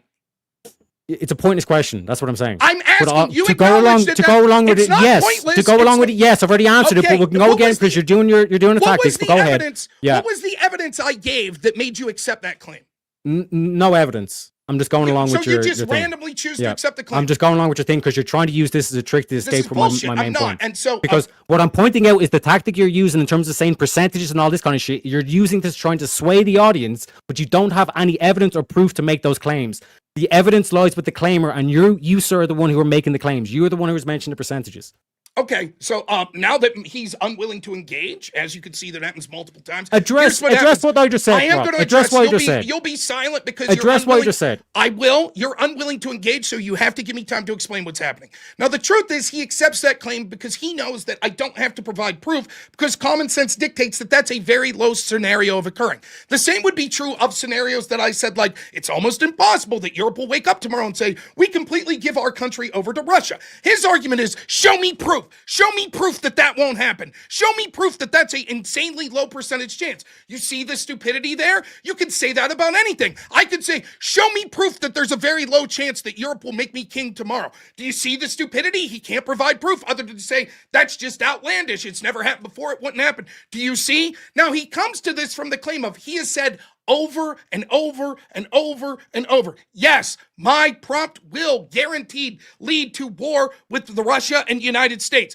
Then he makes it about, but it's about, now when he changes, he goes, it's about percentages. It's about your own statement. No, you're the one said- that brought up the percentage, Rob. Your own statement. The percentage is irrelevant. The You're percentage the one is that's just, saying are you 100% this will happen? This is what you've been saying all night, Yes. Rob. And like I said, to go back to my critique of your argument, this is what you've been constantly doing to try and poo-poo my argument. Say, folks, it's a 0.0% chance of happening, even though I've explained a lot of like the whole discussion has been actually going through like what's happening in Europe, which again, like not a lot of Americans understand what's actually going on in Europe. Like I said, Hungary, we can just mention Hungary to begin with. But like I said, you're the one who's making the claim that it's highly unlikely to happen. But even when I grant all this shit that you're saying, I can still work it in where it still leads to world war. But in terms of like absolute certainty of 100% that no matter what happens, look, of course, there's like a unicorn come down or aliens come down, whatever you could say, hypothetically. Because what you're doing, Rob, is just saying, hypothetically this happen. And you say, see, there's like an outside chance. that's you. That's what you're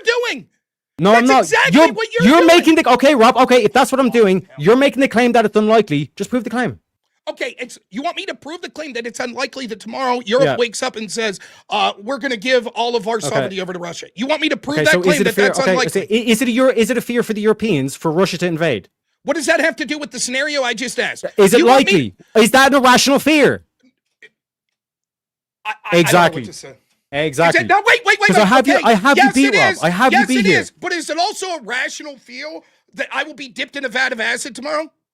So it's a likely threat. Is that a rational? Is it a likely threat? Is it a rational? Is Russia invading a likely threat? I answered your question. You were saying yes, it is, but then you're saying it's unlikely that Russia should take over the EU. I answered your question. Now answer Square that circle, Rob. Square the circle. So explain the contradiction. Okay, I'll explain the contradiction. Russia, or Europe, having fears that Russia will invade doesn't lead to, therefore, it is likely that tomorrow Europe will wake up and say, we give all of our sovereignty to Russia. Explain That's the link. not that. Oh my God, that is a complete straw man. Are you kidding me? You're the one that's been making the claim that it's extremely unlikely that Russia would invade Europe or try to take over Europe. And then, like I said, you're also making the claim that a fear of the European people is that Russia will take over Europe, and then that will lead into the whole argument. You're caught in a contradiction, Rob. You asked me all the things. This is what happens when you do the percentages. Your argument was as follows. Let's go down into how we got here. You said, Rob, you've said a lot of things are likely or unlikely, and I'd like you to prove no. it. You didn't say that. You said a lot of percentage. My argument, I'll repeat my argument again. My argument is you're saying that my argument is like 0.00001% chance of happening. And I say you have no proof to that. And like I said, even by your own admission, you said that European fears that Russia will take over, which means that it's likely to happen, especially because Russia is currently engaged in conflict with Ukraine. I want you to pause and listen for a second. Stepping down. Did you say, you've said percentages about things. I'd like to see you prove any of those. Did you say that? The claim of yes my or no, argument did you say that? Because you keep making the claim that this is extremely unlikely to happen. This is 0.001% chance to happen. I want you to answer the question I just asked. Did you say, you've made a bunch of claims about percentages. I'd like to see you prove any of them. Give the evidence. Did you say that? The 0.001% chance, yes. Okay, what did I say that of about? My argument. What did I say that about? What argument? All my word salad is like 0.00% chance, never happen. One of them was one of your arguments. Cede ground to Russia, which would inevitably end up in this. One of your arguments, maybe Russia or maybe Europe wakes up tomorrow and voluntarily gives all of their sovereignty to Russia. Was that something you said? That's something you said. No, that's something you said. That's what you brought in. No, that's what you brought in. I said, let's hold. We can go again. That's what you brought in. Here's what happened. I said, this would lead to World War III. Because if we do the prompt and Russia takes over the European Union, that would lead to a conflict with the United States. And you said, yes, but isn't it also true that if tomorrow Europe woke up and voluntarily gave all of their sovereignty to Russia, would that lead to World War III? And I said, yes. And you're like, and I said, but that's a ridiculously low percentage chance of happening. Then your argument in part is prove that that's a low percent chance, correct? Yeah, sure. Okay, so you want me to prove that it's a low percent chance that Europe wakes up tomorrow and voluntarily gives their sovereignty. And what I'm saying is you don't have evidence to make that claim. Okay, so what would evidence for that claim look like? To provide that there's good relations and that this like just to say like simple kind of like either logical examples or whatever to prove that like this is completely impossible. Okay, how about that? You're the one. One sec, Rob. You're the one that's been saying impossible and like 100% and 0.0% and all this kind of shit. Let me return in terms of this. Like I said, like it's a common European fear that Russia is going to take over. And like I said, no matter what way you look at the board at the current state of play. Sure, there's hypotheticals in terms of like the abstract of what could potentially happen. But as an American, it's more advantageous for Russia to take over the European Union because if that conflict is going to happen anyway, if conditional, if that conflict is destined to happen anyways. Word salad bullshit. Yeah. This is all bullshit. So I'll prove the case. Okay. Bacon gay. Did Europe give up all of their sovereignty today? No. Did they yesterday? No. Did they the day before? No. Did they the day before that? No. Did they the day before that? No. Did they the day before that? No. Did they the day before that? No. Did they the day before that? No, but this the past 10 years. No, again, this is just a tactic that you just don't. Like I said, to show you that answering your questions are irrelevant, Rob, because you do the whole percentage and all this kind of stuff. You just asked me the same question 8 times in a row to prove that your questions mean nothing because you're trying to deflect from the point that I'm making. The past 10 years have they done that? Because, like I said, we can go back to things like even if Ukraine was to cede the ground, Ukraine would lose all faith in the EU. That would have a knock-on effect to the Baltic states. So even if I grant you that, even if I grant you your position and grant you everything in terms of your argument, there is still a path where it leads down to the war anyway. So you're acting as if, like, do you see, for Russia do you see not to what you take do? over Do the you see EU, how you move the it's goalpost? more advantageous to the Americans. We're talking about, you're like, I'd like to see you prove that it's a low probability. Let me finish. You just asked the same question 8 times in a row when I kept exposing how the percentage difference makes no difference. Okay, so what you were like, I'd like to see you prove that there's a low probability that Europe tomorrow gives away all their sovereignty to Russia. And so I start with this.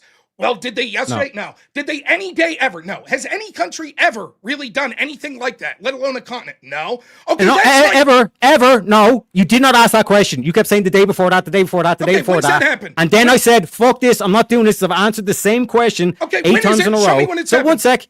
Yeah, France gave up their sovereignty to Nazis during World War II. When they were being Switzerland attacked? was neutral and they let Nazis march right through them. Attacked? This whole, like I said, we went through this. There's a history of European countries giving up their sovereignty to a higher power. When they were being attacked. Yes, and Ukraine is being attacked. Europe's being attacked. And that's why Macron is saying we're preparing for war and we will fight to every last different debate. Is Ukraine part of the European Union? Cooked, Rob. Is Ukraine part of the European Union? Not yet, no. Okay, show me the European Union. I said Europe. Europe is being attacked. Your prompt is European Union. Your prompt is European Union, and all of the countries should give away sovereignty. Russia should take over the EU. Okay, so can you show me the country in history that unprovoked, without being attacked or being threatened, said, we give up all of our sovereignty? Show me the country. Go ahead.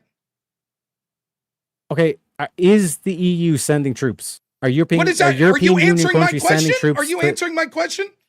Okay, well, do you want to answer? Okay, we'll do this. Yes. Okay, what was that country? Go ahead. Sorry, no. So it hasn't. Okay, so then my claim that there's a very low likelihood that for the first time in history, not just a country, but an entire continent says, you know what, we give all of our sovereignty to Russia, is low probability. That would seem to be strong evidence that that's a very low probability, correct? Mm-hmm. So you concede I'm correct. Can I speak? Because you just went on a thing and then you finished with the question. And would you say that's good evidence and then you can answer the question? Yeah. Answer the question and go ahead and speak. Can I ask questions? Are you going to answer my question? Can I ask questions? I already answered. I literally just got done answering the question with you. Then you went on a soliloquy and then you asked another question. So you just can I ask a question, Rob? So yeah, I just want to be clear. Yeah, you can as soon as because I didn't hear the answer legitimately. You're acknowledging, yes, Rob, that's very good evidence that Europe won't do that tomorrow. No, I disagree. So there's no evidence possible. No, you said that it's unlikely. It's really unlikely for that to happen. I think it's very unlikely if I drop this pen that it'll float up instead of down. Agreed? Yeah, true. Yep. What's my evidence for that? You could drop the pen. Okay. Historical evidence of gravity. 1 sec. Historical evidence of gravity. Historical evidence. Yes. And historical evidence of European countries ceding their power to a foreign hostile power. And like I said, 1 sec, Rob. If you were to ask the average European, do you think it's more probable than not that Russia has plans to take over the EU? They would say yes, the majority. So it's more likely than not. You just got done saying at no time in history what you're suggesting has ever happened. Then when I say, if I drop this pen, do you think that it'll float in the air? You're like, no, because of history, because we've seen the experiment play out over and over. So why wouldn't it be strong evidence that I got you to concede that this has never happened? What? Why wouldn't it be? You acknowledge that never in history has something like this happened. That a continent says we completely acquiesce our sovereignty, even though we're not being attacked, to a foreign country.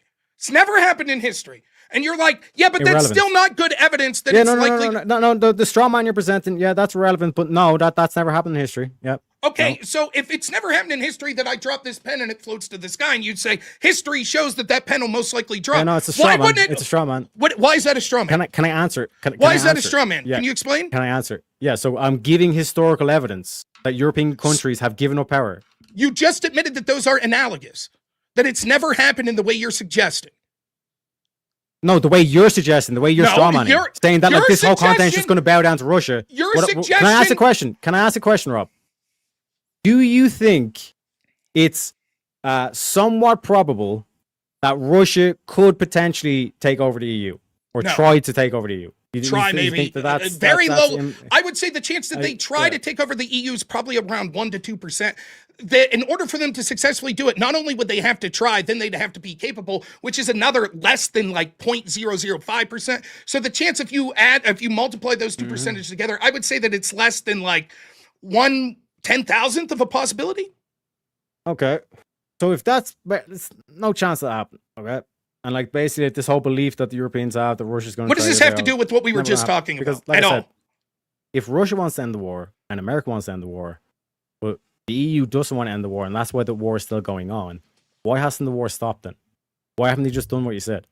Just give the ground to Russia. Because Russia's not going to take. Not going to try. Wait. First off, complete goalpost move and shift. Concede that you were wrong on the complete. Your original example that we were talking about before we move on, it was this: what if tomorrow Russia or Europe wakes up and gives all of their sovereignty to Russia? And I said there's a very low likely of probability. You said prove it. I proved that nothing like that's ever happened. I got you to concede that the reason you accept that the pen most likely won't flow up is because history shows that doesn't happen. If you're acknowledging, as you did, that history shows that the entire continent of Europe won't give up their sovereignty. I've never said entire continent. I've never said entire continent. That's the straw man. The entire European Union. That's the straw man. I never said entire continent. What did you say? That's you. Okay. The EU, the European Union. Fine. There's never been a. Yes. So again, like I said, let me finish. Let me finish. The reason because, like I said, you're not addressing my question. So let me. Okay, keep running from the question then. You're so right. Let me tailor the question specifically. You're right. Not the entire continent of EU. Just 27 countries. Just Ukraine. Yeah, just 27 countries will all tomorrow give up their sovereignty. That's your argument. No, that's a straw man again. That's not my argument. Was your argument as follows? What if tomorrow all of Europe, European Union... You're doing a side quest to the prompt is should Russia take over the EU. Yes. No, the problem is... I understand what the prompt is. I understand what the prompt is. The problem is within that prompt, you make claims. I say those claims are outlandishly low possibility. You're like, prove it. I show the best evidence. It's never happened. Nothing like this has happened. You're like, that's a straw man. The prompt says X. Yes, but in your defense of the prompt, you make claims that are incredibly low possibility. I want you to tell me with a straight fucking face right now that you believe that there's a good likelihood that Europe tomorrow gives up their sovereignty. European Union tomorrow gives up their sovereignty. Again, this is straw man. I'm not saying that Europe. It was your hypothetical that Brussels was going to wake up and then hypothetically. This is all a scapegoat to get away from the original prompt. That it does make more sense for Russia to try and take over the EU. Because especially as an American, like I said, you would weaken their forces, and it'd be more beneficial for the EU to fight to fight Russia. Furthermore, if I can finally get back to the fucking question, I'm going to take it right back. I'm not leaving you with the goalposts. You can talk, because you won't answer my questions. You keep running from the questions. Your question. If Ukraine is not part of the EU, why is the EU holding up the deal? Okay, I'm going to get back to the point. Why are they holding up peace? Answer that question, Rob. Because countries could have geopolitical interest in countries that aren't part of them? Yeah. Why is the United States still funding them? Are you saying then that Ukraine's part of the United States? The United States is funding Ukraine. Is that because there's no threat? You're the one that's saying that there's no threat to Europe. There's no threat to Europe. You said it's highly unlikely. Your own claim to my first question was you said it was you were highly unlikely. No, firstly it's here we go. That's how you say it, right? My original question was, do you think it's likely that Russia would actually try to invade Europe? And you said that's extremely low. That's an extremely low possibility.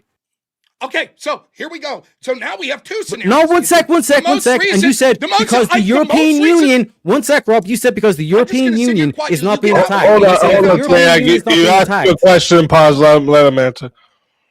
So you can see what happened here. He's like, he completely moves the goalpost. We're going to get back to the original post, but on the moving a goalpost, he fucks up again as he is the whole debate. And he goes, well, clearly Ukraine's part of the European Union, or else why would they hold up a peace deal? And I said, well, the United States is funding it.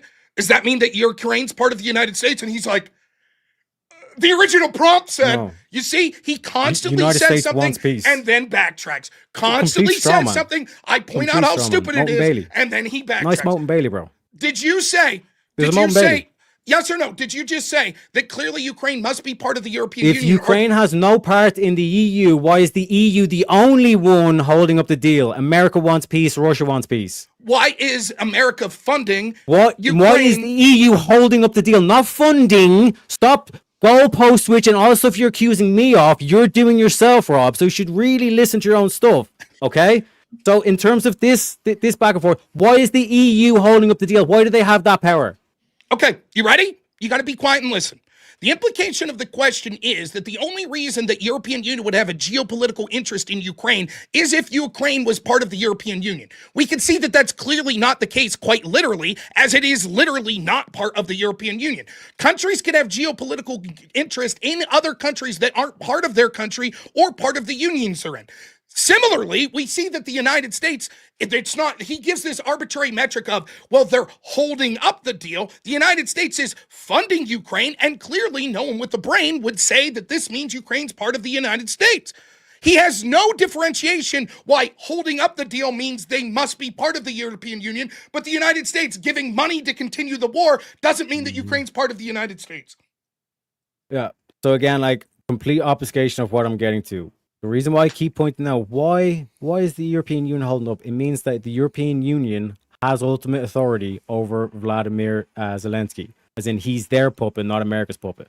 Like this whole thing, like I said, Trump. One sec, you have your boy Trump in office. He said day one there's going to be peace. We're going to end the thing. He kept funding Putin. One sec, Putin himself was like, I want peace as well. Like I see these my brothers and all that stuff.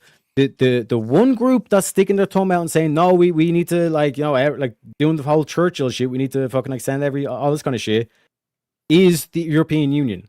And like I said, in terms of this dynamic, if those are the elites at power, then damn right you should want Russia to shatter that thing into a million pieces. And like I said, this whole thing of like the entire continent or trying to like do this whole thing. Like I said, discussing it, you already granted me that half half of what is currently Europe would be siding with Russia anyway. When the United States funded the Mujahideen, were they part of the United States? It depends on what way you look at covert operations, but to Were be they good part- faith, was I'd the- say no. I'd say no. So it's almost like that countries can fund or help control other countries without them being part of their countries? That's almost what it seems like. That happens all the time, in fact. That's It's not interesting. the same thing. Anyways, Funding back is to the not point. having- Great. Now that we got that funding. concession. One sec, to clarify, funding does not mean ultimate power. Now over. now we go back to sort of where you tried to run from. You brought up this scenario, and this is what's going with on. you You all said, day, baby. now you I'm Captain backtracked off America. things over and over throughout I'm this right by your debate, but side, I'll bro. remind, as you want to run, here's the scenario of how it played out. We'll go Why are you through running? it painstakingly, step by step. You said, here's the problem, Rob. You saying that if Russia took over the EU, like I'm suggesting in the prompt, that would lead to World War III. However, wouldn't it also be true that if all of the European Union tomorrow said we're giving Russia our power and land, that would lead to World War III? Is that something you said? Yeah, and you agreed with. Okay, but you said that. That's clear. Yes. Great. And you so agreed when with I said sure, but there's a very low probability of that. Then you said, I'd like to see you prove that. And I began to prove it. And then you started saying, that's your argument, Rob. That's your strongman. No, Teriak, you're the person who originally said it. And I said that's a ridiculously low percentage. In fact, this was a big portion of the debate. I said, I think there's a third most likely scenario, which is that we don't see World War III over this. That instead what happens is there's a gradual grind down. The United States will back out. Europe might fund a little, might not. And there'll be a negotiated settlement. I don't think that'll lead to World War III. Your argument continually then started to switch to, but Rob, you've already conceded that if Europe is friendly with Russia, it will lead to World War III. I said no. I said that the ridiculously low probability scenario that you outlined would probably lead to some sort of escalation like a world war. That's what we're talking. And when I point out that the absurdity of this whole position is, anyone that's watching, I just want you to think about this. This guy is so debate-brained. And it's so bad faith, which is what it is, and it's frustrating, that he's literally pretending that he doesn't know that it would be a low scenario that tomorrow European Union wakes up and says, we give Russia. I want you to admit right now, seeing as how you've just conceded that it was you that brought up the hypothetical. Yeah, it's a low probability. Let me. Where's your proof? You just said you raised a Let me big clarify. fucking Can I stink. clarify? Let me finish. Okay. You raised a big stink. Prove it. Prove that that's low probability. Now, the fact that it hasn't happened in history doesn't prove. So now you're conceding that you just fucking lied the whole time when you were saying you didn't see proof it was low probability. It was a misunderstanding. Two people can have a misunderstanding and they talk past each other. You know what I mean? And like I said, like my mom did take Tylenol. They call me Tylenol boy. My own chat calls me Tylenol boy because so retarded. My mom took Tylenol. Please be patient. So yeah. So your defense is I'm retarded. No. So you what I'm saying is I can I can grant. What I'm saying is like there's a couple of things of the confusion. So it's like in terms of the like that being the thing, I'm not saying that like that's a straw man or whatever. What I'm saying is like that was your original hypothetical if thing was to wake up, and I'm saying is like I'm granting your position that like because you were the one that was originally saying it's like what happens if Russia like from their own Europe from their own free will was like, you know what, actually let's side with Russia, and they all of a sudden like That's we're going to not start what picking up this the Russian language and hypothetical stuff. was. One sec. Let me. Yeah. I'm just what you're saying. That's a highly unlikely situation to happen. I agree with that. And if that's what I came across, I do apologize. Like I said, that's a mea culpa. That's L's in chat for Teriak. If that's what like it came across, whatever. What I'm trying to point out is I'm originally granting Rob that this is going to lead to World War III. Because like I would love for a situation where Europe can get along with Russia, can be very friendly with Russia, have Russian culture and stuff, but also is very friendly with America, and both Russia and America are very friendly. Like I said, we can all unite under that vision of Rome. That's what I'm trying to say in terms of that. You know what I mean? But like I said, when you were saying, just to clarify, I got confused as well when you're saying like your argument basically boils down to 0.2. I thought you were saying my whole total arguments that I've been given all amalgamate down to 0% chance. Don't even do it. Whereas my thing is 100% chance. But I was even trying to engage with you, Rob, and saying even if I grant that where they come to an arrangement where there's some land swaps, Russia gets the favor and all that stuff, Ukraine would fundamentally lose all hope in the European Union, and that would have a knock-on effect. The domino would start falling from there, to which it would like substantially favor Russia anyway, and you're going to start having that naturally occur in the next couple of decades anyway. First off, when your defense is I'm just a fucking idiot, excuse me if I don't follow your fucking scenario of trust me, bro, this stuff's gonna happen, when you're acknowledging that your defense is that you're an idiot. Secondly, it's very difficult to have a debate because what happens is all we know about each other is we're taking each other at our word, correct? So if I say this is what I believe, you then build your strategy and your discussion off of me saying I believe that. If I later say, nah, I don't believe that, then that makes the portion of the debate that you built your strategy on that irrelevant. Similarly, when you say over and over again, yes, my scenario will lead to World War III.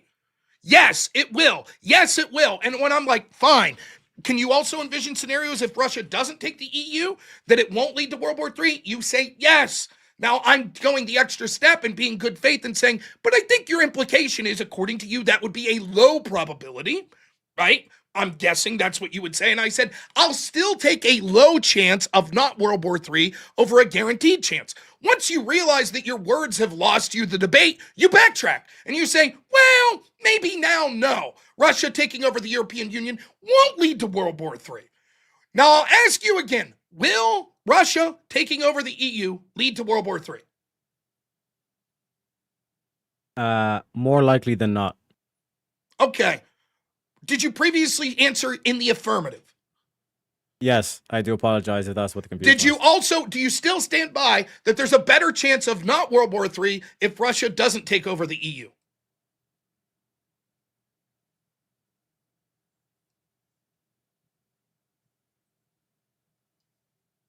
Yep. Why wouldn't we prefer that? Because that would require America attacking Russia and But that's World War III. You just said if that's World War III, then sorry, then I got that wrong. Sorry. I'm trying to factor in like the tiny percentages. This is what happens, like I said, Rob. Please be patient with me. My mom took Tylenols, okay? Like thankfully Robert or RFK came out and he kind of confirmed that that explains my retardation. Like I'm trying to fact when you say it's like, oh, like there's percentage chance that this is the low percentage chance kind of shit, I'm gonna factor that in. Because if you're saying 100% will like that there's no course of action, this is going down in World War III. I'm trying to say like more likely than not to be like I'm trying to be 100% here. Like, yeah, but when I say, is there a less likely chance of World War III if Russia doesn't take over the EU? You said, yeah, there's less likely. And I was like, okay, then why wouldn't I take that? And you're like, because US would attack Russia. Well, that's World War III. So is there a less likely chance of World War III if Russia doesn't take over the EU? No, bro, I don't see it. Like, I don't see us getting through this show, bro. Like, but like, don't get me wrong. It is a winnable situation. No. Let me rephrase. You said that the status quo is basically your prompt. In the status quo, Russia will take over the EU, correct? No, that Russia should. take over No, the EU. but yes, you think they should, but you also then got saying, when I was like, let's go through what you think the most likely scenario is. And you went through that whole most likely scenario. Russia will. Okay, Yeah, so the most status likely quo, Russia will lead to your prompt.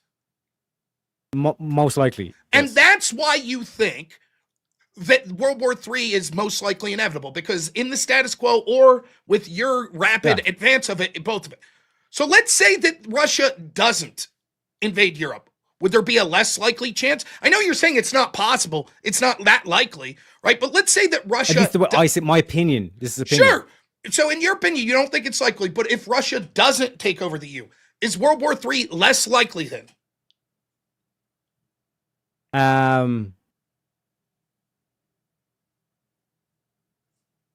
Wait, is World War III less likely? Correct. If Russia doesn't take over the EU, is World War III less likely? I'm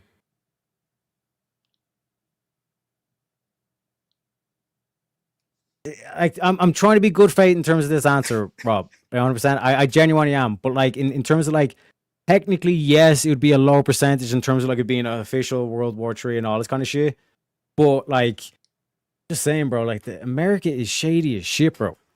Okay, You know but what I mean? explain to me what the World War... So it's easy to see the scenario where Russia takes over Europe. It's easy to see how that leads to a conflict with the United States. If Russia doesn't invade Europe, where's the scenario? How does the United States end up in war with Russia then? Because why is Trump going for Canada and Greenland and Defense.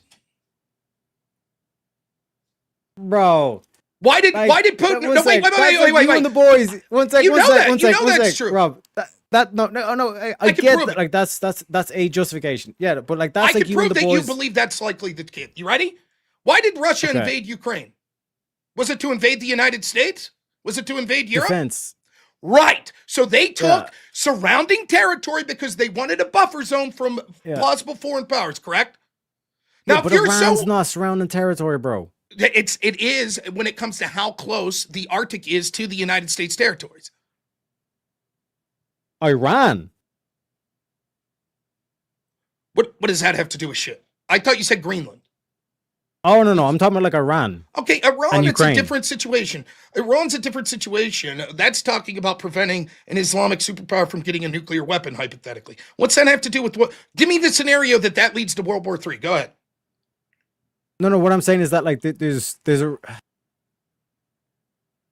like in my opinion, like more likely than not that like that whole like because it was literally America and in helping part with Israel does do good things. Like that whole like Iranian revolution that we're seeing take place now is basically because of them. So one could make the argument that they want Iran to become Western friendly to put more pressure on Russia because that's like this, if they can get that whole like basically ancient Persia Western allied with America, then Russia is literally surrounded. I don't think Russia would be that concerned with Iran. In fact, I think that if the United States was like, look, we're going to lead to regime change in Iran, but we're going to pull out of like defending Ukraine, then Russia would be happy with that deal. I think they would. I don't think they'd have that much of a problem. I think that you've conceded that Russia could launch a war of aggression, not just attempting to purchase land, launch a war of aggression for defensive purposes, to defend their borders. So why would it be that the United States trying to buy Greenland would not also be considered a possibility of defensive purposes? The truth is you have to concede. It is far more likely, and I don't even understand why you're arguing this point. It is far more likely that in a world where Russia literally invades and takes over the European Union, it makes conflict immensely more likely with the United States than if it doesn't. It's just, I don't even understand how it's a debatable point. I don't get it.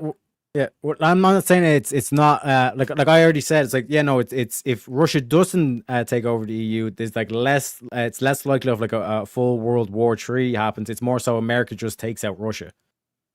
Okay, and so that's why it's less likely for World War III. Your point is that it's the most likely, not 100%, but most likely that this will lead to World War III. Why would we do that? What's the benefit? What's the upside? You're rolling the dice. You're saying there's a better than not chance this leads to World War III. And if not, there's a far less chance. Why would we take the better than not chance? Stage, how many hours? We're 4 hours into the debate. I might as well go balls to the wall because basically your government is like National Socialist, like a continuation of the National Socialist, and they see Russia as the ancient enemy.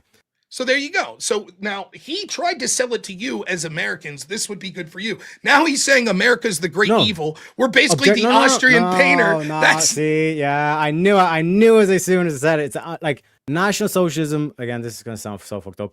The philosophy behind National Socialism is not theoretically that bad, because technically, like, the problem with socialism, why it doesn't work in its raw form, is you get what you see happening in the left wing, where it's like this so diverse, caring about like basically strangers and no caring about the actual individual. But when you have National Socialism, you actually have something to bind that empathy to. You can bind it to the nation. The same thing happens with Islamic communism, or like any basic religion can work with communism as well, is because you technically get rid of the state, but you still have the religion binding it. That's why, like I said earlier on, when you start to use the Syria example, I instantly went to Muslim.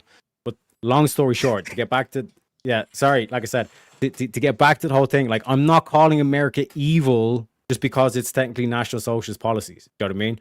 But your CIA basically was a continuation of the SS. Oh, so that's undeniable. So then, okay, so it's not a moral judgment. It's just that we're Nazis.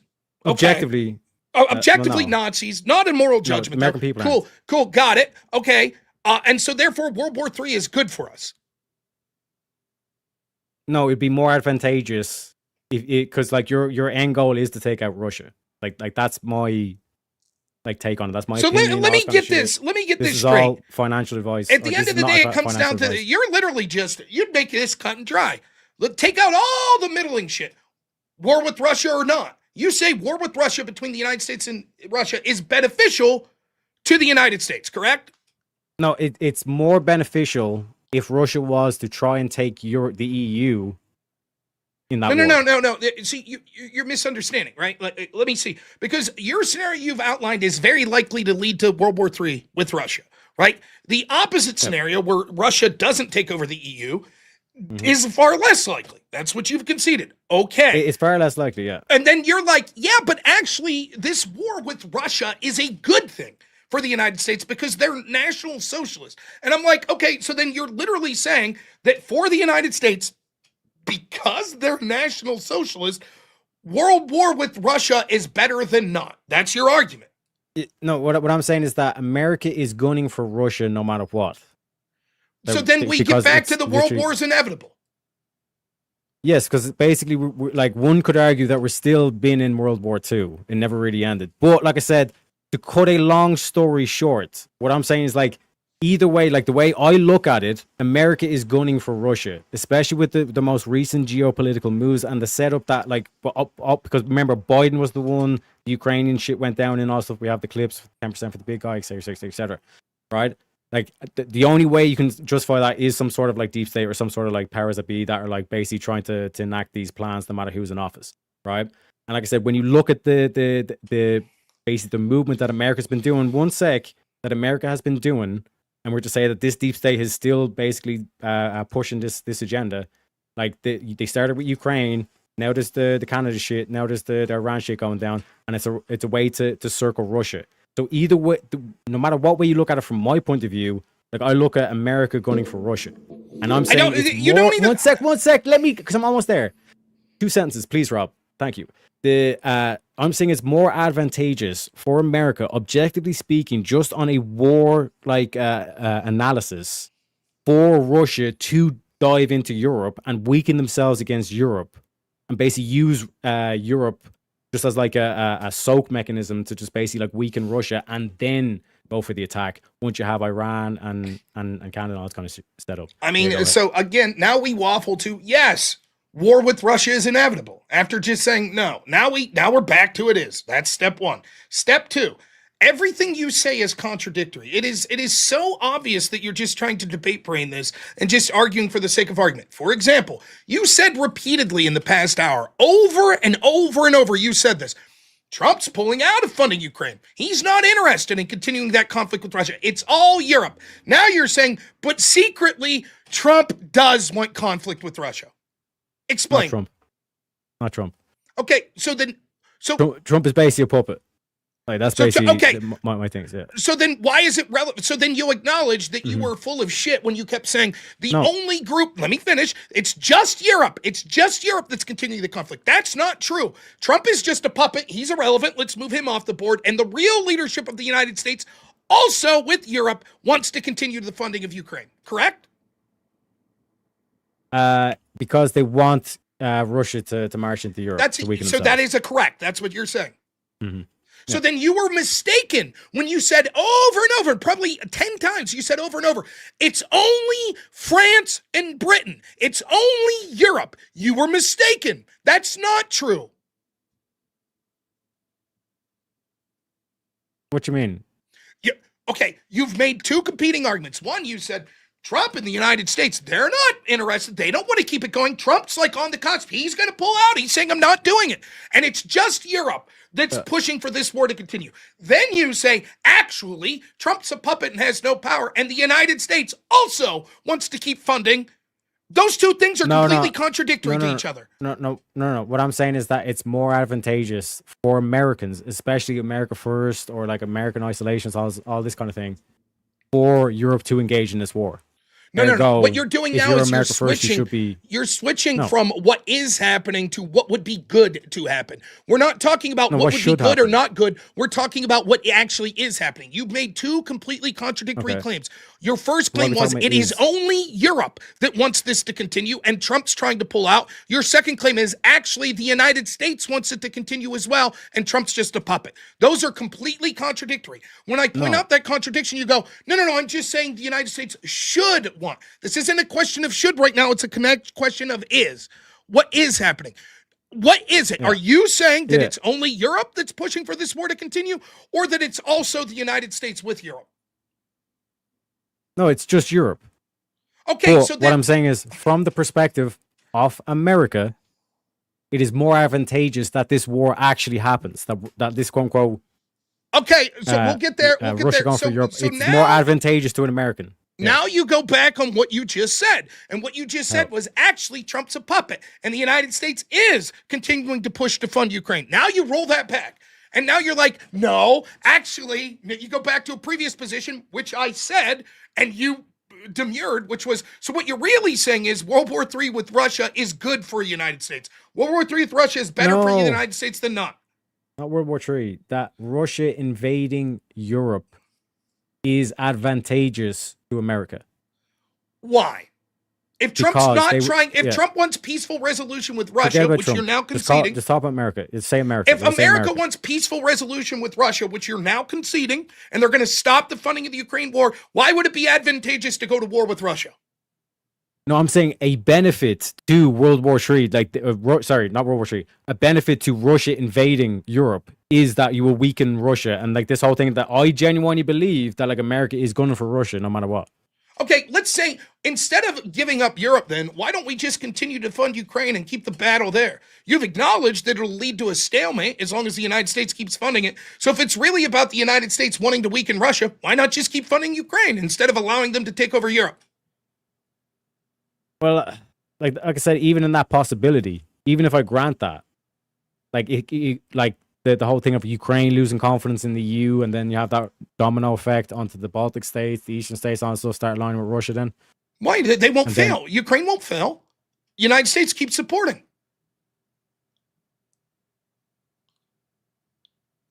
Wait, what? You're Ukraine won't. Your scenario was Ukraine would fail because the United States pulls out, and Europe can't do it alone. Yeah. Okay, why? If it's really the United States agenda to weaken Russia, why wouldn't they just keep funding Ukraine? It's currently weakening Russia. Why not just keep doing that? Why risk allowing them to take over all of Europe? Yeah, it's like the same thing in World War II. Like the Germans were like making solid gains on this kind of shit, but it's when Germans marched too far into Russia is when they failed. So it's like the same thing with Russia. Russia understands Russia this whole thing is of like they don't. Now. Like No. The most advantageous thing, what you acknowledge is Russia right now is involved in a meat grinder. Like, this is very similar. The United States has done this to Russia before. They did it to the Soviet Union, going back to the Mujahideen. Just like happened to us in Vietnam, right? You get involved in this quagmire, and it keeps building up. As long as the United States keeps funding Ukraine, okay, Russia's at a stalemate. Why would the United States, if their real goal is to weaken Russia, say, actually, we're going to pull out? And we're going to allow Russia to not only take over Ukraine, but on the hopes, on a wing and a prayer, that they then also proceed to march through Europe. We're just going to hope that happens, that they march through Europe. Then we will finally say, aha, now you're weaker and we'll go attack you, Russia. That's No. comical. That's comical. Like I said, like I'm doing where I can even grant those arguments and still show how it still leads to World War III. You know what I mean? No. One sec. In that dynamic, like I said, like where all the dominoes start falling and all the these European states start joining Russia, you already said that would be World War III because then America would be forced to intervene. Yes, that's not what I'm talking about right here. We're talking about, you're like, what should happen is the United States should weaken Russia. That's not your position, right? You've completely changed from the beginning of the debate. No. What I'm saying is, objectively speaking, from like a war, like general point of view, it'd be more advantageous for America if Russia was to march into Europe. Okay, let's rewind and see what happens. You say if Russia goes into Europe, almost guaranteed there's going to be war with the United States, correct? Yep. Less likely if Russia doesn't take over EU that there's war with the United States, correct? Yep. But you think that the United States anyway should try to weaken Russia, correct? No. They shouldn't. I don't think they should. Okay. Do you think the United States is so they shouldn't do it. But you think this is the scenario that what's going to happen is the United States wants to weaken Russia. That's your argument. Yep. So they're going to pretend to stop funding Ukraine, but in reality, they're only doing that because they really believe the best way to weaken Russia is to allow Russia to take over Ukraine, then hope that Russia invades Europe. Yep. You don't see the insanity of this? Or hear me out, they could just keep funding Ukraine. They could do that, but you're like, nah, they won't do that. Instead, this is some fucking like James Bond-esque villain shit. It's like, yeah, there's Bond. You could just take him out. But instead, it's like, no, we'll set up this fucking, Rube Goldberg machine of all this shit falling that a laser will eventually hit James Bond in the crotch. It's nonsense. Let me tell you what this reminds me of. Like, for real. I had this friend one time I was debating, and he's talking about climate change, and he says, I know that climate change is going to wipe out the world. It's going to wipe out the world. I said, really? You know that? Yep. So what should we do? We have to immediately stop fossil fuels. Immediately. Yep, immediately. It's the only chance. Okay, let's say we immediately stop fossil fuels. Like, how many people do you think will die as a result of that? We go through a bunch of rigmarole, and he's like, millions. Okay, your plan is millions of people dead. Yep, that's my plan. It's necessary. Okay, how do we stop China and India? Yeah, we'll probably have to go to war. Okay, now what are you talking? Probably billions dead. Billions dead? Yep. So your plan is you're advocating for billions dead? Yep. Okay, and what do you think the percentage likelihood of climate change wiping us all out is? He says 20 to 30%. This guy just prescribed killing billions of people off of a 20 to 30% belief that he has that climate change will kill us all. Yeah. That's what you're doing. You're like, I'm cheering for a great war in Europe, a great war between the United States and Europe, because I think that what's going to happen is that this war is going to be inevitable anyways, so I'd like Russia to march through Europe so they're a little weaker when it happens. That's fucking crazy.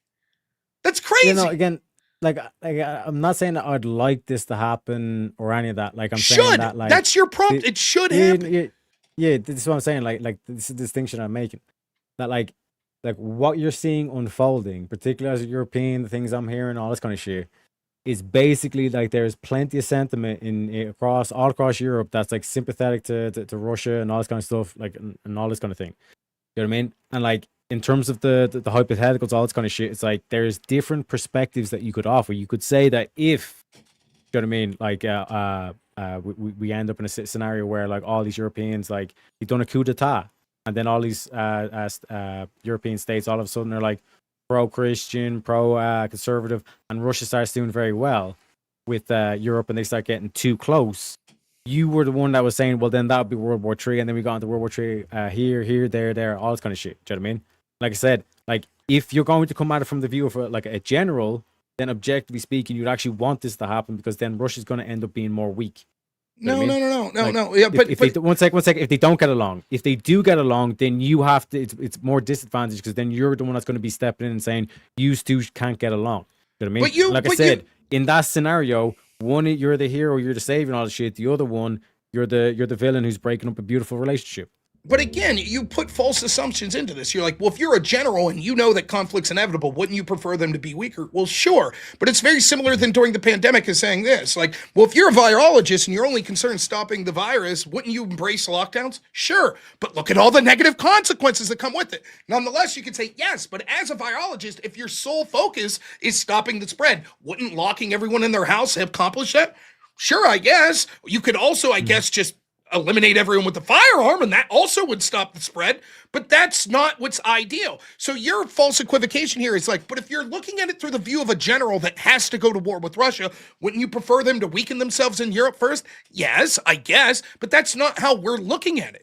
We're looking at it as your concession is that it makes it almost a certainty that if Russia takes over the EU, it ends up in World War III with the United States and Russia. And also, by the way, you're backtracking.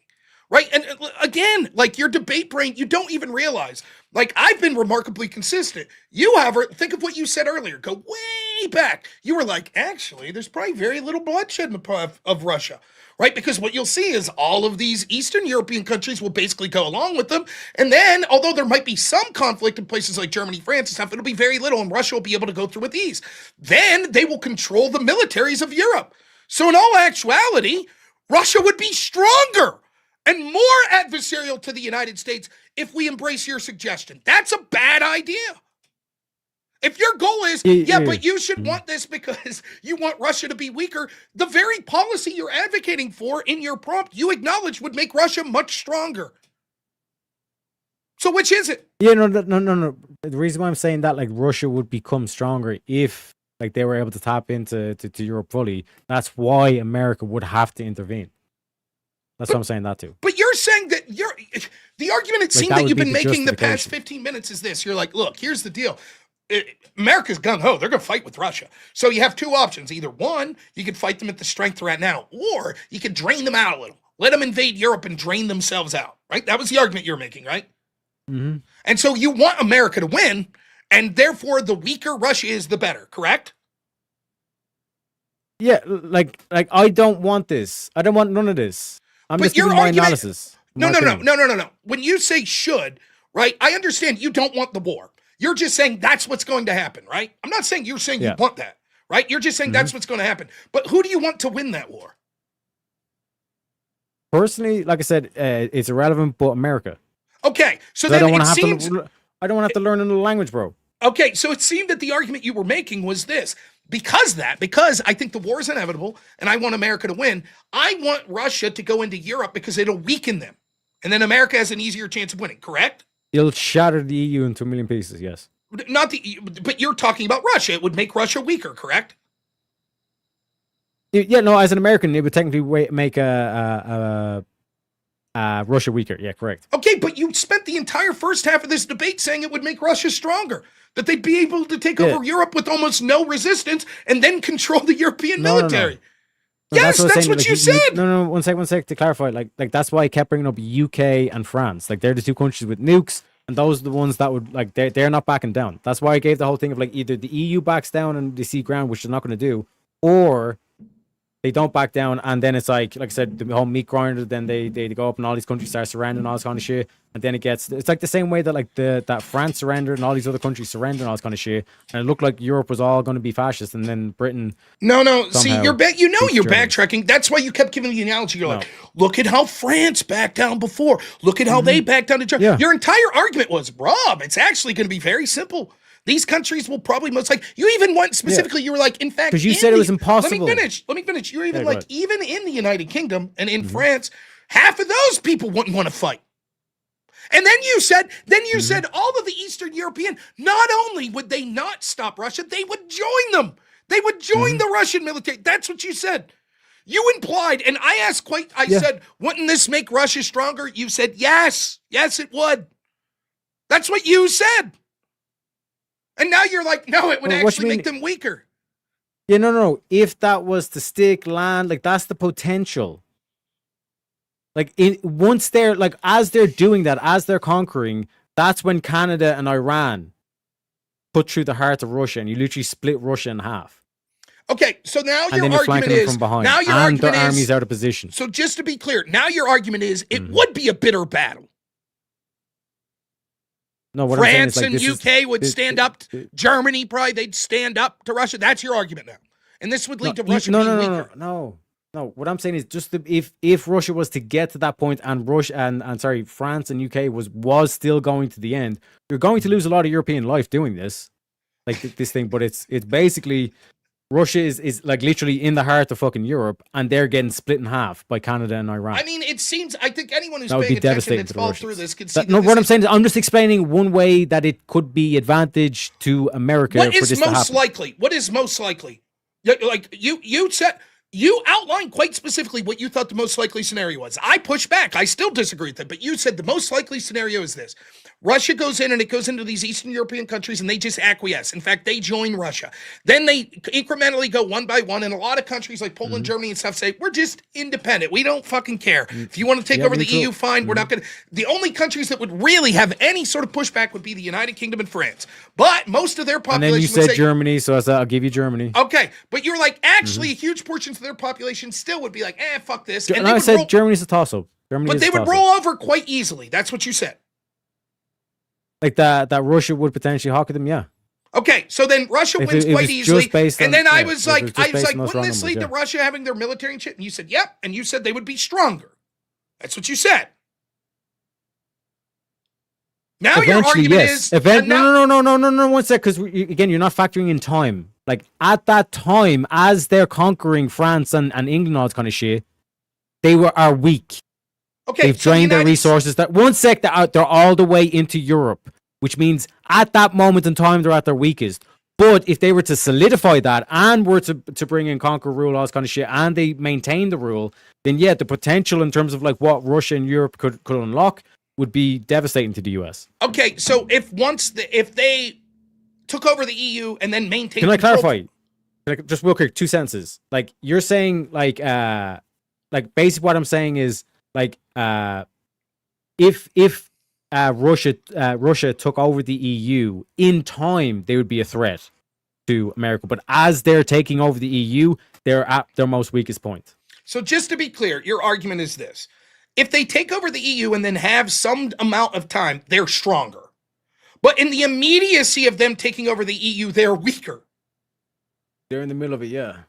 Even Then though they have flank them, access to all the put them in military half. equipment of the EU now, they have access to all the nuclear weapons of the EU now, they have a geostrategical planning point where they're closer to the United States.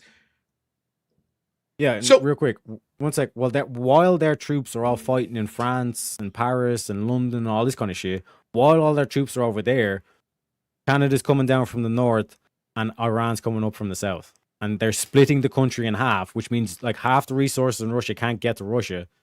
Okay, And okay. then So you basically you're coming at 1 sec, you're coming at Russia from the behind. okay, And you so completely let's. flank them. So would you say then that the ideal opportunity, what you would like to see, because you want the United States to win, right? You want them to beat Russia. Again, yeah, my want is irrelevant. Sure. But yeah, I so would. then what you would like to happen is, as Russia is attacking, the United States gets involved in. That's when Russia's going to be the weakest, right? Yep. Okay, so then you just said that Russia should not take over the EU. You agree with me? The prompt is Why? incorrect. Because you said actually Russia should invade but not take over the EU, and then the United States should attack them while they're trying to take it over. And once they take it over, they'll become stronger. So then your argument they is should, Russia yeah. should not take over the EU. It is Russia should Hell try is to it? take over the EU and fail. That's your argument now. You've just Well, negated yeah, the prompt. No. That's my own personal belief. But But that's I'm the- saying that's like, the in prompt terms of what should. should happen. Yes, Yeah. that's the prompt should. Your belief of what should happen. Now you're acknowledging that actually the No, best case yeah. scenario is Russia should attempt No, to 'cause you're take bringing, like, over the what do you EU want? and then Yeah. America to fight back before they the do key it. word is the key word is want. I mean, what I want is irrelevant. But what should happen, objectively speaking, like either from like if you want to look from an American perspective or a European perspective, all Should that the kind of shit, United States win the war? yeah, sure. Okay, so then if we think that the United States should win the war, would the opportune time for them to attack be while Russia is attacking France? Yeah. So then it's not a matter of want, it's a matter of should. The prompt should say Russia should attack the EU and then the Should take over U.S. the EU, yeah. stop them. No, not take over. Once they take over, they become stronger. Instead, they should attempt to take over the EU. Then the United States would find them weaker and stop before they did. Yeah, I can grant you that, like, specific, but that still part of the plan would be Russia should take over the EU. No, you don't think they should. That's what. One sec. Like, that's what you should be saying. No, that's not what you should. That's not what you're saying should happen. You're saying Russia should attack, and then the United States should attack before they take over the EU. No, because think about it. If all of Europe were saying, turned around right now and said, you know what, guys, I think Russia should think, then that would prompt America. America would have to react. Why wouldn't it be preferable? Shouldn't America react before they take over the EU? What? Shouldn't America react before they take over the EU? Just when they start attacking? As they're taking over the EU. So they shouldn't take over the EU. That's a benefit to America. They should attempt to take over the EU, and then America should get involved before they take it over. Yeah, that's if, Rob, that's if America should win the war. You said they should. Yeah, that's my personal opinion on it. But the prompt is your personal opinion. Speaking, yeah. Like, objectively speaking, from an American's point of view, as the people are in chat, you would this want. Is like, but you understand saying my personal opinion, it's not going to help. The entire debate's your personal opinion. For example, if we go out to eat and I say, you should try the ribs, right? And you're like, well, why? And we have a big discussion. I say, it's just my opinion. It's still me saying should, right? So what you've just identified is, according to you, the thing that should happen is Russia should attack the EU, and then the United States should intervene before they take over the EU. That's what should happen. Yeah. Okay, that's mutually exclusive. Yeah, Russia should take over because, like, just because. Let me finish. I know you realize it's bad for you. That's mutually exclusive from the prompt that you've put out. The prompt you put out is Russia should take over the EU, but now you're arguing actually they shouldn't. They should attempt to and then be beaten. Yes. You concede? Because in science, right, you could make a prediction and say this should happen. Right, and because you make that prediction, you go and test that prediction. Whether or not you get that actual prediction is irrelevant. It's the outcome that you're getting. You know what I mean? No. You're misusing the word. The word should could be used in multiple contexts. It's clear that the topic was suggesting this is something you think would be best to occur. Right? Not you saying should is the pen should drop, meaning that you think that that's what's likely to happen. When you say should in this context, it's clear you're saying this is an outcome that you want to occur. Not in a scientific sense. When you're presenting, but Rob, you know this as being a debater, it's like when you're presenting an argument, you're putting in like the should in terms of the royal we. Like, I'm not just making an argument of what like my personal like beliefs are and all this kind of shit. I'm putting out a should in terms of the aspect. You of, would like, be better just to if you want to go, like, for example, as for an American audience, highlighting the fact that Putin shares a lot of your values, all this kind of shit. We should all get along. I agree with that, Rob. Like, do you mean like I said, like in terms of like my ideal scenario, I think there is a winnable scenario here about uniting under Rome. But like I said, it's like that itself would also be very unlikely. I'd even admit that myself. That's a very low percentage chance of happening, Rob. You know what I'm saying? You know what's happened. You know that you've lost the debate. Now, if you would be further to just concede than to go down this path of challenging the definition of the word should. If that's where we're at, just admit that you've lost. I can do it. I can spend an hour talking about the definition of the word should if that's what you want. I'm just saying. Speaking of that, just a quick time check for you guys. Just letting you know we've passed the 4-hour mark. So if you guys want to keep going, though, I'm game. So if you guys want to keep going, just no concede. Just concede. We'll get to closing statements, and then if audience has questions, something should happen, but not necessarily means it would happen. Correct. So you're happen. suggesting, yes. So what the prompt means is should, is you're saying this is what I would like to see happen. Russia should try to take over the EU. Try. I noticed you added the word try there. Why? No, because that's what you're trying. You're being more specific, which is, to be fair to you, like, this is a good point. This is a good point being specific. Russia should try to take over the EU. And the only way to but you don't want them to. They shouldn't take over the EU. They should just try. Okay, so then I win. This is why I call Russia shouldn't take over the EU. Loki paradox. The Loki paradox. You've conceded, right? You concede that Russia shouldn't take over the EU. One sec, Rob. How would I convince that to happen in Europe? How would I gain support?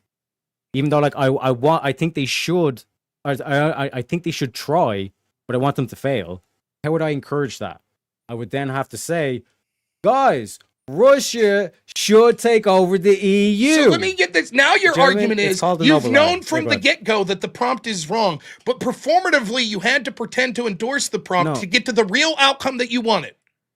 That's your argument now? No, what I'm saying is that I'm willing to lose the debate. I have no issue with willing to lose You've the debate. all this conceded. kind of Just say shit. I concede. So in terms of like that, in terms of the meaning that you're getting to, like the final outcome is what the prompt is, then yeah, like okay, like I can see that part. But in terms of like what we should say, like I said, if all Europeans, that was a key thing I kept going to, is like if all Europeans say we should, or Russia should take over and all this kind of shit, you will affect a bigger change. You know what I All mean? right, But you can I'm only do willing to that by get to opening saying you statements. should. I'll take that concession. I could Yeah, give no, closing like I said, statements. I think we done 4 hours though. Like to be fair, like I think it was Yeah. it was Yeah. only supposed to be 2, was it? Closing statements. Well, I'm good. there was no set time. I originally was gonna do like a scheduled time, but I was like, with these, I think it'd be better we just let it go as long as you guys are willing to go. I But think- yeah, In fairness, this might be a good plan for going forward. We say 2 hours, but if people want to get out, that's perfectly reasonable. But I didn't mind sticking around. You know what I mean? yeah, and I'm sure there'd be more people that'd be willing to do it. And I know you love debating too, so Yeah, I enjoyed. All right, who's doing closing statement first? You want to go Teriak or you want me?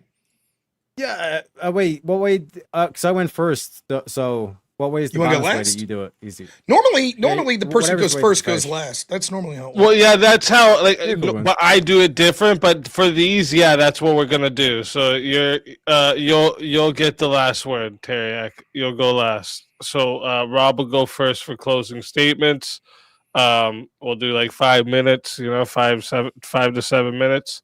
And then after that, if you guys are up for it, we can go through super chats. I don't think there's too many questions. It's mostly just comments and stuff, but we can go through them if you guys want to. If you guys got stuff to do, though, that's understandable as well.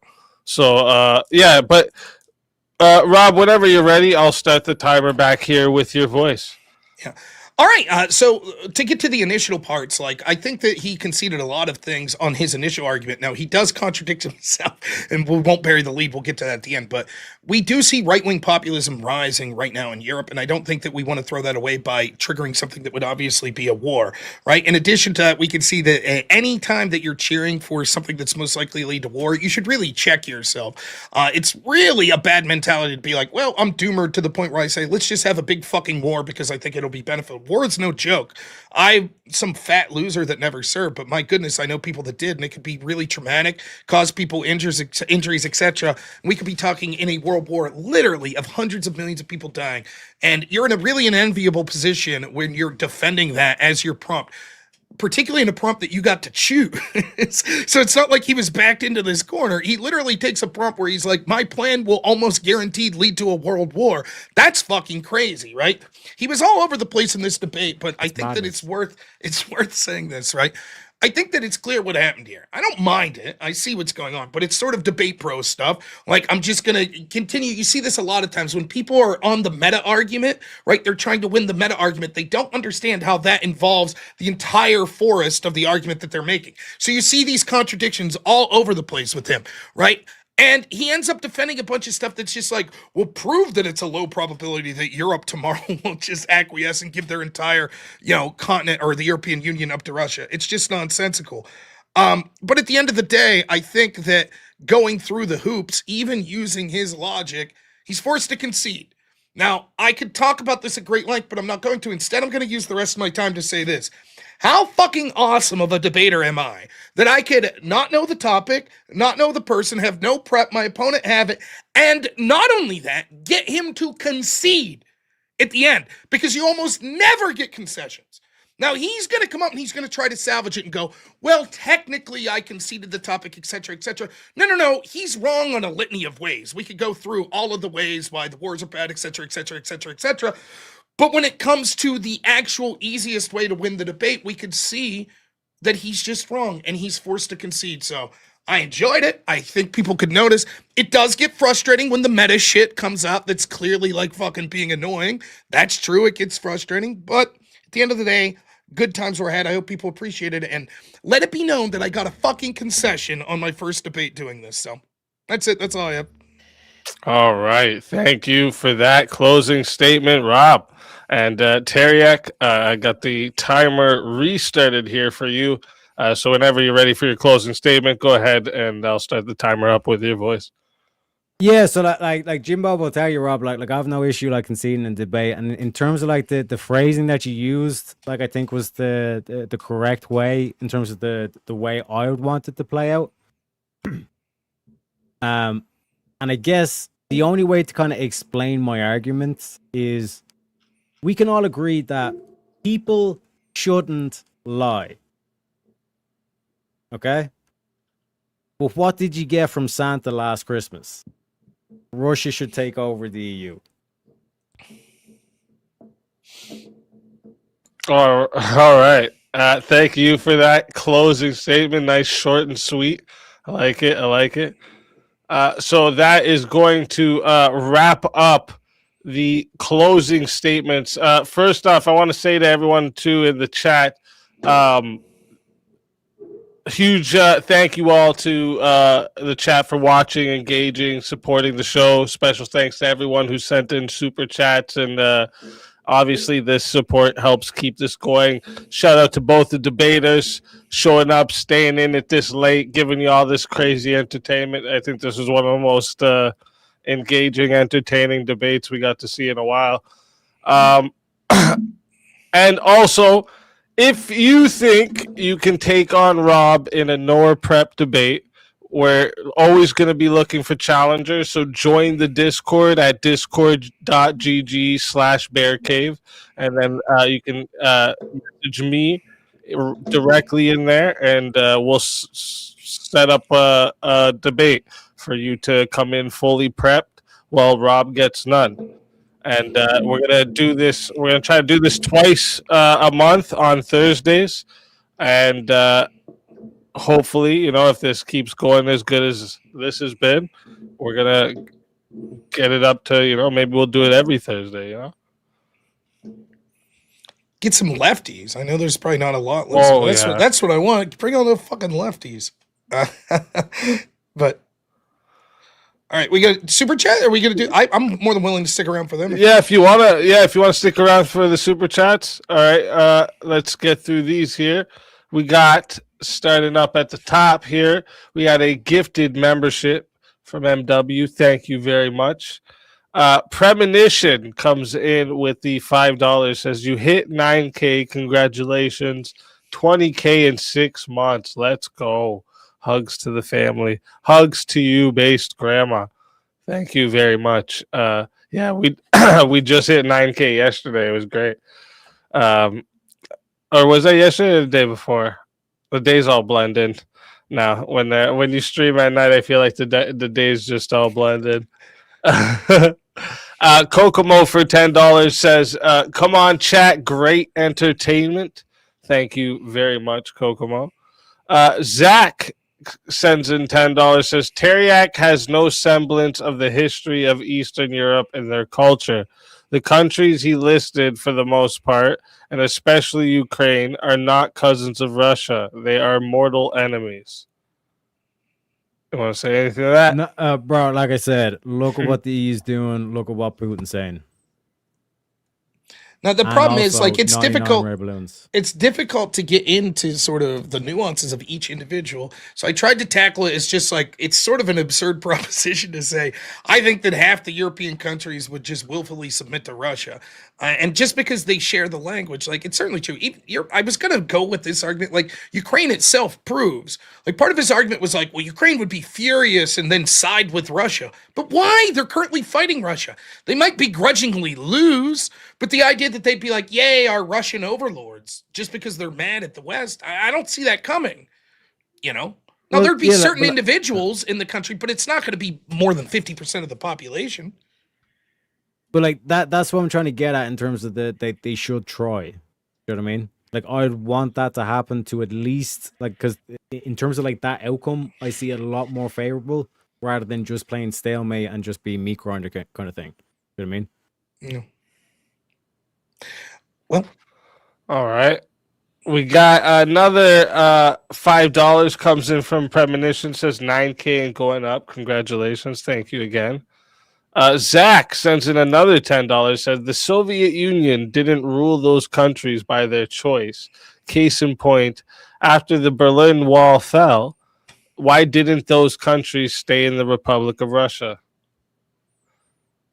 Because the grass is always greener on the other side, and fundamentally the EU has become like a little fucking Russia. Because like they're socialism, borderline fucking communism, all this kind of shit. And it's like that's one thing. Because like I said, I went full national socialism, all this kind of shit. But like I said, extract out the philosophy and all this kind of thing. It technically does work, quote unquote. But what I'm trying to point out is that like fundamentally, the like at least the conservatives slash Christians would be like why are they going to fight versus the the liberals who hate the West and they want to tear down the statues and all this kind of thing as well. You know what I mean? There's going to be a significant amount of people. It might not be like one fell swoop and they have everything or whatever. But what I'm saying is like that's a real danger, at least in terms of the Eastern Bloc. So The it's like conflate. I think the I get your conflation point, is. yeah. I think you're making solid point. Like you could to further Zach's point. Like look at voting patterns now of countries that are more socialist versus less. Like in Germany, you can almost directly see where the wall was, where the people on the east of all that are formerly of the Soviet Union fucking hate it. They hate it. And what you're seeing is the West is embracing more of those socialist policies because the East remembers that shit and they remember how terrible it was. So they're not going to welcome with open arms because they used to be part of the Soviet Union. To the contrary. In addition to that, like I think you're misunderstanding something fundamentally, which is you could have legitimate hatred by large portions of your population to current politics, whether it be Brussels or your individual country, but that doesn't mean that you'll open your arms to a foreign invader, right? I Yeah. like your argument that's like, yeah, but they don't like Brussels. Well, partially true, but man, just like in the United States, there ain't no chance that we were going to open our arms to Putin invading Russia just because Biden or Kamala Harris won. Ain't happening. I know fucking rednecks that would fight to the fucking death to protect Kamala Harris if it was a foreign country invading. And they would hate her and they would say, fuck that. That's my people. You don't do that shit. So I just think you're fundamentally wrong on how these people would perceive it. Like the way I'm kind of looking at it is that it's like if Russia was to try to I'm going to keep on the thing that we ended on the concession where it's like if Russia was to try to do this, there's a lot of outcomes where it's like this is actually favorable in many ways. Like I said, there's the one where like actually genuinely everyone gets along and we unite under this like Rome kind of like Byzantine Empire 2.0 kind of thing along those lines, or it's like I said, in terms of like America being more kind of in an advantageous situation is another possibility where it's a favorable outcome for America. There's a lot of favorable outcomes for this move to be made, even though it seems completely counterintuitive, and I get that. Do you know what I mean? But it was the first episode. I got to hit you with some spice, boys. You know what I'm saying? Now, I want to address someone in my chat. They're saying, yeah, but European Union's different. It's different. Look, I could believe this. If the prompt said something like this, obviously this is too wordy, but Russia should fucking just take out the European Union. Like fucking invade and wipe it out. I think that you would have people that would be like, yeah, fuck it, I don't like Brussels. But that's not the prompt. The prompt is the European Union still exists as the authority over these European countries. It's just that Russia's in charge now. And so while maybe someone in Lithuania might say, yeah, fuck it, I don't care about Brussels, fuck them. They're not going to be happy. And oh, by the way, your vote still doesn't mean shit. Now Putin's in charge of you. They could be happy with that, right? And so that's what I'm talking about. It's not just, well, these corrupt leaders there, people are happy to see them go. Agreed, totally agree. There'll be tons of people that are like, fuck the European Union. Maybe even more than half in many of these countries. However, they're not going to accept that union continuing to exist with now another hostile foreign power in charge of it. They're not going to accept it. But like what I'm saying is that it's not just the leader. It's like the whole like there's something rotten in the state of Denmark kind of vibes. Like this is like core cavities. Like bro, you need to get this. You need to shatter this into a fucking billion pieces because this is like. That's why my opening statement said the very first thought I had was, I don't want someone else to control the EU. Fuck it, get rid of it. I don't want someone in charge of it. I think that it's on face value, let alone the lefty bullshit, just on face value of the idea of sovereignty. Imagine living in a country where unelected bureaucrats are sent to Brussels and control your livelihood. That's fucking insane. My country fought a fucking war over taxes on tea. I can't imagine how absurd it would be if it would be like, well, Rob, you could vote for someone symbolically that's your representative, but ultimately if someone in Brussels says, nah, fuck you, we disagree with your Second Amendment, then I lose my Second Amendment. So I'm for the idea. If your prompt had been, the EU should dissolve, I'd say fucking A. I totally agree. But the fact that it would still remain and Russia takes over is where I take umbrage. I'm just like, no. And I don't think Russia's as based as you think either. I don't think that it's like super conservative. I think in some ways, culturally, it's better than the fucking lefties.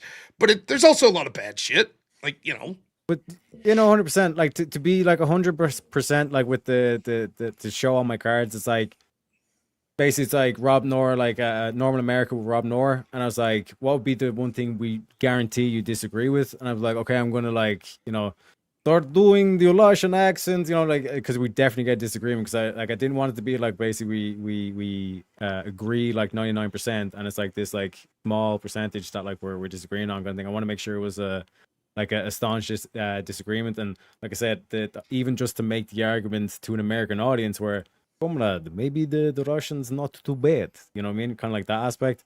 But like I said, you did get me at the end with the like they should try, like that would be my kind of like end plot. Because like I said, even if Russia did, let's say, knock the shit out of America, let's say like that actually did happen, it's like realistically there's worse kind of like leaderships and no empire ever lasts forever, etc kind of thing. But yeah, sorry, go ahead. No, I'll be quiet. We get to the next. Yeah, we'll be all right. Only 4 super chats. Come on, chat. These fellas are putting on a darn good show. That's 20 from Bloody Clarence. Thank you very much. Then we got $2 from Belinda. Says, we'll know when Russia plays Swan Lake on the TV. Thank you very much, Belinda, for the $2. And another $2 comes in from Belinda. Says, Poutine, je suis tellement fan. I think I said that right. I think I said that right. Thank you for that, Belinda. Kyle Angle just sends in $2 just to show some support. Thank you very much. Jack of Blades sends in $2. Says, for Teriak, great first episode, easy, love y'all. Thank you, Jack of Blades. Appreciate the support. Sam Slenderman said, Rob needs to get closer to his mic and Teriak needs to pull back from his mic. Actually, I saw this super chat came in and then I adjusted both your volumes so that they wouldn't have to. You guys didn't have to move anything. Then we got $5 from Premonition. Says, you guys put together a masterpiece here. Let's have more donos, please. Thank you very much, Premonition. Yeah, I think this was a great first episode for sure. A lot of spice. $2 comes in from Jack of Blades again. Says, Rob, the prompt says take over, not invade. Cheers. Yeah, but we did argue that I thought that the only way that would really be possible was through a military incursion. Now, to Teriak's credit, he's like, what could happen diplomatically? But that's where we get to the point where it's like, I just don't see the scenario how that occurs. I don't see, right? Like, in order for Russia to take over the EU, there's going to have to be some sort of invasion. I just don't see the leaders of the EU going, we're worried, fuck it, we'll give up the EU. Again, understand what we're talking about here. We're not saying the European Union saying, okay, we'll give some concessions to Russia here. We'll stop funding Ukraine. We're talking about the European Union saying, you're now in charge of us, Russia. Here you go. You're in charge of all the countries in the European Union. It's not going to happen without force. The threat of force would not be enough. To reveal one of the cards I was playing, like that France card was put in a lot of weight because a big component behind France being like surrendering is because they had Spain, which was fascist. Everyone forgets about Spain being fascist, but that's how they were able to do the Dishbina and get all the Yazis to South America. But then also Italy was fascist too. So like basically France was surrounded. That's why France surrounded kind of thing.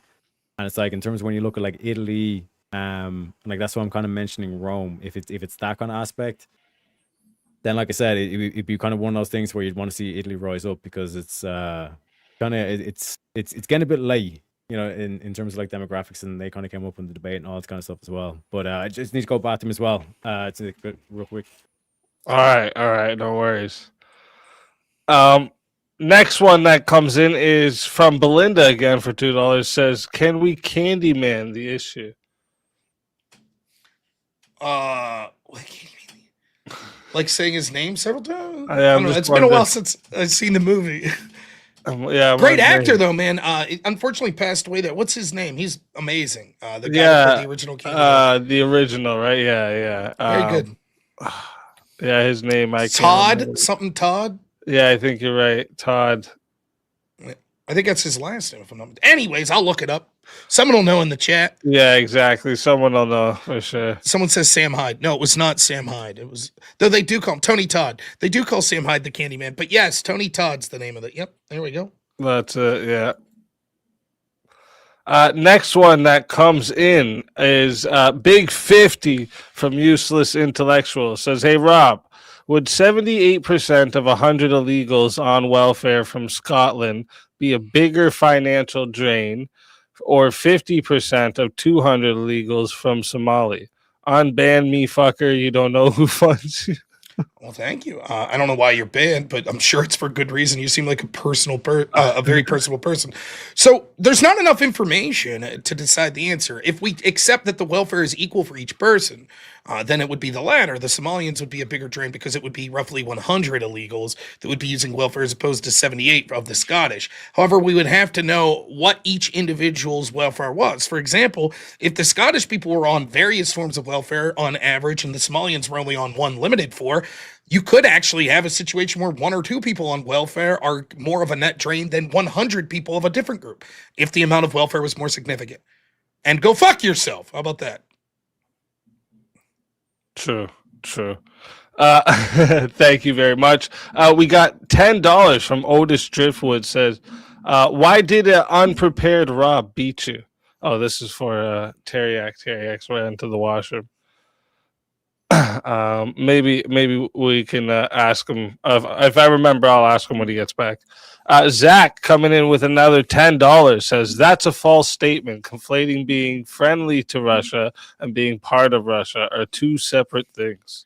This is an issue. Yeah, he put that up almost as I was saying it, where it's like his hypothetical was, right? Like, what if we just Europe completely gives their countries over, the European Union over to Russia? That's different than being friendly with Russia. In fact, I would say that the Trump administration would be like, sweet. I think the beating core of Trump is that he's just like, I just want business deals. I just want business deals, right? Like when you hear him talk about Putin, I think he probably knows Putin's an asshole, but he's like, hey, he's just trying to do what's best for his country. Let's just get some fucking money flowing, right? And so if Europe came out tomorrow and was like, you know what? Yeah, fuck it. Let's do business deals. I think Trump would be happy with that shit. So I don't think that would lead to World War III if the United States saw Russia encircling them and it's like now they own all of Europe. Yeah, what's going to happen is the United States is going to start aggressively posturing. So completely two different things. All right. Then we got another 10 from Kokomo. Says, "Fantastic, lads." Thank you, Kokomo, very much for your support. Then we got $5. Says, "Rob, you're forgetting also that the Islamists are going to take over Europe, and that will also lead to World War III." Yeah, that was a claim that he made earlier, and it was interesting throughout the course of the debate because he kept taking the meta in so many different directions. He lost sight of his original claims. Basically, his original opening statement was like, Russia should take over because they're based and people in Brussels are fucking woke shitheads. And then by the end of the debate, it turned into, well, it's because conflict with Russia is inevitable and I want America to win. And so Russia should invade the European Union to weaken themselves. You know, it's like, you know, I think it's a classic example of struggling to get a debate win as opposed to arguing things you really believe. And oftentimes what you do, you got to be, look, it's fucking tough. You're talking a 4-hour debate. If you're arguing something you don't really believe, it's hard to keep your position consistent. Let me put it this way. One of my favorite shows is Judge Judy, right? And she always says, if you tell the truth, you don't have to have a good memory. Right? Yep. If you're talking about what you sincerely believe, then you're less likely to get lost in the weeds because you'll be like, oh, yeah, that makes sense. Well, here's my position and what I believe.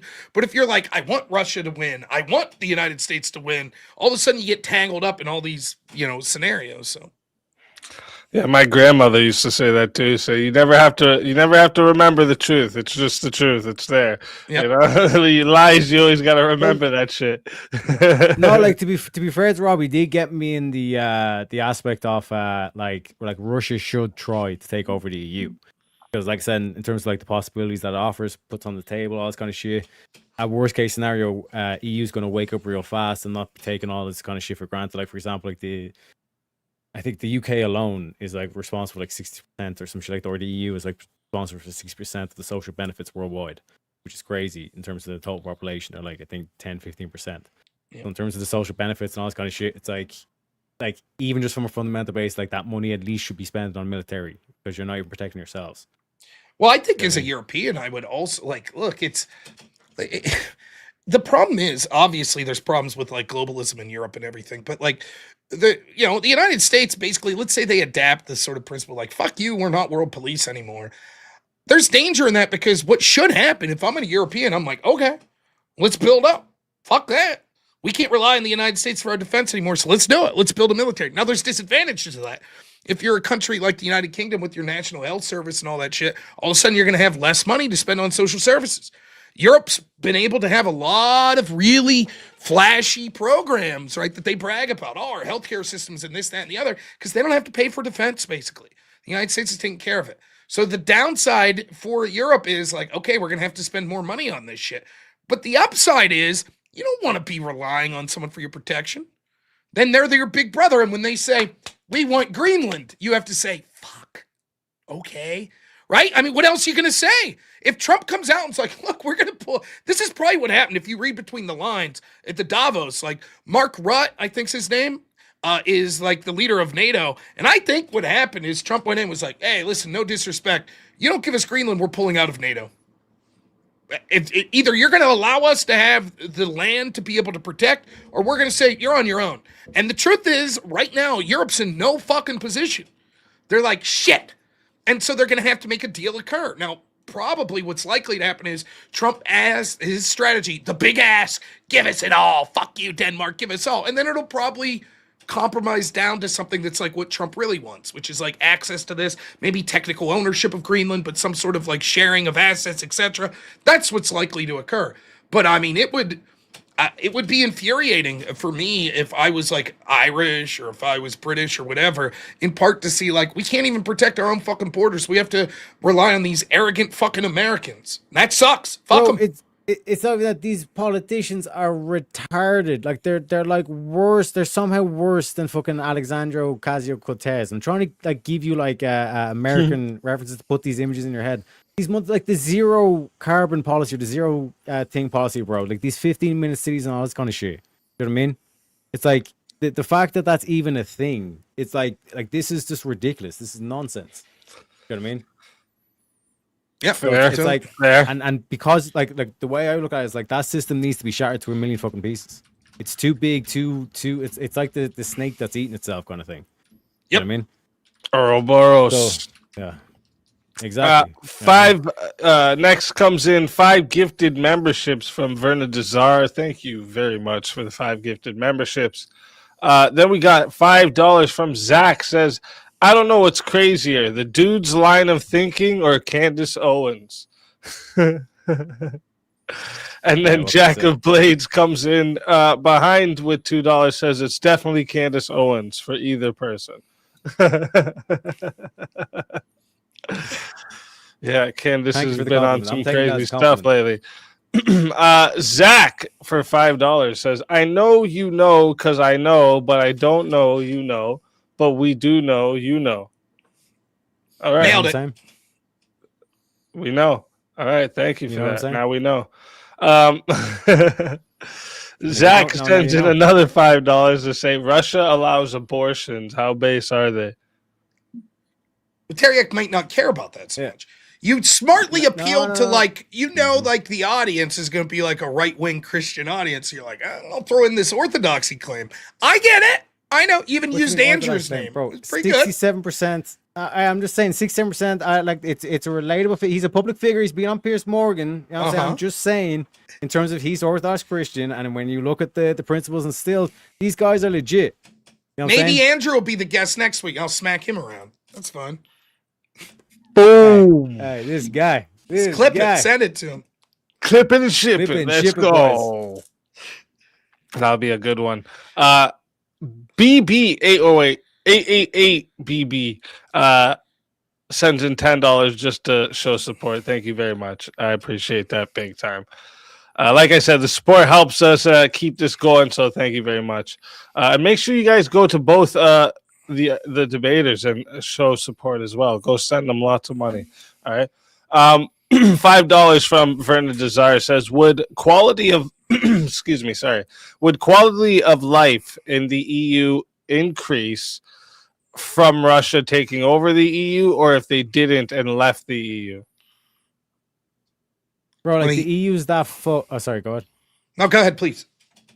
The EU's that fucked, bro, that like even just the like their Green New Deal kind of type shit that they're doing with the zero emissions and the carbon all this kind of shit, it's like not only is it like financial suicide, but it's also like when you look at like the actual emissions, they're just exporting it out to like India and China to do it. That's why their CO2 emissions have skyrocketed. And they have to bring it back into the country, the energy back into the country, which basically is just even more emissions getting pumped out. You know what I mean? So it's actually more emissions and you're getting taxed more. It makes no fucking sense. It's basically like the things deleting.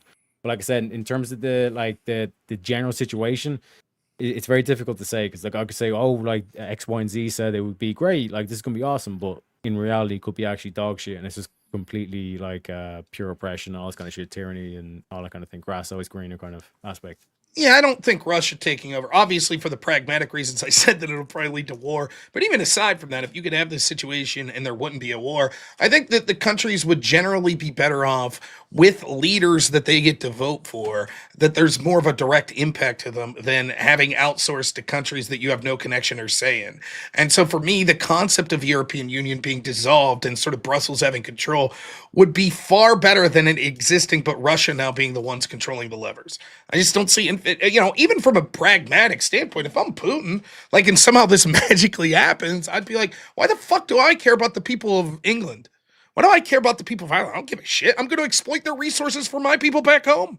So that itself would probably lead to a worse outcome. Having said that, I completely agree with Teriak of the disaster of the European Union. And with any hope, we'll start to see right-wing populism branch forward. And I think that there's a significant possibility in the next 20 to 30 years, the majority of the European Union will be dissolved, that people will leave it. Like, no one called me out on this the whole time, but like the fucking United Kingdom isn't part of it now, right? Am I right about that? Like technically, yeah, but like this is the thing, like they technically left it, but there's so much like EU influence to make sure that they get all this power, collective power from all these countries. It's literally like trying to secede like all the nations. But to be fair to the general principle of how like it was supposed to start out, it was like to think like it was like an economic kind of policy to make trade easier and all this kind of shit, to collectively bargain all this kind of shit. But and like the then developed into a goal of, oh, like imagine if we could have like the whole same way America is with the federal and then the states and all this kind of shit. But now it's just assumed where it's like basically you just do what we tell you, otherwise we're going to, like for example with Ireland with the tax payment with Apple. Ireland's like, yeah, you're Gucci, we don't need the taxes, and the EU forced Ireland to take the cash. You know what I mean? Someone says, maybe I'm misunderstanding this. Alice in your chat says people do get to vote. I don't know that that's true. Do you get to vote for your representative in Brussels? In some countries, that's definitely not true, right? It's just like that it's appointed, right? Almost like a judge, and then they get to make decisions. You get to vote for your politicians like Parliament, but nonetheless, there's so many things that occur where unelected officials in Brussels are actually making these decisions. I mean, just think of just in practice, think of how stupid this is. What if 24 of the 27 countries are like, hey, 3A's fucking resources, fuck it, let's all vote to take them. And you're in that country and you have no say. You're a person like, wait a minute, that's our silver, fuck you. What you can do about it? Is what it comes down to. You know what I mean? Yeah. So it's a mess. And like, look, again, I think that for the people, like, look, I'm not a black pillar. I certainly talk about a lot of negative stuff over and over again, but here's the thing, right? For the people that like lean towards accelerationism or lean towards the nothing ever happens crowd, let me try to, like, what's the word? Red pill you a little. Ready? All right, here you go. It took us decades to get to where we're at. Decades of indoctrinating children in public education. Decades of these fucking slimy globalist lefties infiltrating the entertainment industry, the media industry, like all of these industries, right? There ain't gonna be a quick fix. It's gonna take a long time. But the Overton window is shifting. The pendulum's shifting. We don't want to do something radical and say, well, fuck it, World War III, let's go, baby. Or fuck it, just open the border. You hear like a lot of doomers in the United States say that, fuck it, I wish Kamala would have won. Just open the fucking floodgates. Let's do it. Let's bring it on. No! Like, right? That's not the solution. I think there's a better way. So for me, it's like it took a long time to get where we're at. And we must stay in that fight and constantly push and win these small battles so that we end up winning the war. But the solution's not just to, the accelerationist arguments, burn it down and rise from the ashes. My argument is, no, there's a better way. We don't have to burn it down. So. All right. We got new member here, Verna Desar. Thank you very much for becoming a member. I appreciate that big time. William sends in $2. VK credit name change yak to trying to start World War III. Got a name change for tomorrow already. Then we got $5 comes in from Zach again, says all three examples are hysterical. Oh, the examples of invading and taking over. The different outcomes. I think that's what they were talking about. Yeah. Truth Revolt TV, $5 for the NyQuil fund. Thank you very much. That was after I was explaining to them that if I look like I'm bored or falling asleep, it's just because I've been sick the last 2 weeks. So my face is in, I guess it's in mean mode, I guess. $10 comes in from Otis Driftwood, says, logic is not baseless. Don't spit at me and say that is rain. This retard can't answer basic variables of visual logic. Yeah. It's weird. If you want to toy with someone, you could get, go back to the old, here's a political example of it, like Bill Clinton, Well, it depends on what the definition of the word is. You could do that to people, right? You could take things like ad reductum just to fucking absurd levels. Like, prove it. Prove that the pen will fall when you drop it. Prove it. Where's your proof, right? Define what a cat is. Really define it. Go ahead. Do it. Define what a cat is. And it's fucking tough, man. And for some redneck like me, it's like, my brain don't work that way. It's like, oh, fuck you. You know what a cat is. Fuck you. You know that Europe tomorrow is not going to wake up and say, Rob, Russia, you control us. Like, that's my answer. That's funny because Terry X done the is thing. I would argue it's important to ask those questions because it literally fucks with your brain and you need to set your shit straight. But when someone says, what does is mean? I would argue it denotes truth. When you're saying something is, you're saying it exists. Yeah, listen, yes, there is a place. Look, like, this is what I say. There are people like you, right, that'll be like, why am I digging a hole for the garden to plant the potatoes? And you can philosophize, what does a hole really mean? What is the perfect hole? What tool? What is a tool? What does this mean? What is this? Why must I consume food? And meanwhile, I'm fucking planting potatoes and eating them. Right? And I'm just need to plant the potatoes. So, like, the truth is there's value in all of this. Like, I'm not, like, this is a difference between me and Andrew Wilson. I'm not a very good philosophical debater. I can argue terms. Like, I was willing to go down the rabbit hole of what the word should means. That's fine. I'm okay at that. But the truth is, like, a lot of this stuff, I'm willing to just start from a point of, like, I think that we understand that there's a common consensus on this. Now, different debates, it's not that easy. Let me give you an example. If you were to say, is the European Union evil? Well, we have to decide what evil is. That's not such an easy word to agree upon, right? And then once we say, well, it's evil because according to my ethical system, wait, what's your ethical system? How do you derive that? And all of a sudden we end in this philosophical debate. But a question as simple as, like, do you think there's a good chance that tomorrow the European Union will basically give all of their shit to Russia? I think I'm confident in saying the answer is self-evidently no. There's not a good chance of that. And if I have to sit here and jump through hoops to explain why that's likely to be the case, I find it to be sort of a worthless endeavor because we all know why. Evil, those sort of concepts, different. Love, evil, ideas. That's different. I understand the utility of explaining, but. All right. Next one we got here is $5 from Blasterbot. Says 1 sec. What about my vodka and Lucky Charms for breakfast? That's why we need Russia to take over the That's EU. fair. It makes sense, comrade. Get vodka. Cheap price for you, comrade. Oh shit, that's good. This is $5 from Zach. Says this is the craziest game of whack-a-mole I've ever seen. Thank you very much, Zach, for the $5. Otis Driftwood sends in 5 gifted memberships. Thank you very much for that, and welcome to our new members. Zach sends in $5 to say, "Stop toking while debating. You might have a better chance in getting in the chain of arguments." I'm sorry.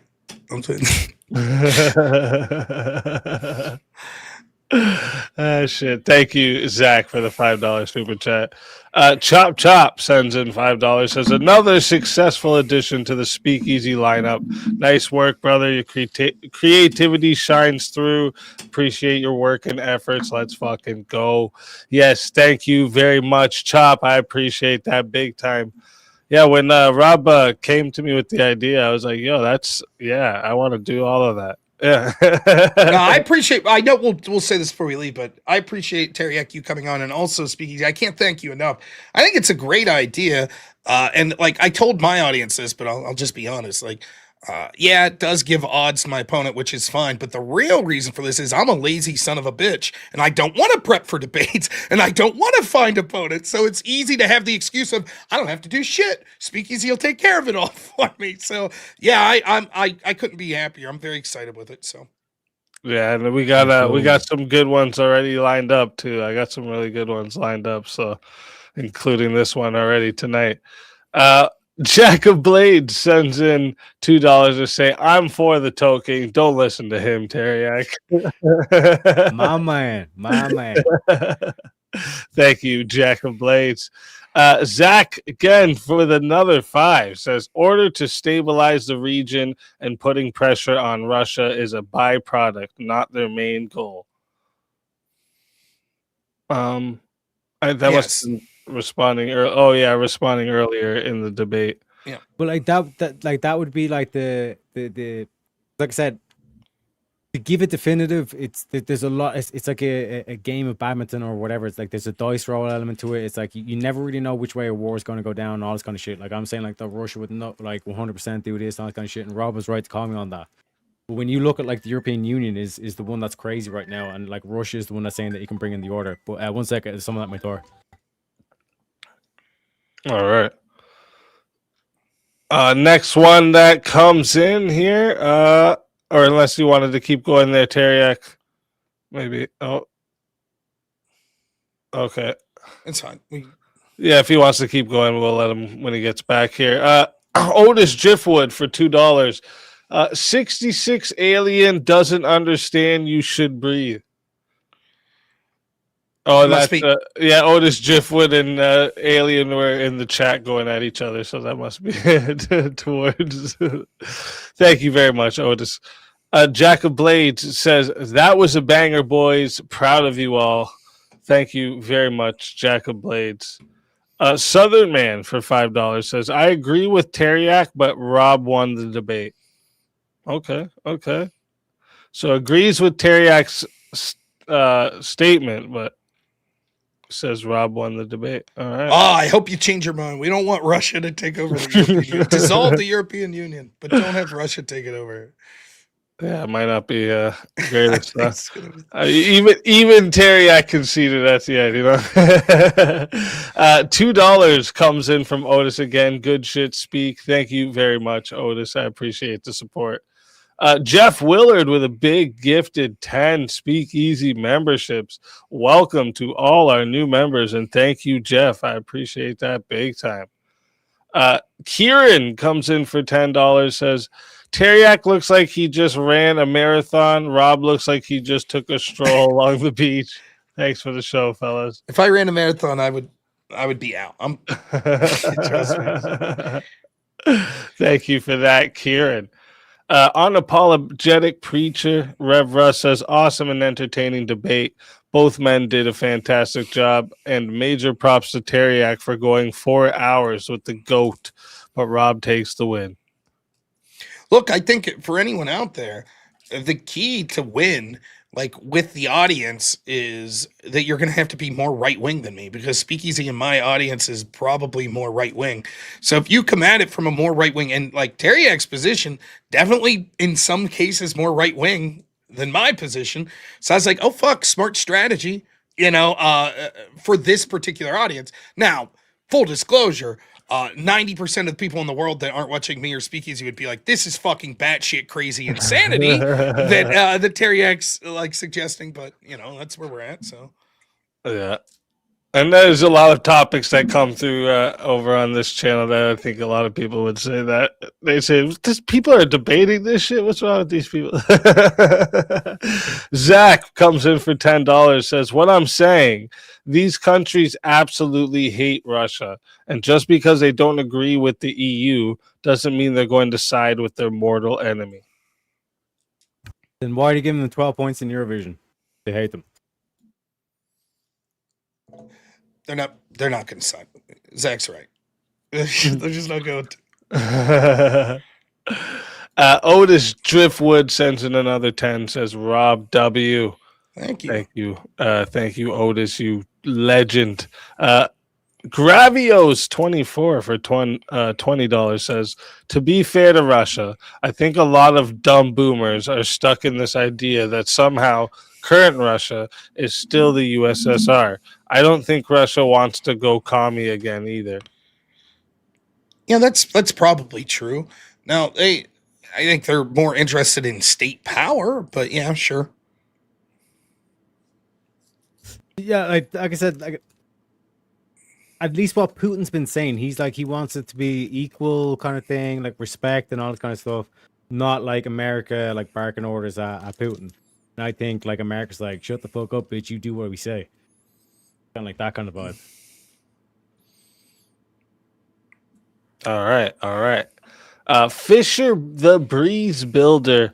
Rob more than ready to debate Dean and Parker. Rob W. I wish. They know. Look, part of the TikTok sieges we're doing is Dean and Parker they're pretty hesitant to debate outside their ability to control the mute button. Mm-hmm. So then fuck it. We'll go to TikTok and we'll debate their audience. And then we'll see what happens. But I'd be happy to debate either of them. Yeah, they won't debate on fair grounds. I've even tried going there, and I think he must know somehow that I'm like friends with Andrew or something, because the 3 times that I've went there, he ends the stream when I'm basically the only one in the back left. And I've waited hours back there, and I was like, this guy's doing this on purpose. 3 times in a row, no way. Fishy. 66 Starship Alien says, Rob, good debate, but 3 questions for you. Okay. Hands where chat can see them, so no Google. Okay. What year was EU formed, and what was EU called when it was formed? Or why was I was like, it's 2 what? No, what year was EU formed? Why was EU formed? And what was EU called when it was formed? A not trick question, but relevant. Okay. I believe that the EU was officially formed in the early 90s. I couldn't tell you the specific year. Former to that, there were like some economic zones or some shit that probably went back to like the early 60s, maybe before that a little. I don't know. And it was like sort of trade alliance type shit. And I think that at some point they were called, I don't know when, but like the EC. I don't know what that stands for though. European countries or something to that effect. But that's all I know. I don't know. But it was like before that, like it was like had to do with like some sort of like fucking like specific shit like iron or fucking some like European Iron Commission or some bullshit. I don't know. But that was early 60s or late 50s or something like that. And then it became the EC. And then in like 91, maybe the European Union officially came about, but I don't fucking know.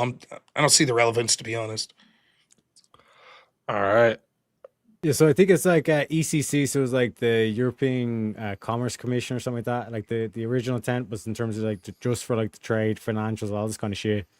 And then I'm not sure what year it was formed in, but then I think it's year 2000 when they switched over to the euro and all that kind of shit. And then from there, like again, it's supposed to all just about the money. Just keep about the money. Who gives a fuck about the social thing? But then it like has evolved in arguably 26 years to being this monolith of power that has like the ultimate say over these European countries anyway. And when the fact that they're mandating multiculturalism, if you do that to Italy, you'll no longer have Italy, and like you'll break the spaghetti. Yeah, well, I'm looking Speakeasy's chat, and she's saying, "Nope, you're wrong. It was the EEC and not the EC." Okay, and it was what else does she say? 72. Okay, it didn't exist European before Exchange Commission. I don't know about that. All right. It's a Starship Alien. Wow, look at these bold claims. Of course, I said it was relevant, but Rob doesn't see the relevance. That's his level of knowledge of the EU. It's obvious in the debate, hence why Teriak wins. Explain it. Teriak wants the EU dissolved. I want the EU dissolved. He wants Russia to take over. Go ahead, Starship Alien. So explain the relevance of, did you know it was called the EEC in 72? Go ahead, explain the relevance of that. I welcome it. You know, why don't you send it in a nice big super chat for Speakeasy so he can see? How's that, you know? Sure. That's a good idea. And the next one that comes in is member for 4 months, original vintage, says, "I'm with you, comrade Teriak." It is Comrade Deryovsky. There we go. I like it. And another $2 super chat from original vintage. Say the same thing. "I'm with you, comrade Teriak." I see Starship Alien has no response. She just says, "Sorry, Rob, I gave you a chance, but you played the game of the EU." Kudos to you, though, Rob. Yep, fair enough. I understand that you're incapable of answering that, and so you just go with some esoteric bullshit. I'd do the same. But hey, here's the key, Starship Alien. Why don't you get a hold of Speakeasy, and then you could do one of these no prep debates and show us how good you really are, right? I think we know what the outcome will be, but I'd welcome it. Rob, just real quick, speaking about Russia, I want to hear your thoughts on my plans for Australia, because again, it's a bit of out-of-box thinking with Australia. I want to make Australia great again, but not in the same way that Trump is making America great again. I think we need to make Australia great again in terms of like when they were once a prison colony, and just turn the whole island into a prison camp, and just send, like, because for example, you can't deport Justin Trudeau. So what is Canada going to do? Deport him to Australia, bro. I disagree. I think that we should make Australia great again by permanently putting it in like 1984 Hollywood Australia, like, you know, Crocodile Dundee. That's when Australia was great. Like that. My vision of Australia is literally Walkabout Creek and fucking Donk and, you know, Mick Dundee dancing with the stuffed alligator. That's it. Oh, that's a knife. Yeah. That's Australia being great. So they got through the penal colony, and now I'm still for sending Trudeau there. Leave him fucking hunt alligators. That's fine. But, you know. Yep. It's a natural habitat.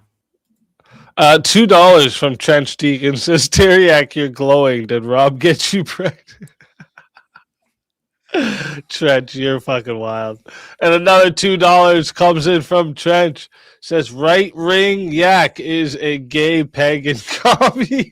Bro, you know what the fuck the thing? Like Trench was like going on a rant about how communism is the way, and like it's encoding Christianity, all this shit on my show, and now he's calling me a commie. I'm not sure if that's an insult or compliment. Maybe it's a compliment. Yeah, I didn't think about that. And thank you for the support, Trench. Gravios24 says, "In regards to the EU, it sounds like the oldest tale in time. It's always the Bagels tribe, always has been, always will be. Money is their domain." Einstein Bros Bagels? They did it? Those fuckers. You know? Oh, come on. You really think it's that? You really think that all of this is Israel? You think the European Union going that far back is Israel? I don't know about that.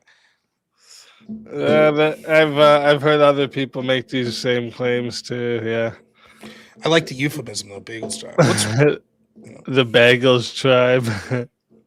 And then, the last one here, $2. Oh, wait, we got one more after this. But $2 from Otis Driftwood says, believing in something good is bad, non-Catholics. There you go. I don't know what the reference exactly is to. Yeah, me neither.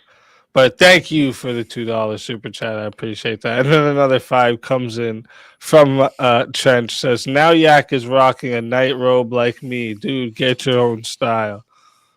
That's on a funny. chain, bro. On a chain. Dude, it's so cold here. That's why I had to put my stupid sweater on. Oh, yeah, it's freezing.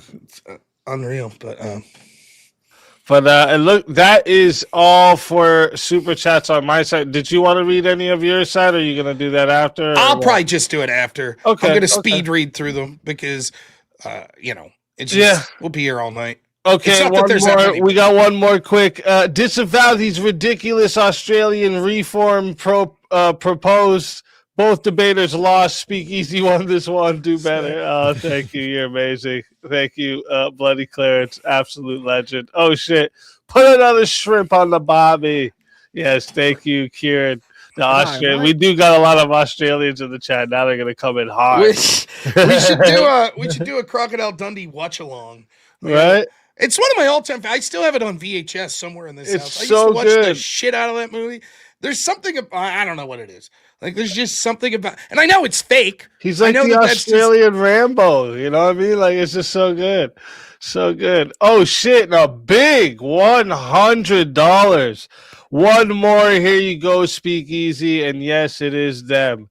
Thank you. Yes, it is them. Thank you very much, Gravios. Tell them to send me $100. Yeah, tell them. Tell them. But thank you, Gravios. You're an absolute legend. Thank you so much for the support. I can't thank you enough. And both of the debaters tonight, if you aren't subbed up to them, make sure you go sub up to them because they deserve your support, guys. So they came out and killed it tonight. But yeah, is there anything else you guys want to give to the crowd before you guys go?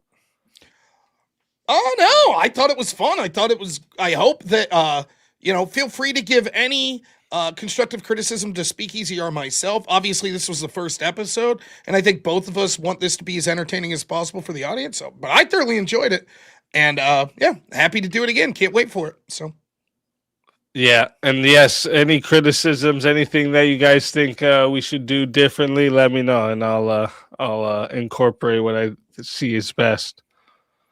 For sure. I just want to give a shout out to you as well. Thank you for the opportunity again, Rob. Thanks for hopefully I put up a good fight, all that kind of stuff. And yeah, again, shout out to chat for showing up too. All right. Are you both gonna be streaming after this? I will be, but only to read super chats. And I'll probably be heading to bed. So if Teriak's going to be doing it longer, you should read over to him. Okay. And then maybe I will raid over to him when I'm done as well. All right. Yeah, there we go. Yeah, because I think you're doing the Wheel of Madness, right, Teriak? Yeah, Wheel of Madness, baby. There you go. Another open panel for anyone to go jump on. He does a show where you send in money for him to spin the wheel and different topics come up on the wheel. And the panel talks about the topics. It's fun. So, yeah, you guys will have fun doing that.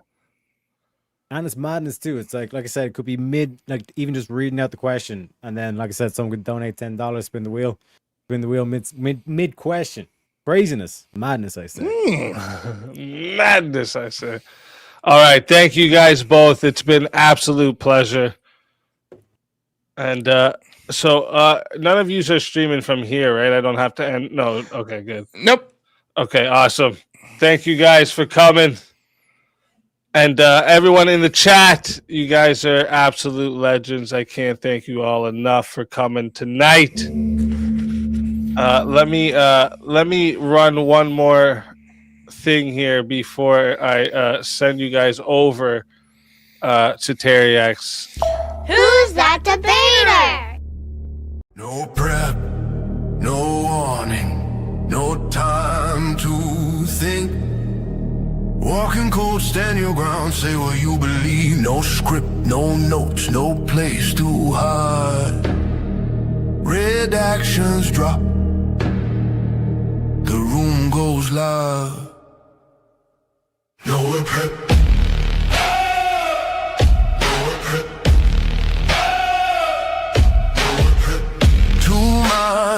until one stands braced. NOerr prep, NOerr prep, NOerr prep. No topic, no opponent name, just pressure, just fire, just debate. NOerr prep, NOerr prep. No warm up, no safety net. You showed up, now defend it. This is NOerr prep debate. This is NOerr prep debate.